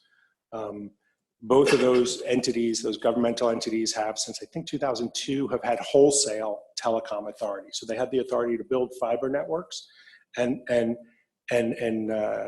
lease those networks to other companies, but they could not provide retail service to an end user, to a residence. And they both got slightly more authority to build those networks than they had before. And that's really kind of the open network model. I think in the 15 years, 16 years that they've been doing it in Washington, I think there's one PUD that I think has built kind of their entire service area, and the rest have really just overbuilt the towns where there's already other providers. So while I think, there are times when that model might be the only option in Washington, I don't really think it served the purpose that was envisioned, which was to provide in those service areas a network to people who don't have access. And so again, in this bill, they got a little bit more authority, but they still don't have the retail authority to provide to the end users. There's still kind of an open network proposal. And I think that's fairly typical in the Northwest, is kind of having a number of options, right? A grant loan program, having some governmental options on the table, some public-private partnerships. I think one thing I would say, though, is in the states where I've been active and I've seen this, none of this happened overnight or in a year period, right? These discussions have been going on for 2, 3, 4, 5 years before some of this legislation Washington passed this year, and Oregon, if it does pass this year. And so I know there's somewhat of a sense that there's a gap in Idaho, or we saw that maybe Idaho is 48th or, is behind the ball on broadband. I think that's more of a perception than it is a reality. But I do think this stuff takes time, and to do it right and to get resources, takes more than 4 months. And so I don't think we should have expectations that at the end of the 4-month process, we'll have solved Idaho's broadband problems. I think it takes ongoing effort. And that's the benefit of a broadband office, right? Is there's someone in the state who will continue to stay on top of these issues. And as people have said, the technology has vastly changed over time. And what the internet has meant to our society has vastly changed in the last 5-10 years. And 5 years from now, who knows where it's going to be. So, an office or continuing task force or something really enables the state to continue to monitor and stay on top of these issues. Thank you. Milt, do you have any general comments?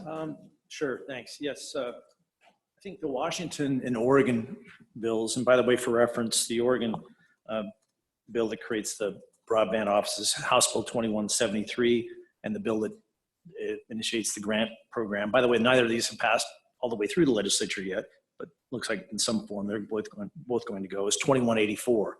In Washington, the bill that combines those concepts is Senate Bill 5511, and that passed with one no vote in the whole place, basically. It sailed through. And they're similar in some ways, in many ways, actually. As Jessica said, I think the Washington bill is more legislatively prescriptive in terms of the broadband office and its duties and what this grant program looks like. In Oregon, on those 2 points, the broadband office is pretty loosely defined, and the grant program is, I think, to me, more elegant, I think, than the Washington bill, but I think Oregon is going to rely on rulemaking to follow up in a way that Washington legislature really wanted to take some control over this. So when you look at the bills in contrast, you'll see that. The one difference between the two, big difference, and maybe this is my impression of where you don't want to get tripped up here, is, and Jessica mentioned it, the State Universal Service Fund, or the High Cost Fund. In Washington, we have a $5 million a year fund that goes to the small companies, not to CenturyLink or Frontier, and it's funded and was just refunded this year, according to this bill 5511, from the state general fund. In other words, there's a recognition this is a societal issue, broadband, for all the reasons we talked about, economic development for the state, everything, right? And the funding for the grant program, the $21 million Stephen mentioned, is also from the general fund. In Oregon, and I really wish this part wasn't in the broadband bill because I think it just created a big fight and drawn attention from the bill. The State Universal Service Fund is essentially the distribution or the contribution to the fund is broadened, attempted to include wireless providers, and this created a big fight when Oregon has about $1.5 billion surplus and just taxed business another $1.5 billion essentially. Not a lot of that's dedicated to public K-12 education, but to us, they could have taken the $5 million, which is Oregon's grant program, from this surplus of general fund and funded the broadband loan grant program.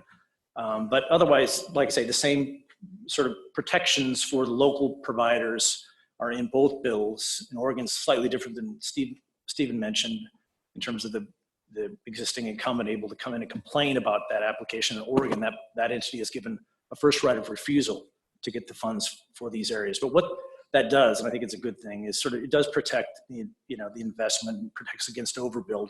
And it also, as Stephen said, pushes the attention out into the truly unserved areas. So I think you can look at both bills, to me, with the exception of the Universal Service Fund fight that I hope, we don't see, it's a product of what comes out of this, this group, because otherwise I think, we're getting close to maybe what you want by looking at those two concepts. So that's it. All right, thank you. So is there anything from Utah that you want to add to that? Because this was really more Oregon and Washington. Yeah, I wanted to.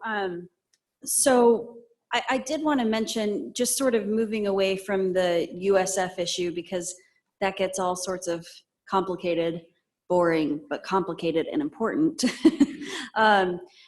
Something I did want to say that could be replicated in Idaho that I think worked really well in Utah was the partnerships with the Department of Transportation and the Utah Education Network. When I say Utah Education Network, I hope the Idaho providers don't get all nervous about education networks. That's not what that's not my goal here. But, in terms of working with the Utah Education Network, it was structured a little differently than the Idaho Education Network was, in the sense that the Utah Education Network, now known as the Utah Education and Telehealth Network, would go out and open up RFPs for a specific school or a district area and say, broadband providers, come provide service here using E-rate money. So they sort of served as a statewide E-rate aggregator for providers. And the rural providers worked really well with UEN and sort of used the E-rate funded money to fund build out to really high cost rural areas. So basically you had the backbone to these areas funded through E-rate funding. And so the provider would get to a small town or city and with the E-rate money, but then they would invest their own money or use state money coming from USF for, copper telephone services in the past to then extend service to the surrounding communities, which really, over time helped to really boost Utah's rankings in terms of broadband access and broadband penetration, especially in rural areas, and using fiber technologies, which I know a lot of rural providers in Idaho do the same. And so I know it has gotten politically complicated in Idaho for other reasons, but I think that model served Utah really well.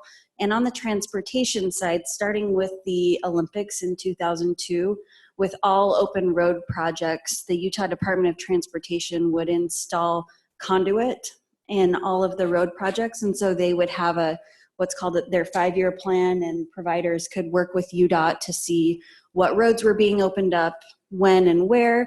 And so they could install their fiber in the road when those road projects were open. Or if UDOT didn't have any providers interested in doing that when the open road was happening, the construction was happening, they would even install empty conduit just to make it easier to, having a dig once policy to install when providers did want to gain access. And so I think that model served UDOT really well and served the state really well and made it easier for providers to actually deploy fiber on a more on-demand basis. And I know there are some providers in here who work with Utah as well who might have other things to say about that. Anybody have some? Yeah, go ahead. I just wanted to mention when states have good working relationships with their tribes within that state, they're able to leverage federal funds that wouldn't normally be available. Washington and Oregon have really good working relationships with their states. Utah does, New Mexico does. Chickasaw Nation is putting in 300 miles of fiber, leveraging the state's 200 miles. The state gets equal share on the Chickasaw Nation's fiber in Oklahoma, and it will be a 500-mile fiber ring. Where we're able to work together in terms of partnerships, that federal dollar goes a long way to develop your state. As an example, Nez Perce Tribe applied for an economic development public works grant. It was $2.5 million for 21 miles of fiber. The state would have had to been our equal partner, and that's a 20-year marriage. And the state did not want to do that. So we ended up not accepting that $2.5 million to build fiber. Now that fiber, the state was getting equal use of that fiber. So it's really difficult when we have access to federal funds to build. I don't care what carrier comes in on it. I don't care what the state does with it. When we have a true partnership in our building, we can leverage those dollars to help build infrastructure and bring service to areas that wouldn't normally be served. Yeah, go ahead. I realized I mentioned what the Washington legislation did, but I didn't really mention what it failed to do, and that might be interesting as well. It didn't provide, there were a number of kind of incentives for private enterprise that could have been included that were proposed at one point in the process or another, such as one senator proposed providing, there's a business and occupation tax in Washington. The senator suggested providing a B&O tax credit to those providers that build unserved areas. The idea being that that would provide an incentive for private business to build those areas. And if the tax credit was over like a 20-year period, then it wouldn't really hurt, be a big hit to the state budget. Another thing, in terms of barriers to building in rural areas, in Washington at least, most of the poles in rural areas are owned by public utility districts who can set pretty much whatever price they want in terms of pole rent. And so when you talk about building rural areas and you need to go 10 miles to get to 2 farmhouses, that's a lot of poles to attach to. And if the pole rent for each pole is 3 or 4 times more than the pole rent would be if that pole was owned by a corporation. that's a significant barrier to entry. And in Washington, the legislature failed to take advantage of offering some kind of cap on pole rents in unserved areas. That's another thing that would have helped. And there are a number of things like that that could have been done. Just to add to that too, I should mention in Montana there was a bill this year. I see a few head nods, that the governor actually vetoed that would have provided a moratorium on taxes for fiber deployment in unserved areas. And it was really disappointing to see that veto. The governor of Montana is also running for president, so I don't know if that had anything to do with it. But that was an effort to provide some sort of incentive to providers to build out in those high-cost areas. So on that same note, what are things that other states do that we should not be doing? What if other states messed up? What lessons have you learned? I want to say in North Dakota, I did a conference on big data, and I was talking about this with Paul over lunch. North Dakota is one of the most connected states, and the state actually pays for deployment, and then they recoup it in property taxes. So it doesn't make a difference who's running the service over the fiber going into any community. They're typically run by consortiums, telecommunication consortiums, but when it got to the reservation lands, or when it got to tribal lands, and there was no incumbent carrier or no consortium, there is no service. I think incentivizing deployment to every resident is definitely their intent, but making sure that there's a service delivery at the end of the day is probably the piece that they didn't complete. I don't see any. Yeah, go ahead. Maybe just quickly, and to shift gears, we talked a little bit about urban broadband, as well. And I think Idaho, it looks like now the cities understand the need for small cells and are moving forward, and that we don't need legislation. That said, we have been to see, legislators just to keep your eye on the small cell thing, just in case we need you, and they are, right? Washington, we've passed several bills through the years to sort of streamline small cell deployment as well. And the cities there are engaged in working with, a few exceptions, one big one actually.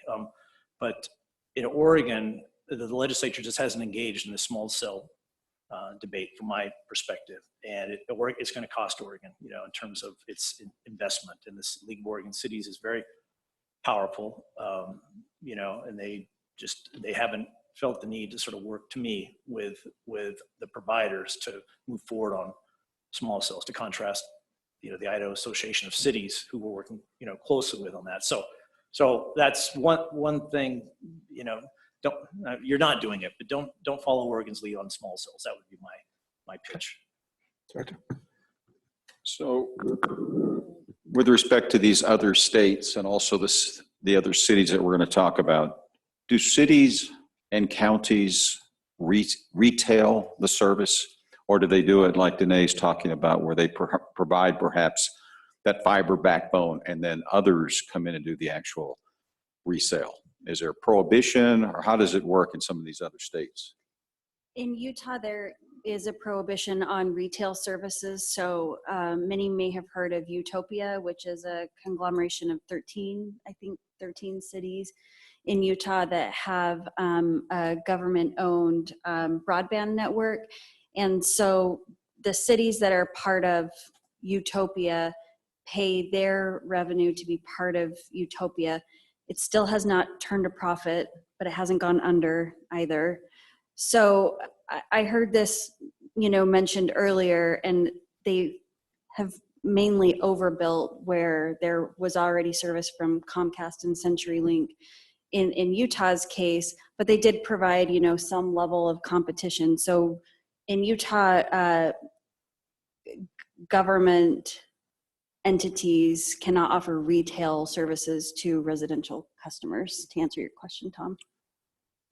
So, yeah, and I'm going to defer to you, Michael, in a minute on Seattle, because in Washington, we have a case of Tacoma, Washington, which has its own internet, network as well. It's not doing well, they call it the Click network, and it's it's propped up essentially in almost a sentimental thing, you know, not to be too trite, but I think that's the case in Seattle, where this is Seattle, right? There is a strong vocal minority that wants a municipal broadband network. Michael oversaw a study, and do you mind if I, Mr. Chair, if I have Michael sort of weigh in, because it ties to your question, to talk about what happened there? Sure. The city of Seattle, for folks who don't know, has a century plus long experience running public utilities. We have the nation's 10th largest public power utility in Seattle City Light. Your Boeing 737s are made with hydroelectric electricity from the city of Seattle. We also have the world's 6th largest watershed that is entirely owned by the government who operates it. It was a more than 100-year policy initiative up on the Cedar River. I'll stop geeking out with civic pride. The reason I mention those two things is that to our community that was dissatisfied with their internet service options, they believed that a municipal internet utility was the right way to go. And that advocacy began in the 1990s and really continues today. The most recent study we had in the city was in 2015, where we looked at the cost of standing up a full retail utility. And we also looked at the wholesale model, which for those that aren't familiar, that's the model where an entity builds out the capital asset, the fiber, and then contracts out the operation to one or more internet service providers. That wholesale model was not culturally acceptable or politically acceptable in the city, so we studied full-on muni broadband, own the asset, operate the asset.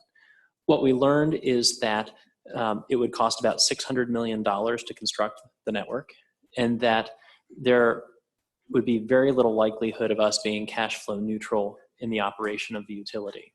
And that's assuming that we'd be able to attract the expertise at city pay rates to operate a communications utility.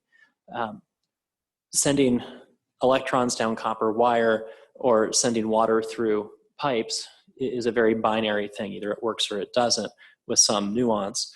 Running a communications utility is quite a bit more complex. So for those reasons, we decided that it was not the city's role to enter the municipal space, much to the chagrin of our public. But when you do look at models of cities being successful with muni, and I think they're fantastic where they work, you see some characteristics. You see characteristics around the size of the community being served. You see some characteristics about incumbents not being incented to invest as heavily perhaps in those communities.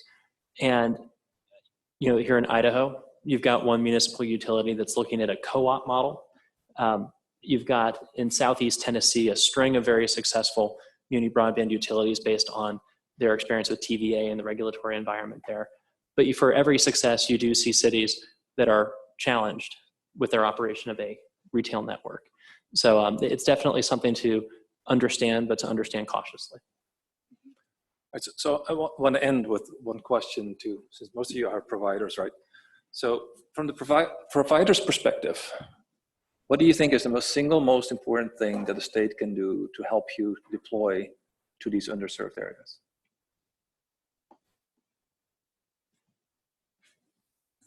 Go ahead. So from Syringa Network's perspective, the single most important thing would be to speed up the permit process. That strands capital, and our business is to turn capital over. So the faster that goes, the more broadband you get. Thank you. Also, I think if you were able to share your road build out and the right of way that you're already constructing, so we don't have to dig up after the fact, that makes a big difference. Even if we're able just to drop pipe in the ground while you already have the roadway dug up, that makes a huge difference in terms of deployment. Anybody else? I'm really torn. There's so many. I heard someone say pole attachments. I think that's great. I think permitting for small cells is huge. It's going to get bigger and bigger and bigger. I also think the transportation model with deploying conduit and notifying providers of opportunities is critically important. This is more than one. I'm sorry, but I also think education is a huge need. I think if you can harness the power of providing those big pipes into rural schools and then being able to provide the service to the surrounding rural community is so huge for the rural providers who serve those areas. It's big for wireless providers who need that backhaul in those rural areas. And it helps in so many different ways serve the community at large. So I think, harnessing the real, power of interlocking with the education community is really important. So could we put a little more flesh on the bone in terms of permitting? What levels, and then compare Idaho or contrast Idaho with some of these other states that perhaps had the same impediments? What have they done to change that might be a good example for us to push for? Greg, you want to go ahead? Well, I don't know that permits are good in any state that we work in. It's a government entity that's not incented to do anything on a priority basis. And I can't speak for the other carriers here, but we can be held up for years on getting permit. And it's just, again, it's stranded capital and lost opportunity. And maybe where the state isn't necessarily, holding the jurisdiction or holding up the permit. In some states, broadband offices, or there's a point of contact who can be helpful in helping to move things along with those, 4-letter agencies in some cases, or working with the BLM, or having that relationship with the Park Service to actually help move things forward and progress things where providers get held up. And Greg's not kidding, years. We're talking about years for permitting with federal agencies versus working with the state in some states, which is, like a 6-month time frame, or even just typical landlords. Paul? Yeah, thank you for the opportunity to comment. Just like Greg said, get this over here a little bit more. Director Keeley, we had talked about this previously, and a major issue for us being a tier 1 provider in Boise. 45 days is not uncommon for us with ITD, which if you're Blue Cross Idaho and you want our service yesterday, 45 days is a long time to wait at the speed of business. We typically have some degree of success on emergency repairs and getting in, but any kind of new build, if we have to get into a facility and splice additional pairs or do something, we're waiting on the permit cycle. And that's true of the county and the state and other entities. I was also going to share, because the federal government process, same thing permitting wise. By way of example, we did a build Idaho City just a few years ago. And I thought it'd be relevant to bring up in the context of how much things cost. There's roughly, about 500 people in Idaho City. We made a decision as a provider, to get off of the radio that we had going from Boise to Bogus to Idaho City, because whenever we got a really serious windstorm and that microwave up there atop the hill started shaking, it would go down, and people of Idaho City would be service isolated. It's about $80 a foot to bore through rock. So it was roughly $15 million project to go 40 miles from Boise to Idaho City for CenturyLink for those 500 people. And that didn't get us any kind of last mile in terms of improved service, for people who then live out further from the Idaho City CO. That was simply a service assurance build for Idaho City proper, so their service wouldn't go down. And that was delayed for well over a year with some of the permits we had to get because of the Forest Service. And it's just a fact of doing business, but permitting is a big issue. And delivering service, by way of sharing that example to some rural communities, I want to put some color around how much it costs. When you're talking $80 a foot, $15 million to go for 500 customers. Not a lot of ROI in that. Milton? Yes, thanks. So I think Greg said the word priority. And sometimes it just comes down to that. And especially when you have a boss who oversees all these agencies who do the permitting, like here, it just takes that boss saying, look, this shall be your priority. So, in Washington, I'll give you an example. Jay Inslee, our governor, who is very forward-thinking on autonomous vehicles.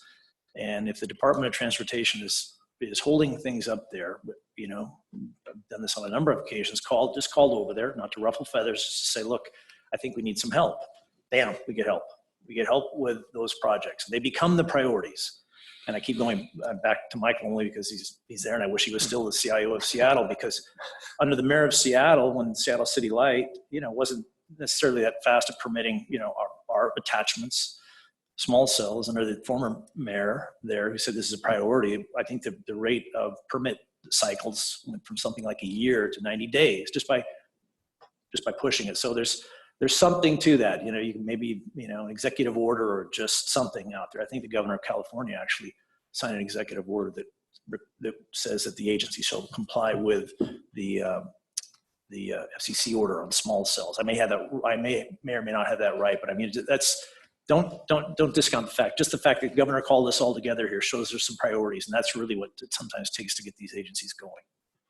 Mills, if I could just add on real quick to that, since the Seattle reference, I think adding that to what Greg, what you said, where people who approve permits and manage that process today are incented by certain factors that are usually around safety, around community types of input and issues. And the notion that they might be doing something that inhibits broadband deployment is likely not on their radar.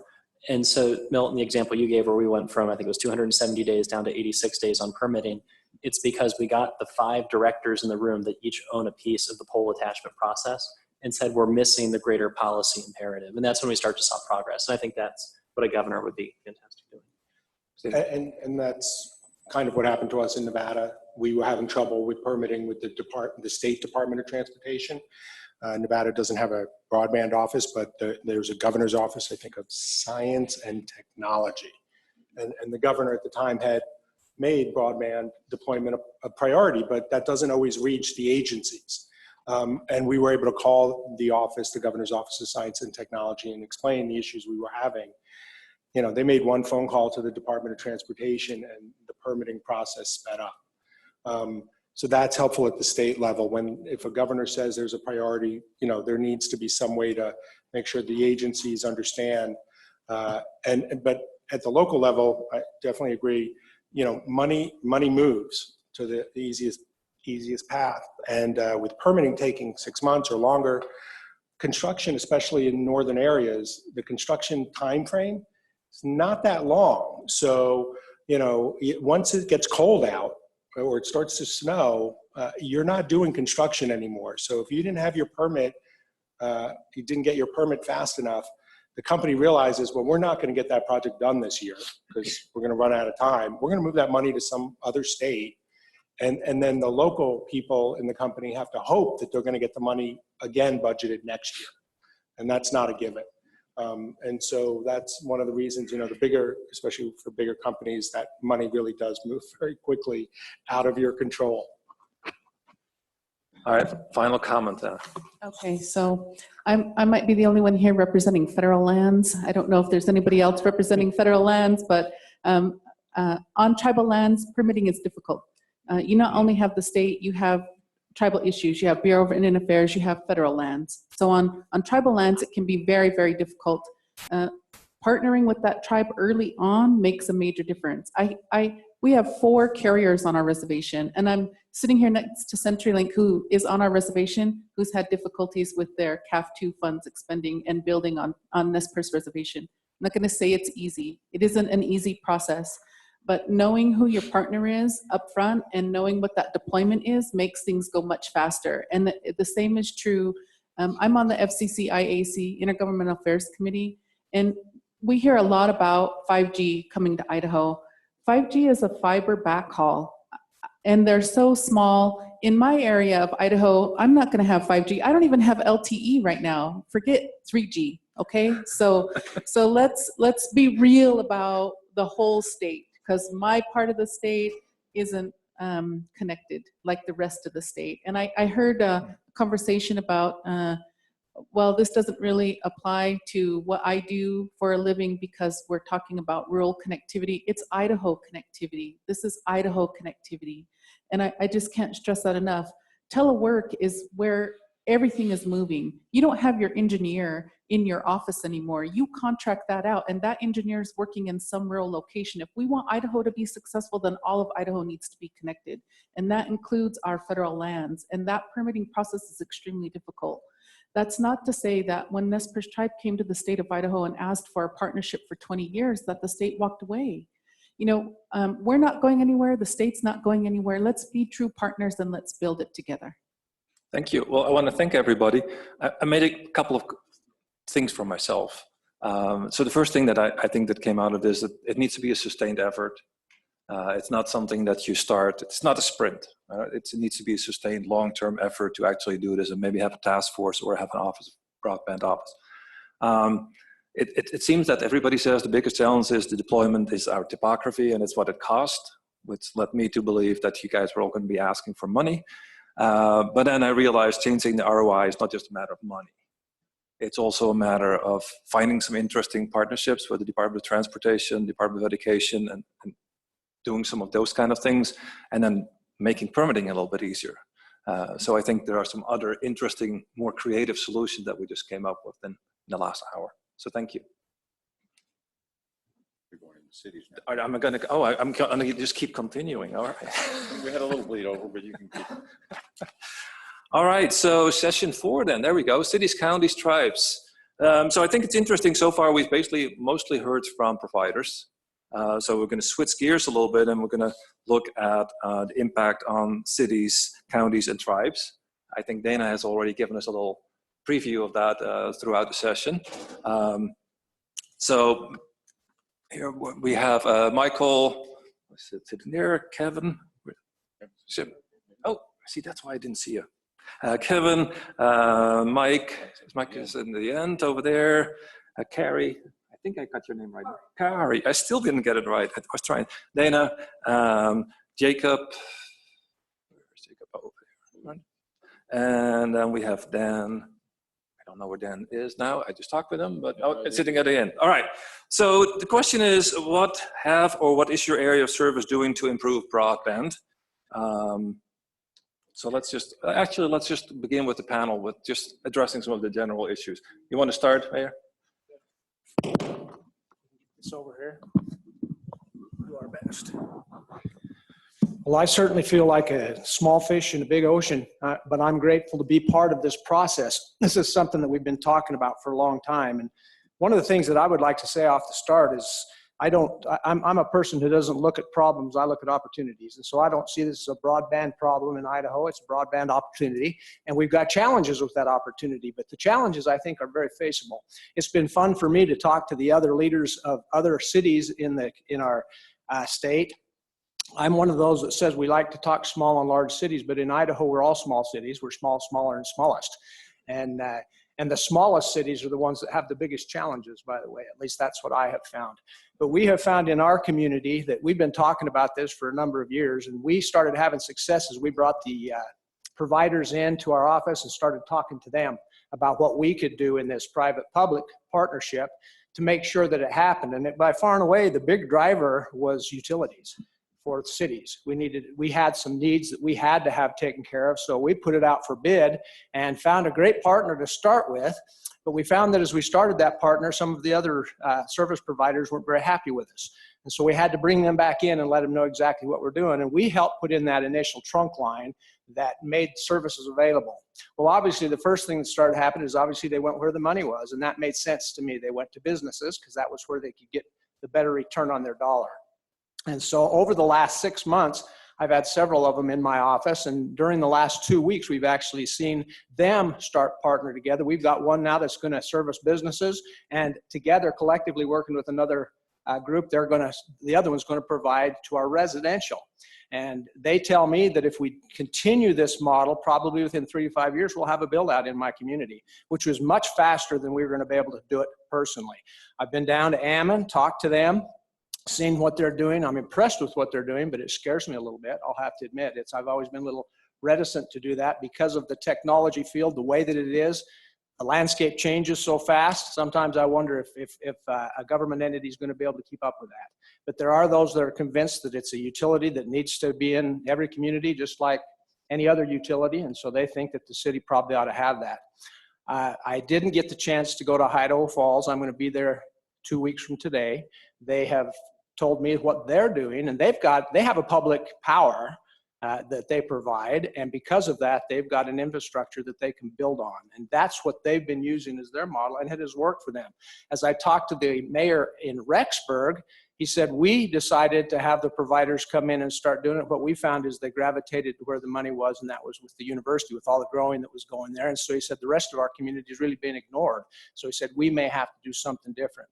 So I guess what I'm saying, I'm finding that in the cities, there are so many different opportunities and challenges, and I don't know that there's a one-size-fits-all. I think each community is going to have to come in and decide through their leadership what works best for them. Look at the models that are happening, and this kind of a thing is going to be very helpful as I'm able to go back and tell other community leaders what they can do. I'm actually one of the vice presidents of the Association of Idaho Cities, and one of my commitments is to reach out to our smallest communities. We have our large communities are serviced very well. Our medium-sized communities are doing quite well, but the small communities, they don't have the dollars at all. They feel like they don't have a voice. And so I have told them that that's one of the things I'm going to try to do is be a voice for them. And to me, this is what when they asked me to serve on this task force, it was exciting to me because that's what I see as the opportunity, is to come back and help them determine what they can do. One of the challenges I personally have experienced is it talked about what kind of funding we've had. I found out 5 years ago when I was elected as mayor that we're in a no man's land in the city of Chubbuck because they have funding, granting and funding for cities that are smaller than 10,000 and those that are larger than 25,000. And so those of us that are between 15 and 20,000, I haven't found any funding, literally. At every place we go and start applying, we're either too big or too small. And so that's not all bad either. I found that one of the things that's helped us to do is to recognize what we can do to be a little innovative to bring the dollars into our community. And so I guess in conclusion, what we have decided to do, one of the things I'm really excited about, we have put together a forum, a fiber forum in the city of Chubbuck. We've invited the communities around us to come the 18th of July. We're going to do that at our city offices and ask them what they have been doing, what they've seen work, and what we can do collectively together. Because to me, one of the answers is to make sure that we partner with each other as much as we can, whether it be on a state level or city to city, city to county. Our different organizations need to start working together and recognize that we don't need to replicate a lot of things. If we'll work together, we can build some things together and do it more efficiently and obviously spend our dollars better. So that's one of the places that we're going. But I feel really good about being here and about where this discussion is going. I just hope we can all look at it as opportunities rather than challenges and problems. Well, thank you. Maybe let's go to Shoshone County and some general comments that you have, Mike. You bet. We're uniquely set up. Our county is rather large. We are east of Coeur d'Alene. We have a pass that separates us from Coeur d'Alene, the 4th of July pass. And also we have a pass that separates us from Montana. We have a story with I-90 going through our corridor. I-90 has a story for us, which is very simple. We can see it, but we can't touch it. We have a long haul fiber optic that goes right through the valley, but we can't get there from here. The providers that we have today have been wonderful in working with us on a local level, telling us what services are available, where they can get and where they can't get. Syringa was the latest. They came in and working within some conduit that was placed under I-90. But strangely enough, just a few handful of miles short of our first population center, the conduit disappeared. There's quite an item there. But I do have to say, from a beneficial standpoint, putting those pipes and conduits into the ground would have taken us a lot further than where we got. The second experience that we've had in the valley is with respect to the rate of return. And essentially, as the different providers come in and try to expand their services and provide us with more technology, there's always that last component that we're of the wrong size, that we just don't have enough to get them over the hump. So we look at large companies, for example, like Dave Smith, or some of the mines, or some of those ones we even have quite a few small tech companies that provide software services to the federal government. We have a new gun manufacturer coming in that has a lot of sales and technology and engineering support that's coming with them. So we're sitting right there with a perfect need, but we just do not have what I refer to as a plan or a program that provides a roadmap or provides the proper incentives for us to get over the hump. However, though, taking a larger look is the second item I do is I sit as the chair for the Idaho Associations of County District 1, which is the 5 northern counties. I spend a lot of time north of Kootenai County in my engineering practice supporting the build out of new subdivisions and also a lot of infill subdivisions.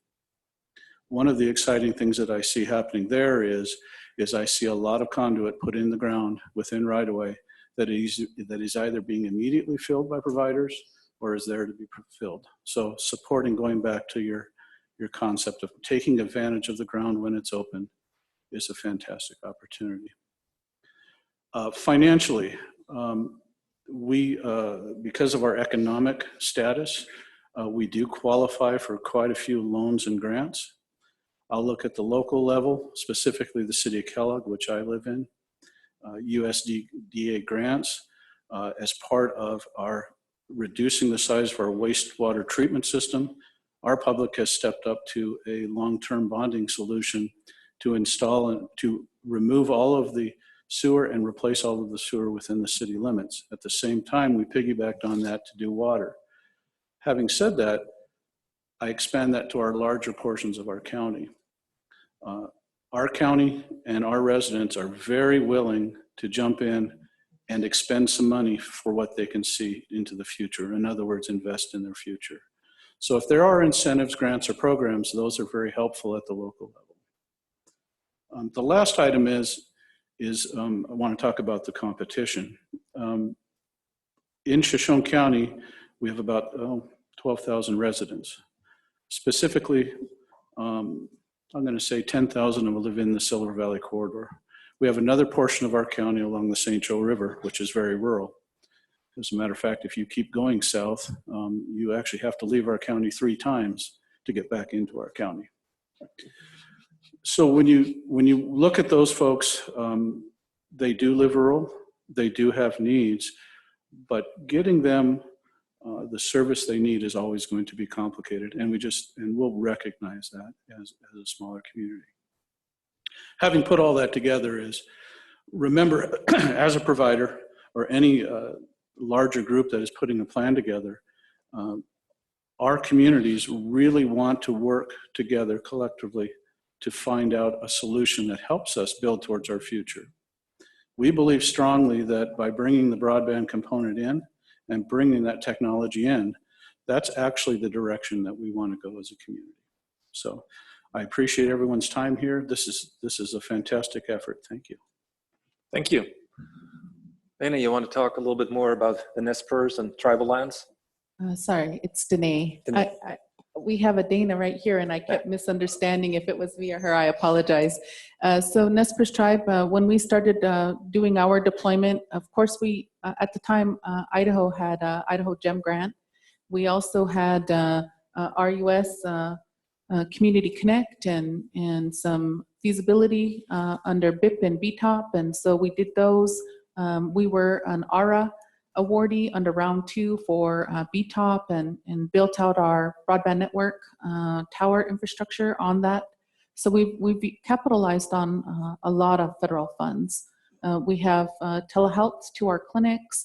We have fiber to our schools, not to all schools, because in some locations like Peck, Idaho, you can't get fiber on Highway 12 into Peck just due to the terrain. Under the USDA Reconnect grant, we're looking at a $25 million grant to run approximately 150 miles of fiber, most of which will, in some locations, it will be so costly to get through the granite, to get through the rock, that it's going to be very difficult. But for us to rent the utility poles, it's $25 a pole or more than that. So for us to do any aerial, it's going to be extremely expensive, and that's a long-term expense that we won't recap. So we are trying to connect every single farm along those 150 miles, and there are several. We have a large farming area, and we have a large farming community. that we're trying to make sure are able to use all of the latest technology in their agribusiness that they can't do right now. So Nez Perce Tribe has looked at us, our region as a whole, and what can we do not only to service our people and the tribal membership that live in and around our area, but our region, because we're so interdependent on every community on our reservation, and they're dependent on us, whether they like it or not. That's the symbiotic nature, right? We're all connected. So Nez Perce Tribe has taken a real holistic view about deploying our network. We have done it as a WISP, as a utility. We have utilized federal funds. We continue to apply for federal grants to continue to build our network and connect anybody we can. We're looking at this 21 miles of fiber. It took us 4 years to get the right-of-way agreement. We have the right-of-way agreement. We're going to be deploying that 21 miles, but as an example of some difficulties, just on the engineering drawings, we haven't even started any work. We had to move a box from one side of a right-of-way to the other side of the right-of-way. Just on the diagram, it cost me $9,000 to move that box. So we haven't even touched the ground yet, and the expenses are enormous, but the tribe has invested in a huge amount of capital, its own money, federal money, state money to help deploy this network. Thank you. Doctor. Just want to interrupt just for a second here. And we didn't have a presenter here from satellite. And when I was traveling around and visiting different places, found out that satellite was a very viable option. It appeared to be in Salmon or other parts of the state. And again, back on the mapping, satellite appears often as the one provider. So with respect to Danae and Mike, and perhaps even Senator Crabtree, is satellite an option, or is it not a good option? Is it an unknown option? Just fill us in a little bit on the satellite option. So there is satellite on Nez Perce Reservation, and we are deploying it. We're using low-level LEO satellites, so connectivity to some of our data collection sites that are humanly extremely difficult to get to. It's working for intermittent periods of time. It's not an always on technology for us, and there's a delay. We are working with Dish Network in terms of co-location on some of our towers for the potential of some spectrum that might become available in the near future that they may be able to capitalize on. So, and FYI, if you're looking for interns, Dish Network pays their interns $22 an hour and they deploy them in your community. So if you have a community site, we just learned of this. This is a brand new development, but we also are doing some TV white space with Microsoft. And so some other reservations are doing that as well, where we're able to capitalize on some spectrum that isn't line of sight and doesn't have as much interference. I won't say it. I always tell FCC and the commissioners at FCC that it's a Band-Aid, it's not a fix, but every Band-Aid helps us get to healing, right? So I would say, Tom, to answer your question about how good this is for satellite, it works great if you're on the south side of the hill and you don't have trees. But much of our communities are on the north side of the hill and do have trees. And so they can't get the angle to get the satellite reception. So it may be a part of the solution part of the time, but certainly not a one size fits all for our communities. All right, so then let's go. Jacob, you want to come to some general comments? So thank you for letting me have some time. As I've been listening here, you know, we're the underdog here. Often I refer to ourselves as the scrappy little cage fighter in the corner. But nonetheless, we've been able to make a successful business model out of it. And the exciting thing that I've seen in the recent years has been able to develop relationships with CenturyLink and with the cable companies and Cheryl, where we've been able to tap into their backbone, their long haul, and be able to get the increased bandwidth that we need to be able to push it out to the rural communities. And I think that's a very strategic thing where we look at it where we're less competitors going head to head and how do we help serve the communities of Idaho. Our bread and butter is not in urban areas where it's high density. That's handled very well by the cable companies and CenturyLinks and things like that. But as I've been thinking here and listening to this, some of the things that I'm picking up here fundamentally is, one, for big businesses in the area, how do we make sure that we have tremendous connectivity in and out of the state? The other is, how do we get the long haul or the middle mile? I confuse these terms. I'm probably the least technical person in this room, but how do we get that to these communities so that we're able to create free enterprise competition in these areas? And I think, Tara, you hit on some fantastic points with getting the conduits with the road department, getting that in. And I don't know from a political standpoint how to create these partnerships to get that done. That's not really my expertise. But if from a little independent ISP, which I think there's probably about 20 or 30 of us in the state of Idaho, if we can get an inexpensive connection to a fiber connection in the town of Salmon, I'd be there tomorrow and build that thing out and provide the bandwidth to that community or any of these other towns.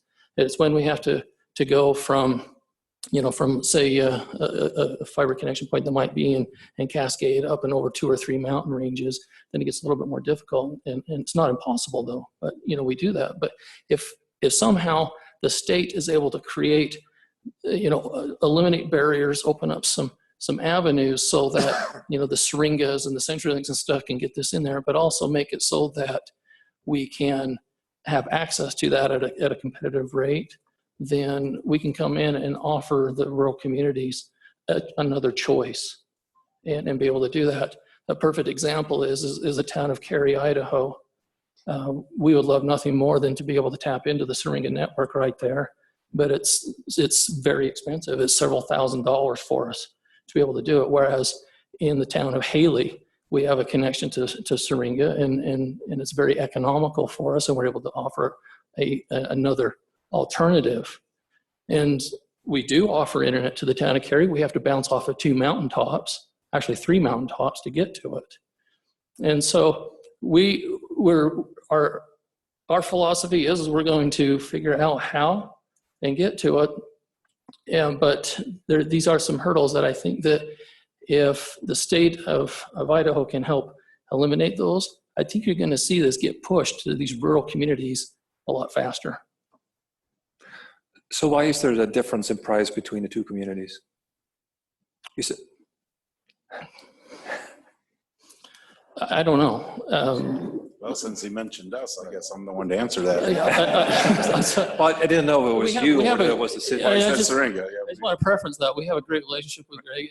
I don't know. I don't know that. Sure, well, that's actually fairly simple.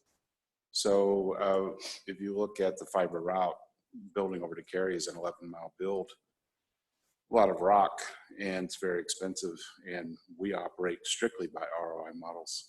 Haley, we have a tremendous number of customers in Haley. So it's all about getting our money back. And of course, the flip argument is, well, it's incremental revenue, so don't understand, but everything's an opportunity cost inside your own walls. And so when we start looking at incremental revenue as a reason for doing business, that means I'm not doing business in another city where I can get my return. So with that said, they have fiber to the school. They're not providing fiber to or access to the homes and the communities of Cary. We are over the course of 3 mountaintops. It's just the nature of the beast. It is what it is. But I think that's a fundamental issue at hand is, one, make sure we got the connectivity in and out, which I think that's happening, but how do we get that middle mile? And I think Greg illustrated a very perfect case and point. They've laid out the cost and the infrastructure. And, for these little guys, we in 23 years have never taken any government funding at all. I know that there's other providers in here that some of their business models, they use government funding, but we don't. And eventually I think it's going to be the case that we're going to have to protect ourselves, because if somebody comes in and wins an $11 million grant and overbuilds us, then we're done and we're out of business. but there's got to be a way that we can help level the playing fields and create a free market environment so that you know, these independent internet providers can step up and take care of the customers that aren't being taken care of. Yep. Go ahead. Dave. So I'm not a city, a county, or part of the tribe, but the port is all of Nez Perce County, and we have not taken advantage of federal grants, or there obviously isn't any state for us either at this point. We are a taxing entity. We take those dollars and we put it back into the dirt in our community in the form of dark fiber infrastructure. And as a municipal corporation, we're maybe not as stringent to the ROI issue because we're out there doing this for economic development. We want to serve everyone, the cities, the healthcare, the schools, emergency management, and become that pipe that is free access. It is dark fiber. We're not lighting it. Anybody can lease the lines. We're always looking for, and we're just getting started in expanding out. But the idea is that what I'm hearing is that middle mile is expensive, and we all know what the rock is to get through. But we're not necessarily interested in getting to the community and then running the fiber to the home and running it in the circle of that small community. But we're looking for partners who want to do that. And it just seems like maybe in some cases, providers can find maybe the resource if they could, somebody else could get them there. And so I feel like our model is a lot different than what else is going on here, but it brings competition, it brings access for everyone, whether you're a provider or an end user, as just a different perspective. All right, thank you. So let's move to the corner there. Okay, in our area of service in Fruitland, Idaho, we're actively deploying a fiber optic network. Like I said earlier, by the end of this year, we should be 100% fiber to the home for our Fruitland serving area. Our New Acres area, just to the south of that, it's a little bit fewer people and more rural, a lot of terrain issues and things like that we're going to be moving on to. But currently, we're able to at least get 25 through to them by use of DSLAMs, digital subscriber loop access modules, and some fixed wireless as well. We have both point-to-multipoint fixed wireless and point-to-point fixed wireless. That helps us out in getting the 25-3 to that remote area. Plus, we're able to serve some of the surrounding towns with fixed wireless as well out there. Talked about satellite earlier. We also have about 300 customers on satellite internet that are in 150 square mile areas surrounding our town. We have one customer out there that they don't have power to their house, so when they want to get on the internet, they fire up their generator and get on the satellite internet and get it that way. And so there's lots of various ways to do that. And fixed wireless, satellite, the DSLAMs, just various things to do that.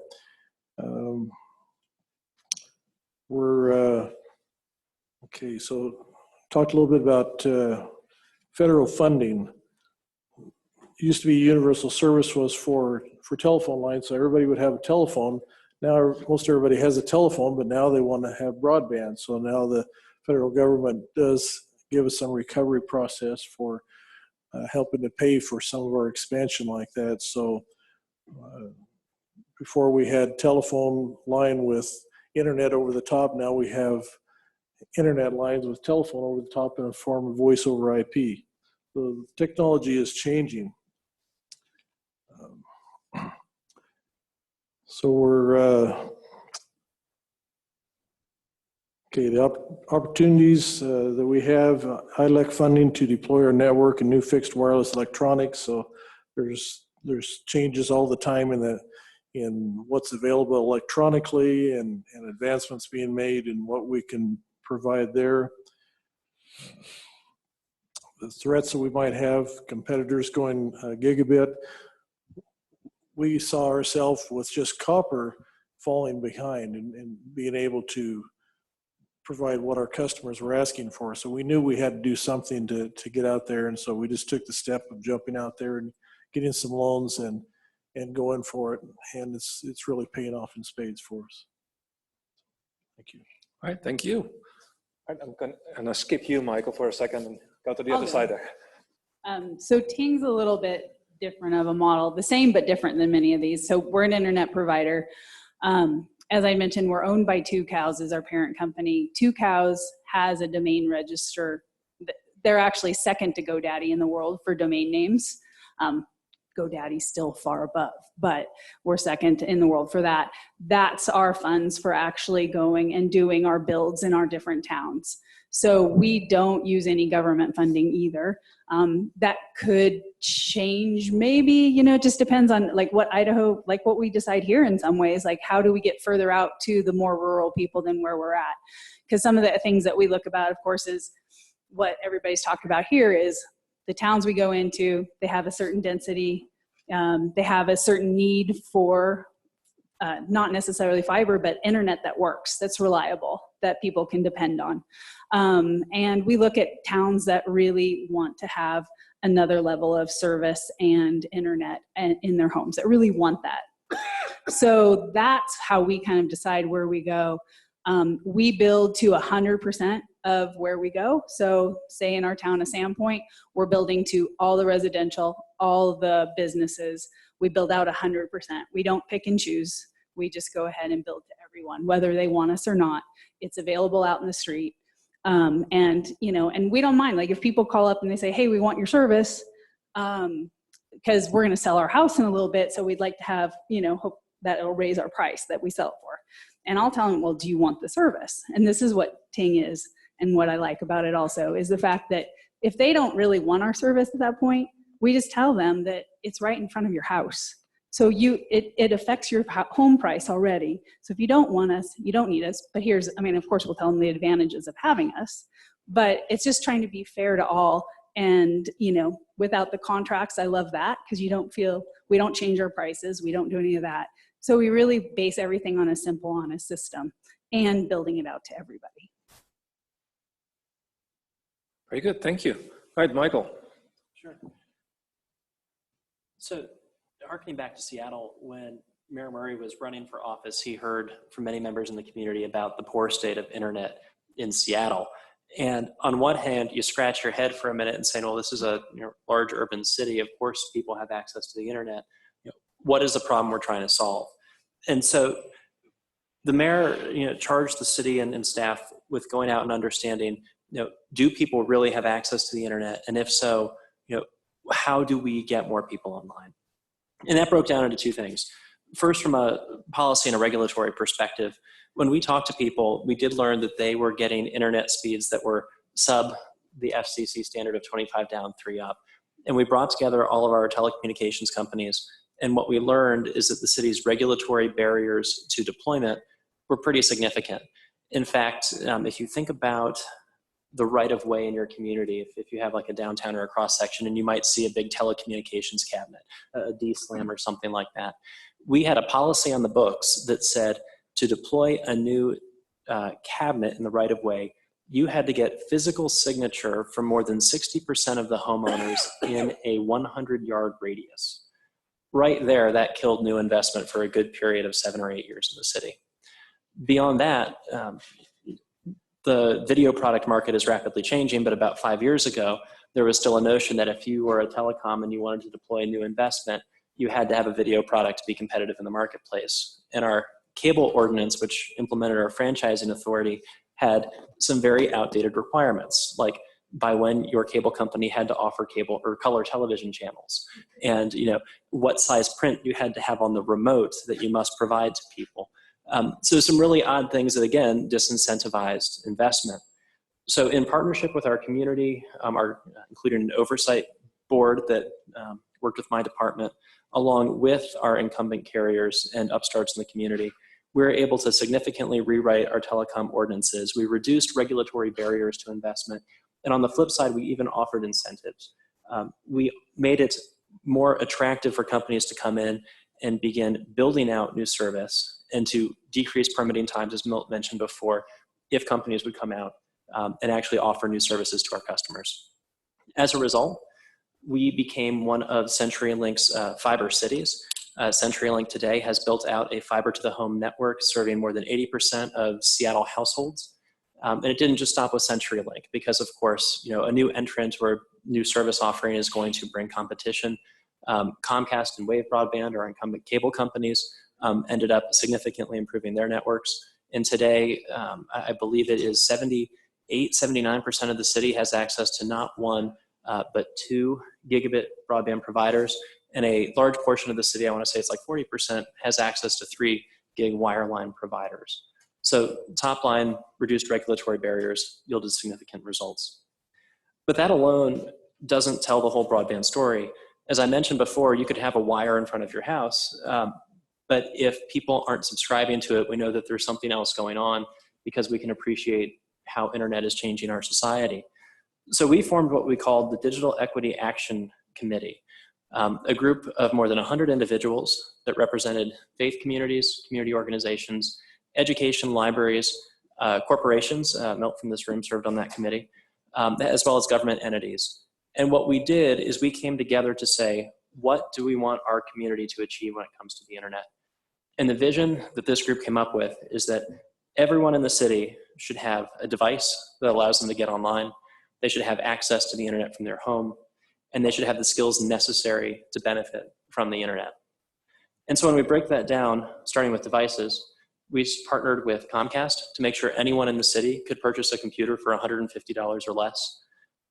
We worked with our internet providers. Even after the investments that were made, we still recognized there was a cost and an affordability gap. And so we worked with our providers to increase the number of classes that were eligible for discounted internet service.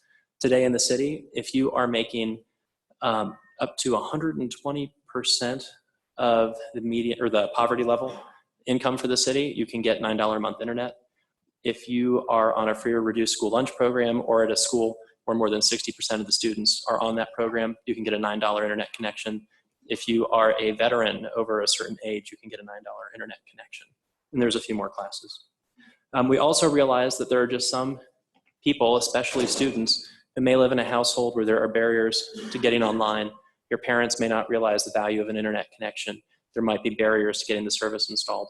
So we worked with Microsoft, to get a grant that enabled the Seattle Public Libraries to buy more than 400 wireless hotspots. And that number, through additional investments, has grown to more than 1,000 hotspots that anyone can go to a Seattle Public Library and check out. If you're a regular person, you can get that hotspot for up to 6 weeks. If you're a student, you can get it for 9 months to cover the school year.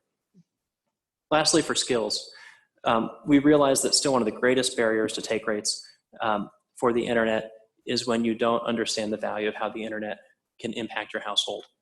And it's not that hard to think about if you're looking at a house where you have parents that don't work in an information worker type of role, but your students are suffering from that homework gap. And so what we did is we created a matching fund grant program using cable franchising revenue. It fluctuates every year, but it's between about $400,000 and $500,000, where we will make grants to community organizations that are trying to close the connectivity and technology gap in their communities. Because we realize that those community organizations that can speak sometimes in language, sometimes through trusted relationships through their faith community or education community, are going to be more effective at communicating why the internet is important and providing curriculums that are specific to that community, because every city is different. I know someone mentioned that, and can really help convince people this is why that $9 a month is important or likely more expensive. In total, through those efforts, I mentioned before, we were able to take what was already a pretty well-connected city with an 85% wireline subscription rate, and over a 4-year period, we got that up to 95%. So depending on if you look at Pew or Brookings, Seattle is now either the most or one of the top 3 most connected cities in the nation. While we are a tech-forward city, none of that is unique to us. Those are strategies that can work elsewhere. And I think it's fantastic that this group gets to explore both how you get the wire to the house or the radio signal to the house, as well as thinking about what are those other ways that we ensure people benefit from the incredible investment that the providers in this room are making. And thank you again, Director Healy, for the opportunity to be here. All right, thank you. So anybody else, any examples of cities or counties that have done something successful to get better broadband access? I think there's just one other example in our community. I know that the school districts have been kind of left out.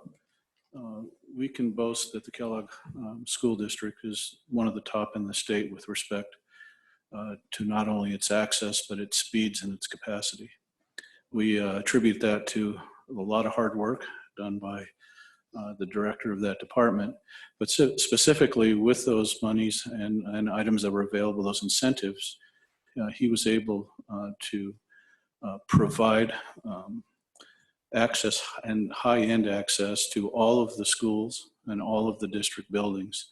And mind you, had at the same time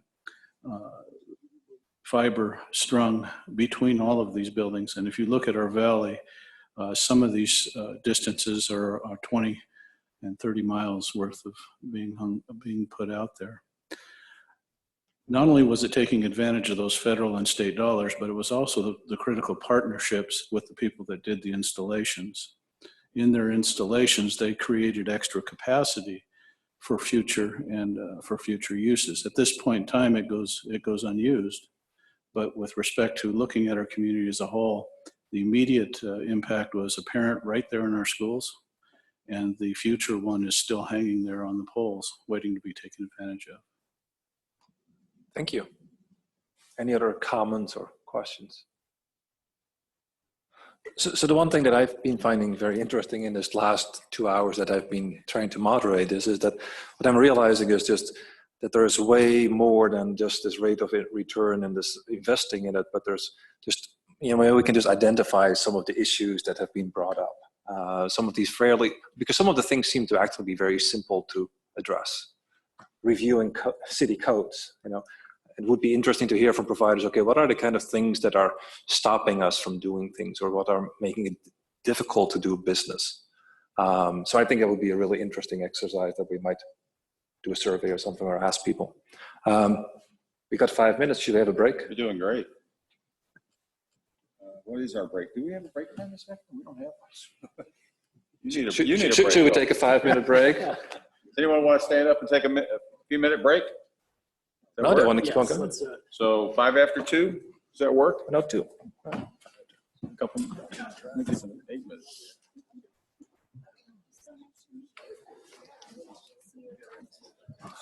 Randy's, yeah. You didn't know it was going to be 2 hours.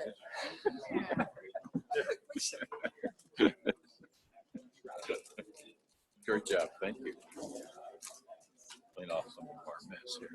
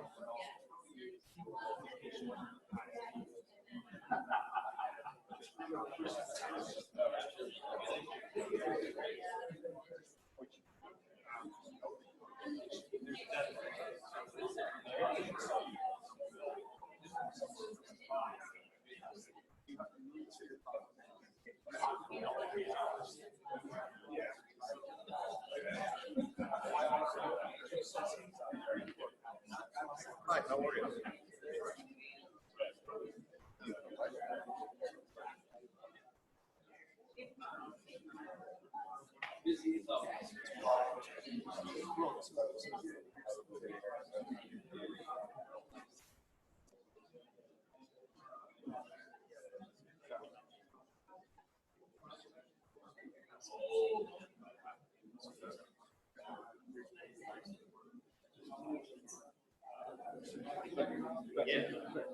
Yes.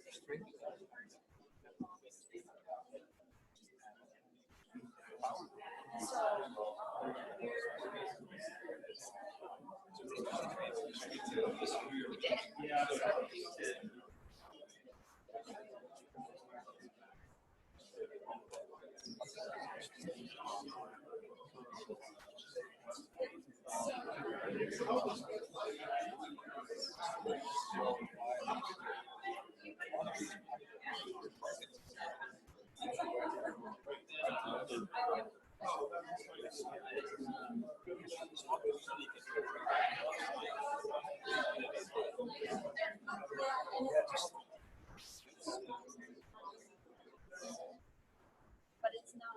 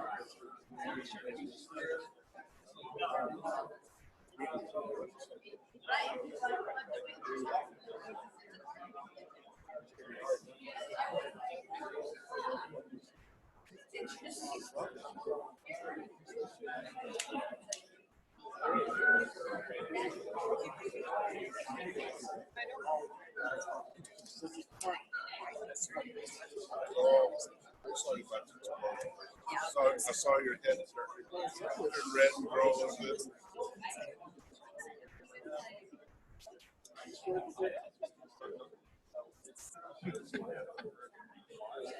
Yeah, I was going to stab pregnant. That's what he did. But it didn't speak.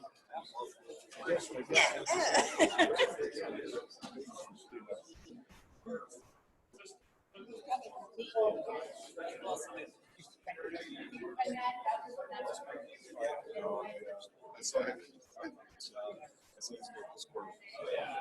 you open the comment. Well, he probably heard this. Okay, then I saw you from so here comes.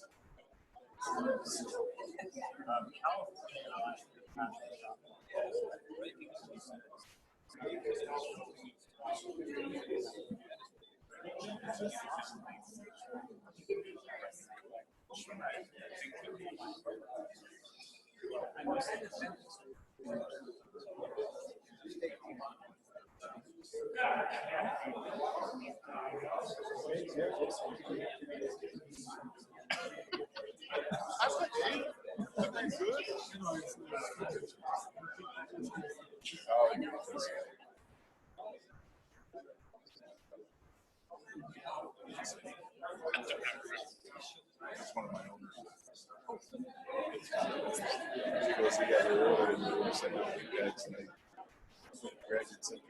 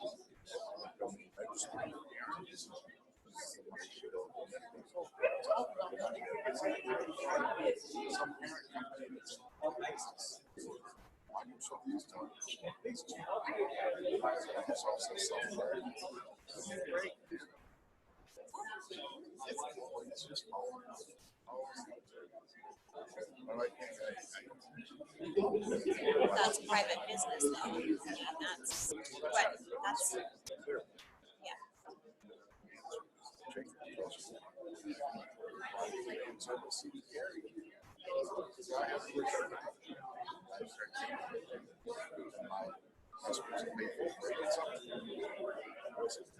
and it's funny, that's what you're talking about.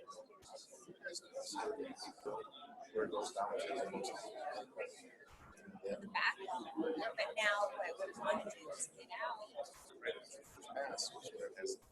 Well, to where, right there in the state. It's even more business something with.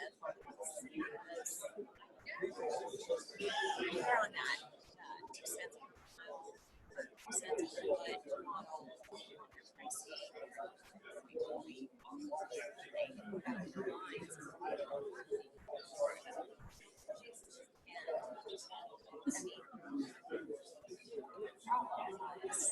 They were based in the center of their community.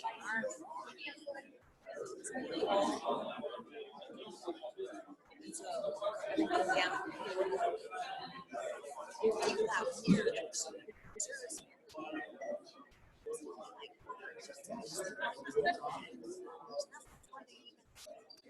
opted in for whatever package they wanted. It's like, there is no way you guys can go out there and say, business X, there's no competitive package. Business owners are setting up to fail.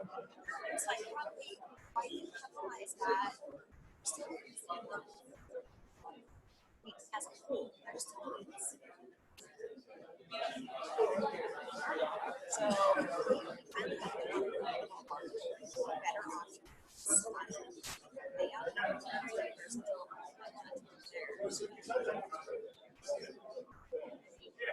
That's what they're saying with the state issues, don't pick on somebody else's model per se and replicate it to the point of not being flexible.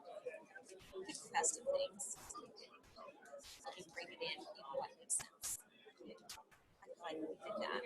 We're replicating a lot of what Rico does, but we are tweaking it to make it make sense for us.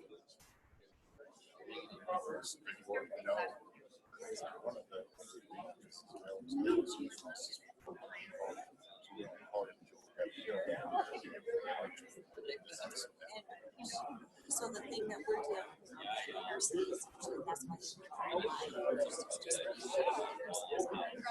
same thing. I still have so like just last finally next year's budget. So and I know I had dollars coming, but I didn't. I had dollars coming. I know, just in time. So at least now I do quite.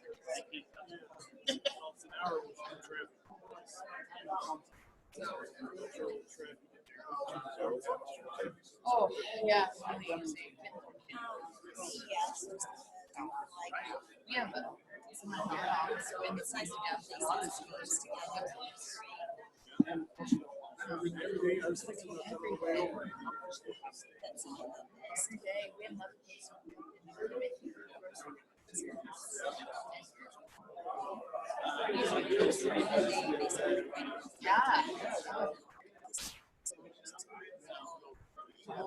no, I don't.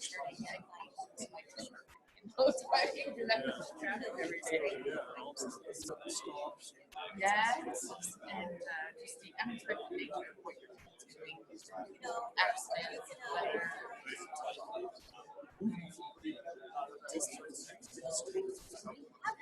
I know East times. I came back from a meeting 2 weeks ago, and they said, on the eastbound side of the sea. Terrible. Oh, it's terrible.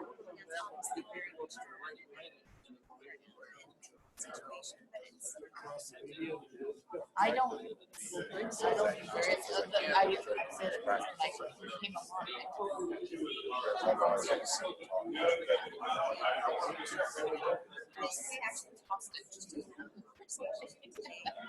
Yeah.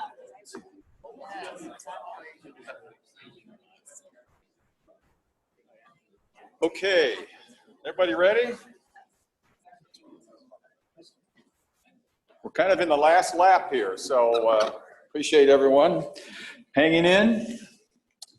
So we're going to start up with the customer, consumer, legislative perspectives for broadband. And Randy Gaines from Idaho State University is going to facilitate and be the head of that panel. I'll try to get us back on track here. Thank you. I don't think all of our participants are here, but those that are, hopefully you know who you are. This is obviously an important voice we need to hear. And I'm going to make it hard or easy on you, depending on your perspective. I'm going to ask that you, as we go around, you answer 3 questions. The first one, your perspective kind of on the ground level of what is the state of broadband access for your company, your constituents, your employees. What are there things you have done to improve broadband access? And then after that, what are the remaining hurdles you see for your company, your constituents, your employees?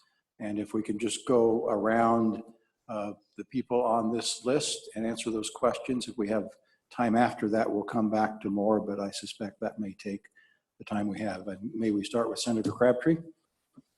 All right, be glad to do that. Thank you. Start off with the current situation. I feel a little like a Neanderthal man wandering around New York City with all the knowledge around this table and the situation that I have from the people that I represent. Our concerns are not whether we have 1 gig or half gig access, it's whether we have any access or not.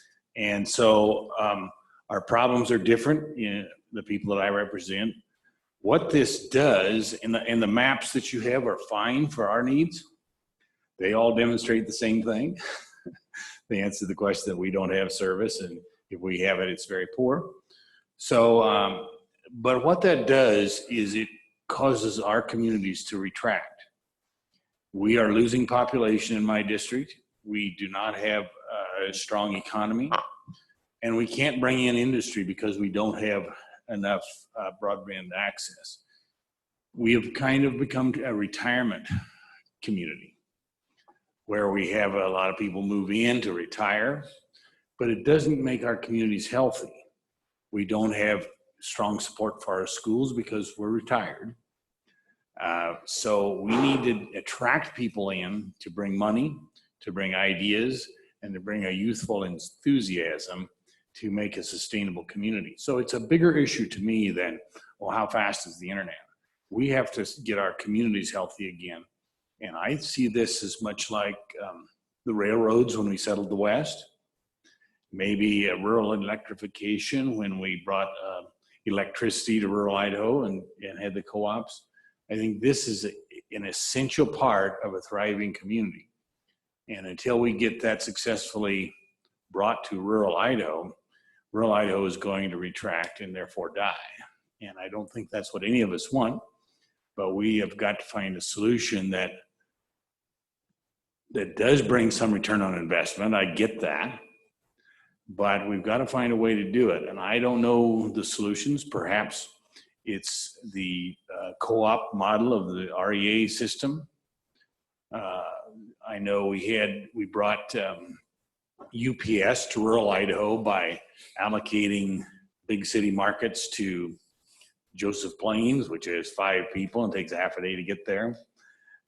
So there have been ways of doing this allocation to make a return on the investment, but still serve the rural parts of our state. So we've got big things to do. I'm not sure I have the solutions on how to do it, but I know we've got a lot of people around the table that are much better at this than I, but I can certainly identify the problem, and I think you need to put it in perspective of where we want rural Idaho to be.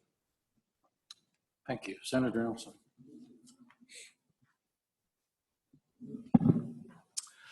Thank you. So I represent Latah and Benoit County, and it's a little bit of a mixture in the state. I echo a lot of what Carl says for Benoit and rural Latah. It's rural access is not very good. It's hard to get businesses to move in. So it's really a fundamental economic development issue. We really have to have better infrastructure there to pull businesses in. And even more than businesses, to have remote workers come into those. They're attractive places to live. If we can have strong and vibrant schools, we get folks living out in the hills of that area and coding and whatever. When I first moved back to Moscow in the late 90s, there was and there still is a community of coders who were out and around, and it always depended on where you could get that DSL line or an ISDN connection, or where First Step was doing decent wireless connection. So I think it's very important there. The other state of our community is around Moscow and the University of Idaho, where there is pretty good connectivity, and it's really keenly recognized for economic development there, but I think we do better on infrastructure there. Your second question is, what have I done? I guess the best I can say is I got elected last November, and I'm trying to work on the problem. So give me a little time on that one. I hope I can help here. And what's the third question? What are the remaining hurdles, obstacles, barriers you see? Well, I think this ROI is the obstacle to me. We got to figure a way to pay for getting backbone or whatever the technology is going to be to some of these rural areas, and define how far out we're going to go. I mean, it's never going to pencil out in a pure term to stick a fiber cable to this farm that's 3 miles down a gravel road, and we need to figure a way how to distribute that cost. So in rural, I think that's the big problem is how do we share the cost to supplying it for that whole area? Thank you. I can't read all the names. I don't think we have anybody left on this side of the room. I see Steve down here. Do you want to start there?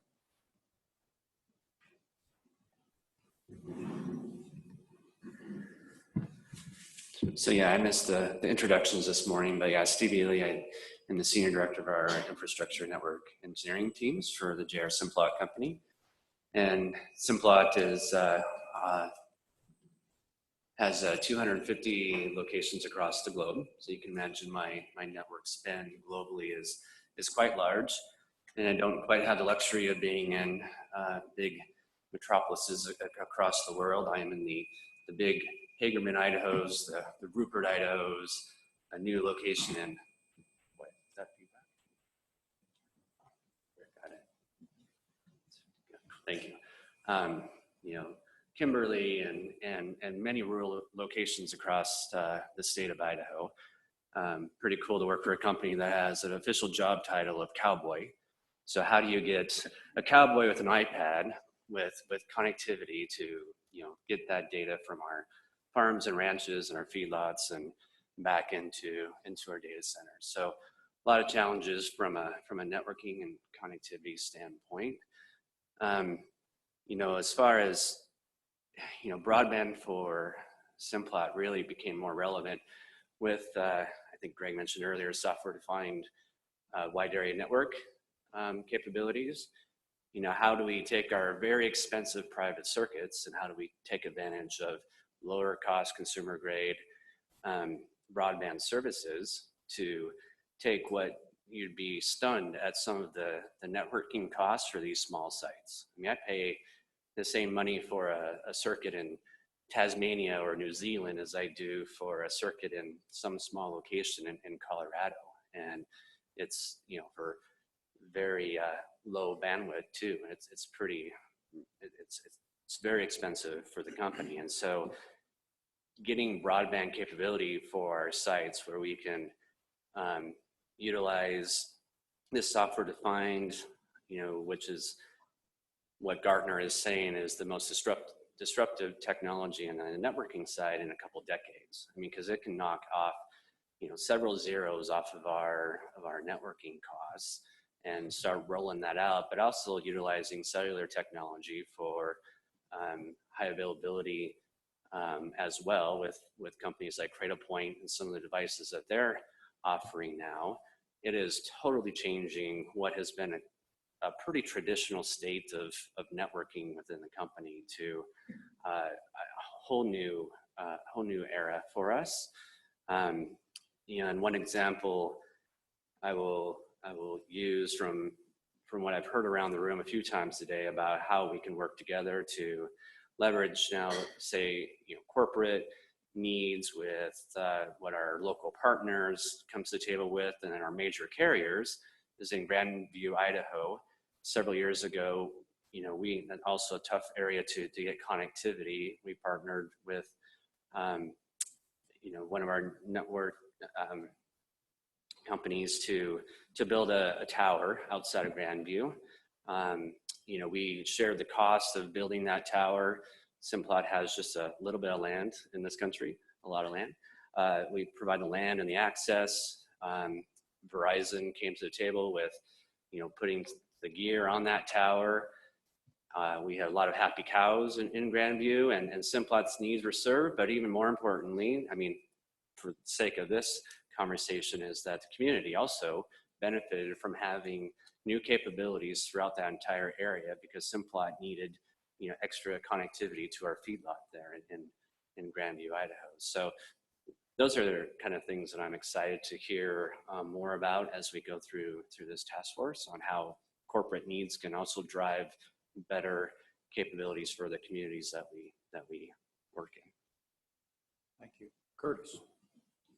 Yeah, so I'm gonna echo a lot of what Steve just said. There is the same for us. We're a forest group that was formed out of Riley Creek Lumber that was based out of Laclede, and the Bennett family that was in Grangeville in 2008. And I've been a a proponent of all of things technology, what I would call the area between Boise and Coeur d'Alene. It's kind of at least 20 years ago when I started in it, was kind of a black hole that technology forgot.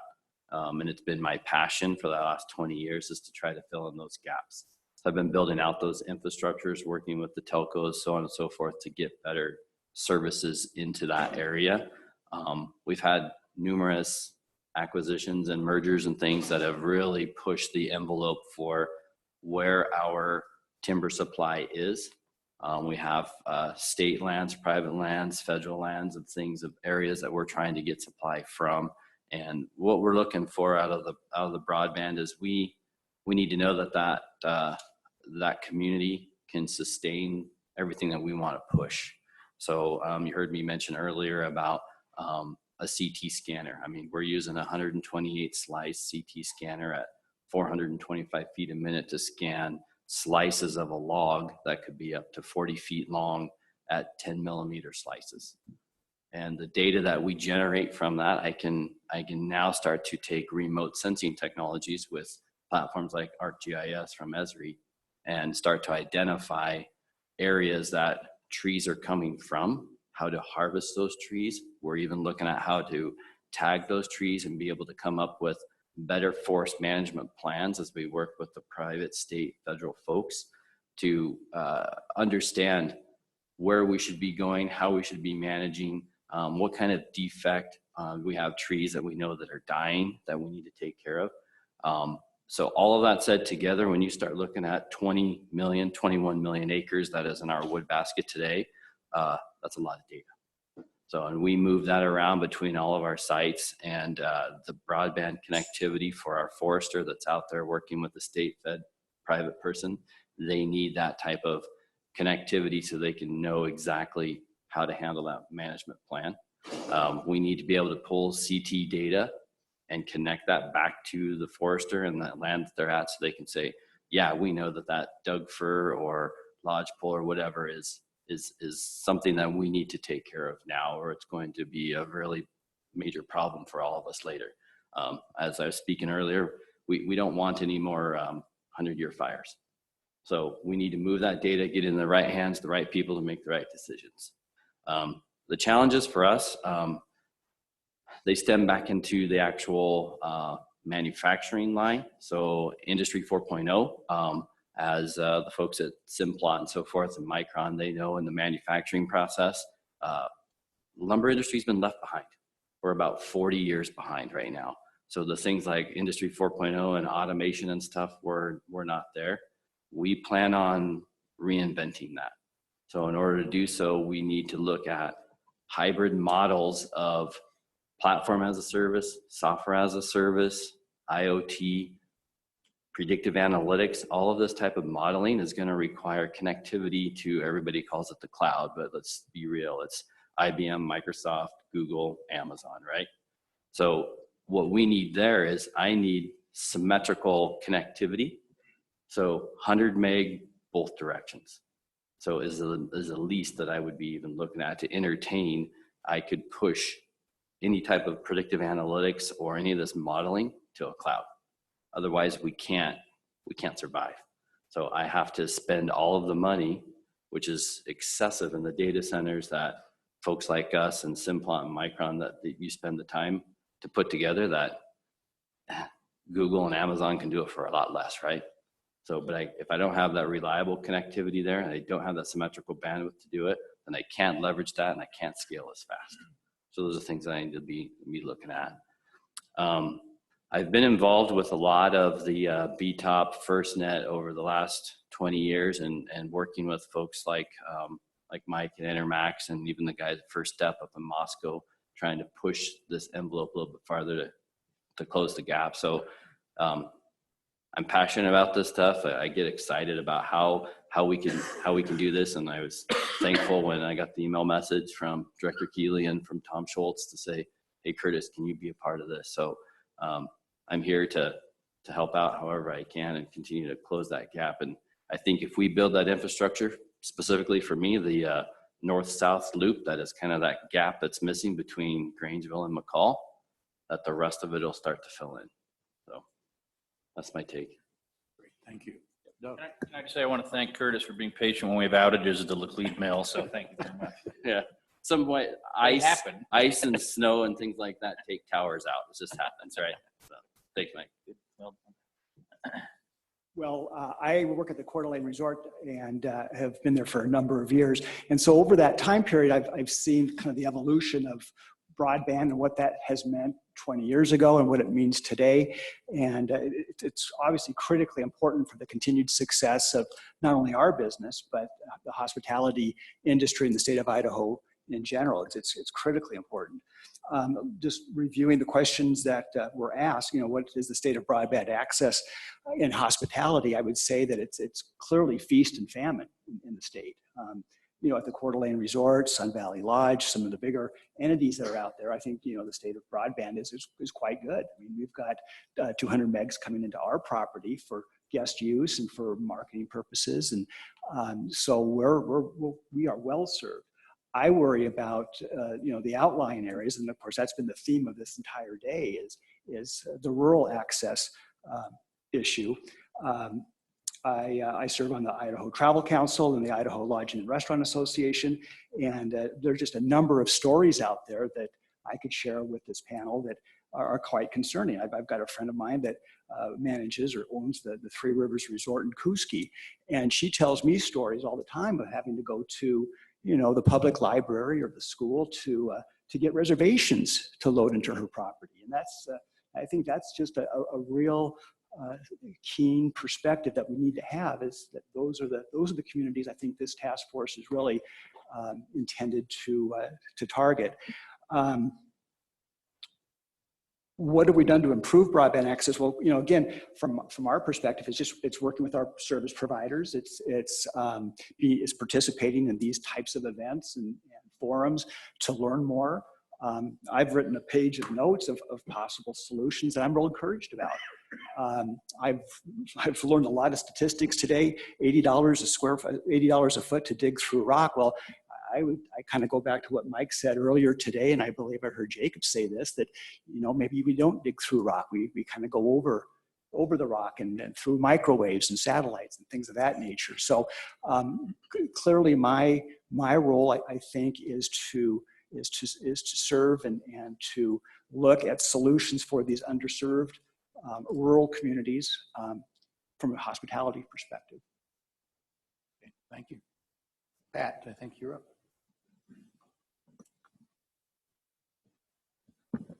Thanks, Randy. Again, I'm with Micron. To answer the questions, how is our access, broadband access? Given we're in Boise, Idaho, and we're a Fortune 200 and almost Fortune 100 company, obviously we don't really have a problem. Any of these providers would love to work with us and provide that service, and do. What's the biggest hurdle? I think it was mentioned earlier. It's all about speed to which we either get new services, and this is worldwide. I mean, we're well established in Boise, but at times we need increase in bandwidth, and it is amazing. I'm not close to the process. Maybe I learned something here today. Maybe it is a lot of government process that slows it down, but absolutely it's slowing the speed of business and the ability to increase bandwidth and to get new bandwidth in place. So I think there is an opportunity there. The other comment I want to make is something I think Michael said earlier. There's one thing about mentioning or measuring the capacity, but it's also latency as well. I sit here and think if Micron were to be open to build an office in a rural area where a lot of where the problems are for Idaho, obviously Senator Crouchy said it well. You have to have broadband access, period, or it's just a showstopper for Micron to get a place there. But for a high-tech company like Micron, if you're not also looking at latency, where you have very high-tech engineers, very smart engineers doing design, where latency is really important, and I think Curtis mentioned it. I mean, if we were to start an office in a rural area, we're not going to go build a data center there. It just would make no sense. The cost is prohibitive. We'd either be looking at the cloud, which Micron does a lot today, or we'd centralize in our data centers that already exist here in Boise. And then that's where latency becomes very important. If you're hundreds of miles away from your data center, you want that experience to be very quick, and again, for your engineers to be very productive from that. So that's probably a very key point that I think only Michael mentioned, but I would echo as well. Did I hit all the questions, Randy? I think so. Yeah, thank you. Thanks. Again, I'm going to echo a lot of what we've heard from our counterparts down here. But at Glambia, we have 14 manufacturing facilities. 6 of those facilities, including 2 R&D centers, are here in Idaho. Our largest cheese facility, which takes in approximately 8.8 to 9 million pounds of milk a day, which produces anywhere from 1 to 1.5 million pounds of cheese a day, is in remote Gooding, Idaho. And our other significant plant is for our whey production is in Richfield. And there is access to those sites, but the sites themselves, the speed is slow or either wireless. And so that really isn't ideal from a manufacturing perspective for performance, security, as well as running our business critical systems. And so a dedicated fiber line is ideal for our types of manufacturing facilities to be able to continue to bring in the technologies that we need. So with the remoteness of some of these sites in Idaho, really where it's starting to limit us is being able to meet the business needs as they look to be able to bring in efficiencies within the manufacturing process. As they look at data analytics, data lakes, we are a data-driven company. As applications move to the cloud, they're looking for technologies, and there's technologies out there, but since our broadband to the sites is insufficient, we're not able to bring in those technologies. And so it is a hindrance to the growth of the company. And so that's one of the key pain points. Obviously, we've heard today some of the, if not one of the major issues besides permitting, is in essence the terrain. And really in these remote locations where Gooding and the Richfield sites are at is the rock. We've recently gone out and done some bidding to see what it would, see what it would take to try to bring in some lines. And for example, we received no bids for Richfield because it is so remote. The last mile to Gooding is actually 8 miles, all through rock. And so just the accessibility of getting that fiber in there and into those sites is quite a bit of the pain points itself. So, and getting to that fiber backbone. See what other, check the questions here. Again, I think I hit what's the biggest hurdle. The biggest hurdle again is our facilities that are in these remote locations, the distance to the fiber backbone, and because of that, again, the cost implications of trying to bring that fiber lines in. Okay, thank you. I'll let you go next.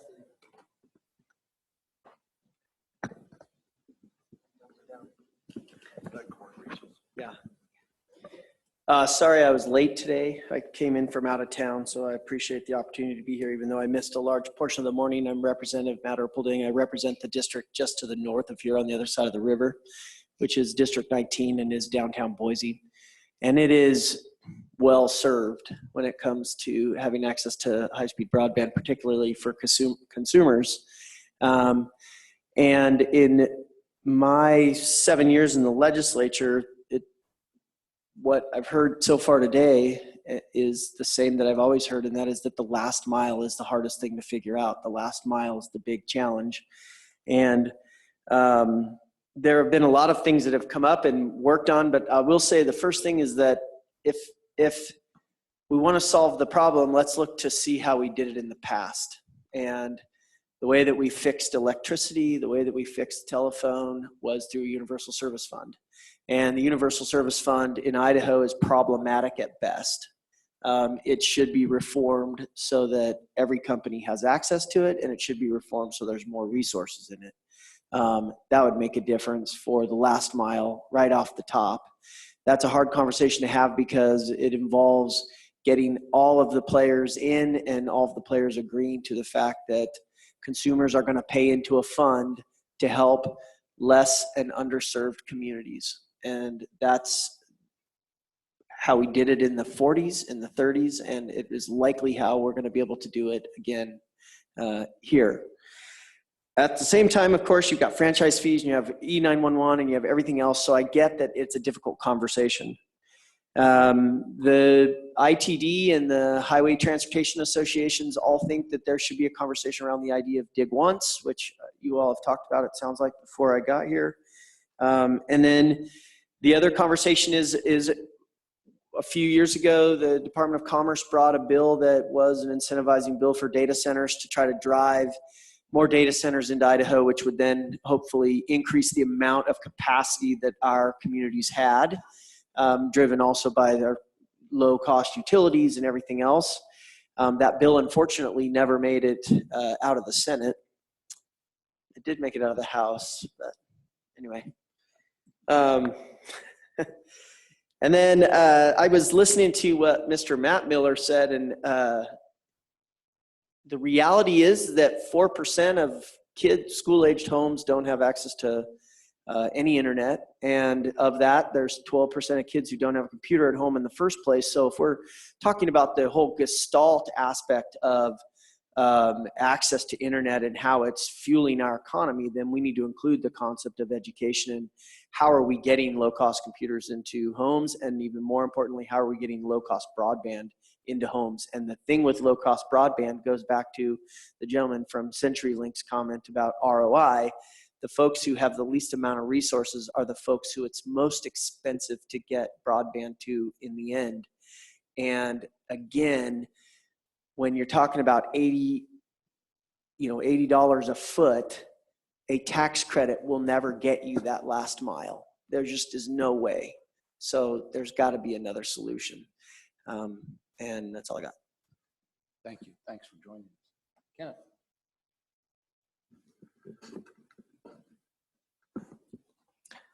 Thanks. So similar to our friends from Micron, HP, is a very large site here with thousands of employees, many hundreds of engineers, and obviously in today's modern environment, design is done across the whole planet, and we need extremely high speeds to communicate video, audio, large data transfers, similar to as mentioned, terabytes of data being moved around. We do have the benefit of being here in Boise, of course, just down the road. So as far as the corporation goes, we get our needs met just fine. I don't know of any particular issues there. As far as the employees go, it's very important that they have connectivity from home. Again, being a global multinational company, we have employees working pretty much all hours of the day and night, and they have to have those same accesses to video, audio, data transfers, and so forth. So it's very important that the employees have access at their house to a high-speed connectivity. I don't know of any particular programs HP runs to help with that outside of to just encourage it. So any other questions? Robert. Thank you, Randy. As you know, I mentioned about Jackson's previously. I would say for Jackson's food stores, our connectivity is pretty good. And I would say the same with our peers here in the local area, Maverick and Stinker. We all tend to be in a lot of the more densely populated areas for a lot of our company-owned stores. However, I would say, you know, some of our we've been building a lot of new stores recently, and even here within the area, like at Chinden and Middleton, we weren't able to get connectivity, so we're having to use satellite. We were going to put our new distribution center there, but there was no connectivity, so we moved it closer to the Caldwell Airport, which is where it is now. But for some of Jackson's other customers, meaning the ones that we supply fuel to that are not Jackson's owned, and we supply groceries to, a lot of them are in the more rural areas. And we run into a lot of problems of just them being able to communicate with us in terms of orders. And in fact, some of them are still on dial-up. And so we have to keep acoustic modems up and running at our headquarters just to receive their orders for food and grocery products. So that's been kind of a challenge. So, you know, we've talked about it already in this forum about how we serve those better. Obviously, some of the biggest things that we need connectivity for out of the retail sites is credit card transactions, which is huge, as well as capturing all the data that we get from the point of sale registers every day, and monitoring the fuel tanks that are in the ground. We monitor them for both knowing when to send fuel out so that the station doesn't run out of fuel, which is very important in remote locations because those folks out there need to have fuel.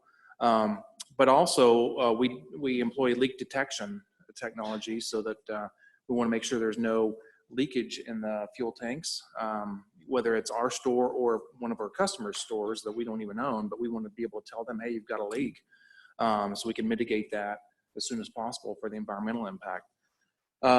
So those are some of the things that we deal with. Some of our issues, the speed of deployment of a new location, you know, working with the carriers. How can we get, you know, new sites up and running faster with high-speed access quicker? Some of our challenges, you know, like I mentioned, monitoring of the fuel service, just getting service in general, not having to go with satellite. That's our least preferred option. Some of the things we're doing, we work with a lot of our carriers in trying to get them into newer areas or telling them of areas we're getting into. Also, since we have quite a big footprint, we own over 500 locations. We are working with some of the carriers on leasing out rooftops for wireless, and I suspect that'll be even more prevalent with the 5G coming. As they're more dense, they'll need more places to put antennas and transmitters. And I think that's it. I think I covered everything. Michael, anything you want to add to the conversation? I think that this has been well answered by the companies. For those who didn't know, Microsoft does have a 40-person engineering office in downtown Boise that is well served by connectivity options. But as Kenneth pointed out, to attract the best and the brightest tech talent, our employees expect to work from home and have 24/7 access to their network. So critically important for consumer access as well. Have I missed anyone that was on this group? Just hiding in a corner. Thank you. I think this was an important perspective to hear. I, for one, had no idea broadband could make cows happier. Director Keeley. Thank you, Randy. And as we get to a closing point here, I know you want to go on a couple more days on this right away, but we're going to have to suspend it for about a month for our next meeting. But I appreciate all the different perspectives and from all different angles of needs, all different angles for providing opportunities to connect. So again, we've finished sort of step one. If we look at meeting 2 up on the board there for a moment, we'll probably get into, again, mapping, and we'll go back and we'll do further context with you and dig deeper and test broadband now and some others. But again, mapping is still high priority to try to understand. We're going to get into some of those areas about potential public-private partnerships with the IRON network, the libraries, the educational systems that are tied together, FirstNet. I think Idaho Rural Partnership is what the IRP stands for. The Idaho Department of Transportation is key. The Emergency Management Network, there's some things going on with John and Brad Ritchie to respond or present to us next time about access or limitations to some of the existing transmissions that are around. Idaho cities, we're going to invite some of the folks that have taken on different approaches, Sandpoint, Ammon, Mountain Home, and the port as well. Give Jane a little bit more time to talk about their approaches. Then bring in a bit of on the broadband transmission options. I didn't know what the right term was, or we didn't know what the right term was in terms of how do we talk about different ways to allow transmission to occur, whether it be power poles, 5G pods, microwave. So we'll try to dig in there a little bit more in terms of what our options might be in terms of facilitating transmission. And then we would like some feedback in terms of who do we bring in to rake over the coals about giving us such bad ratings, and how do we test them on their measurements, and how do we stand up. So I'm really looking forward to any ideas that you folks have in terms of how we can have maybe Ookla defend that we're 47th or whatever our rating is, or others. A little bit further in terms of citizen perspectives, we'll figure that out. And then funding sources is kind of another big open area there. And Joe Bradley's here in the back. He's from USDA, and he's one of our experts for the next round. And he also has a handout back there in terms of some of the sources. We would like any feedback of additional sources that might be available to us that are either federal level, state level, if there's still any openings out there. There's a couple judicial confirmations that are going on with funding local improvement districts. And so that's another key area. If there's another agenda item, please send us an email. That would be great. I want to open it up now to any questions last minute. But before I do that, I want to be sure and thank our team for setting this up. And again, Boise State for helping to facilitate this. Our next meeting is in Twin Falls, and I think it's going to be at either the City Hall or out at the Convention Center. I'm not certain we've selected that location, but Twin Falls. If you can't attend, please have a substitute if you can to keep the momentum going. And of course, there will be call-in, I believe, and it'll be live streaming there, I believe, as well. So I'll pause and see if there's any questions before we break. Thanks again, and thanks for hanging in all day. It's a marathon. Appreciate it.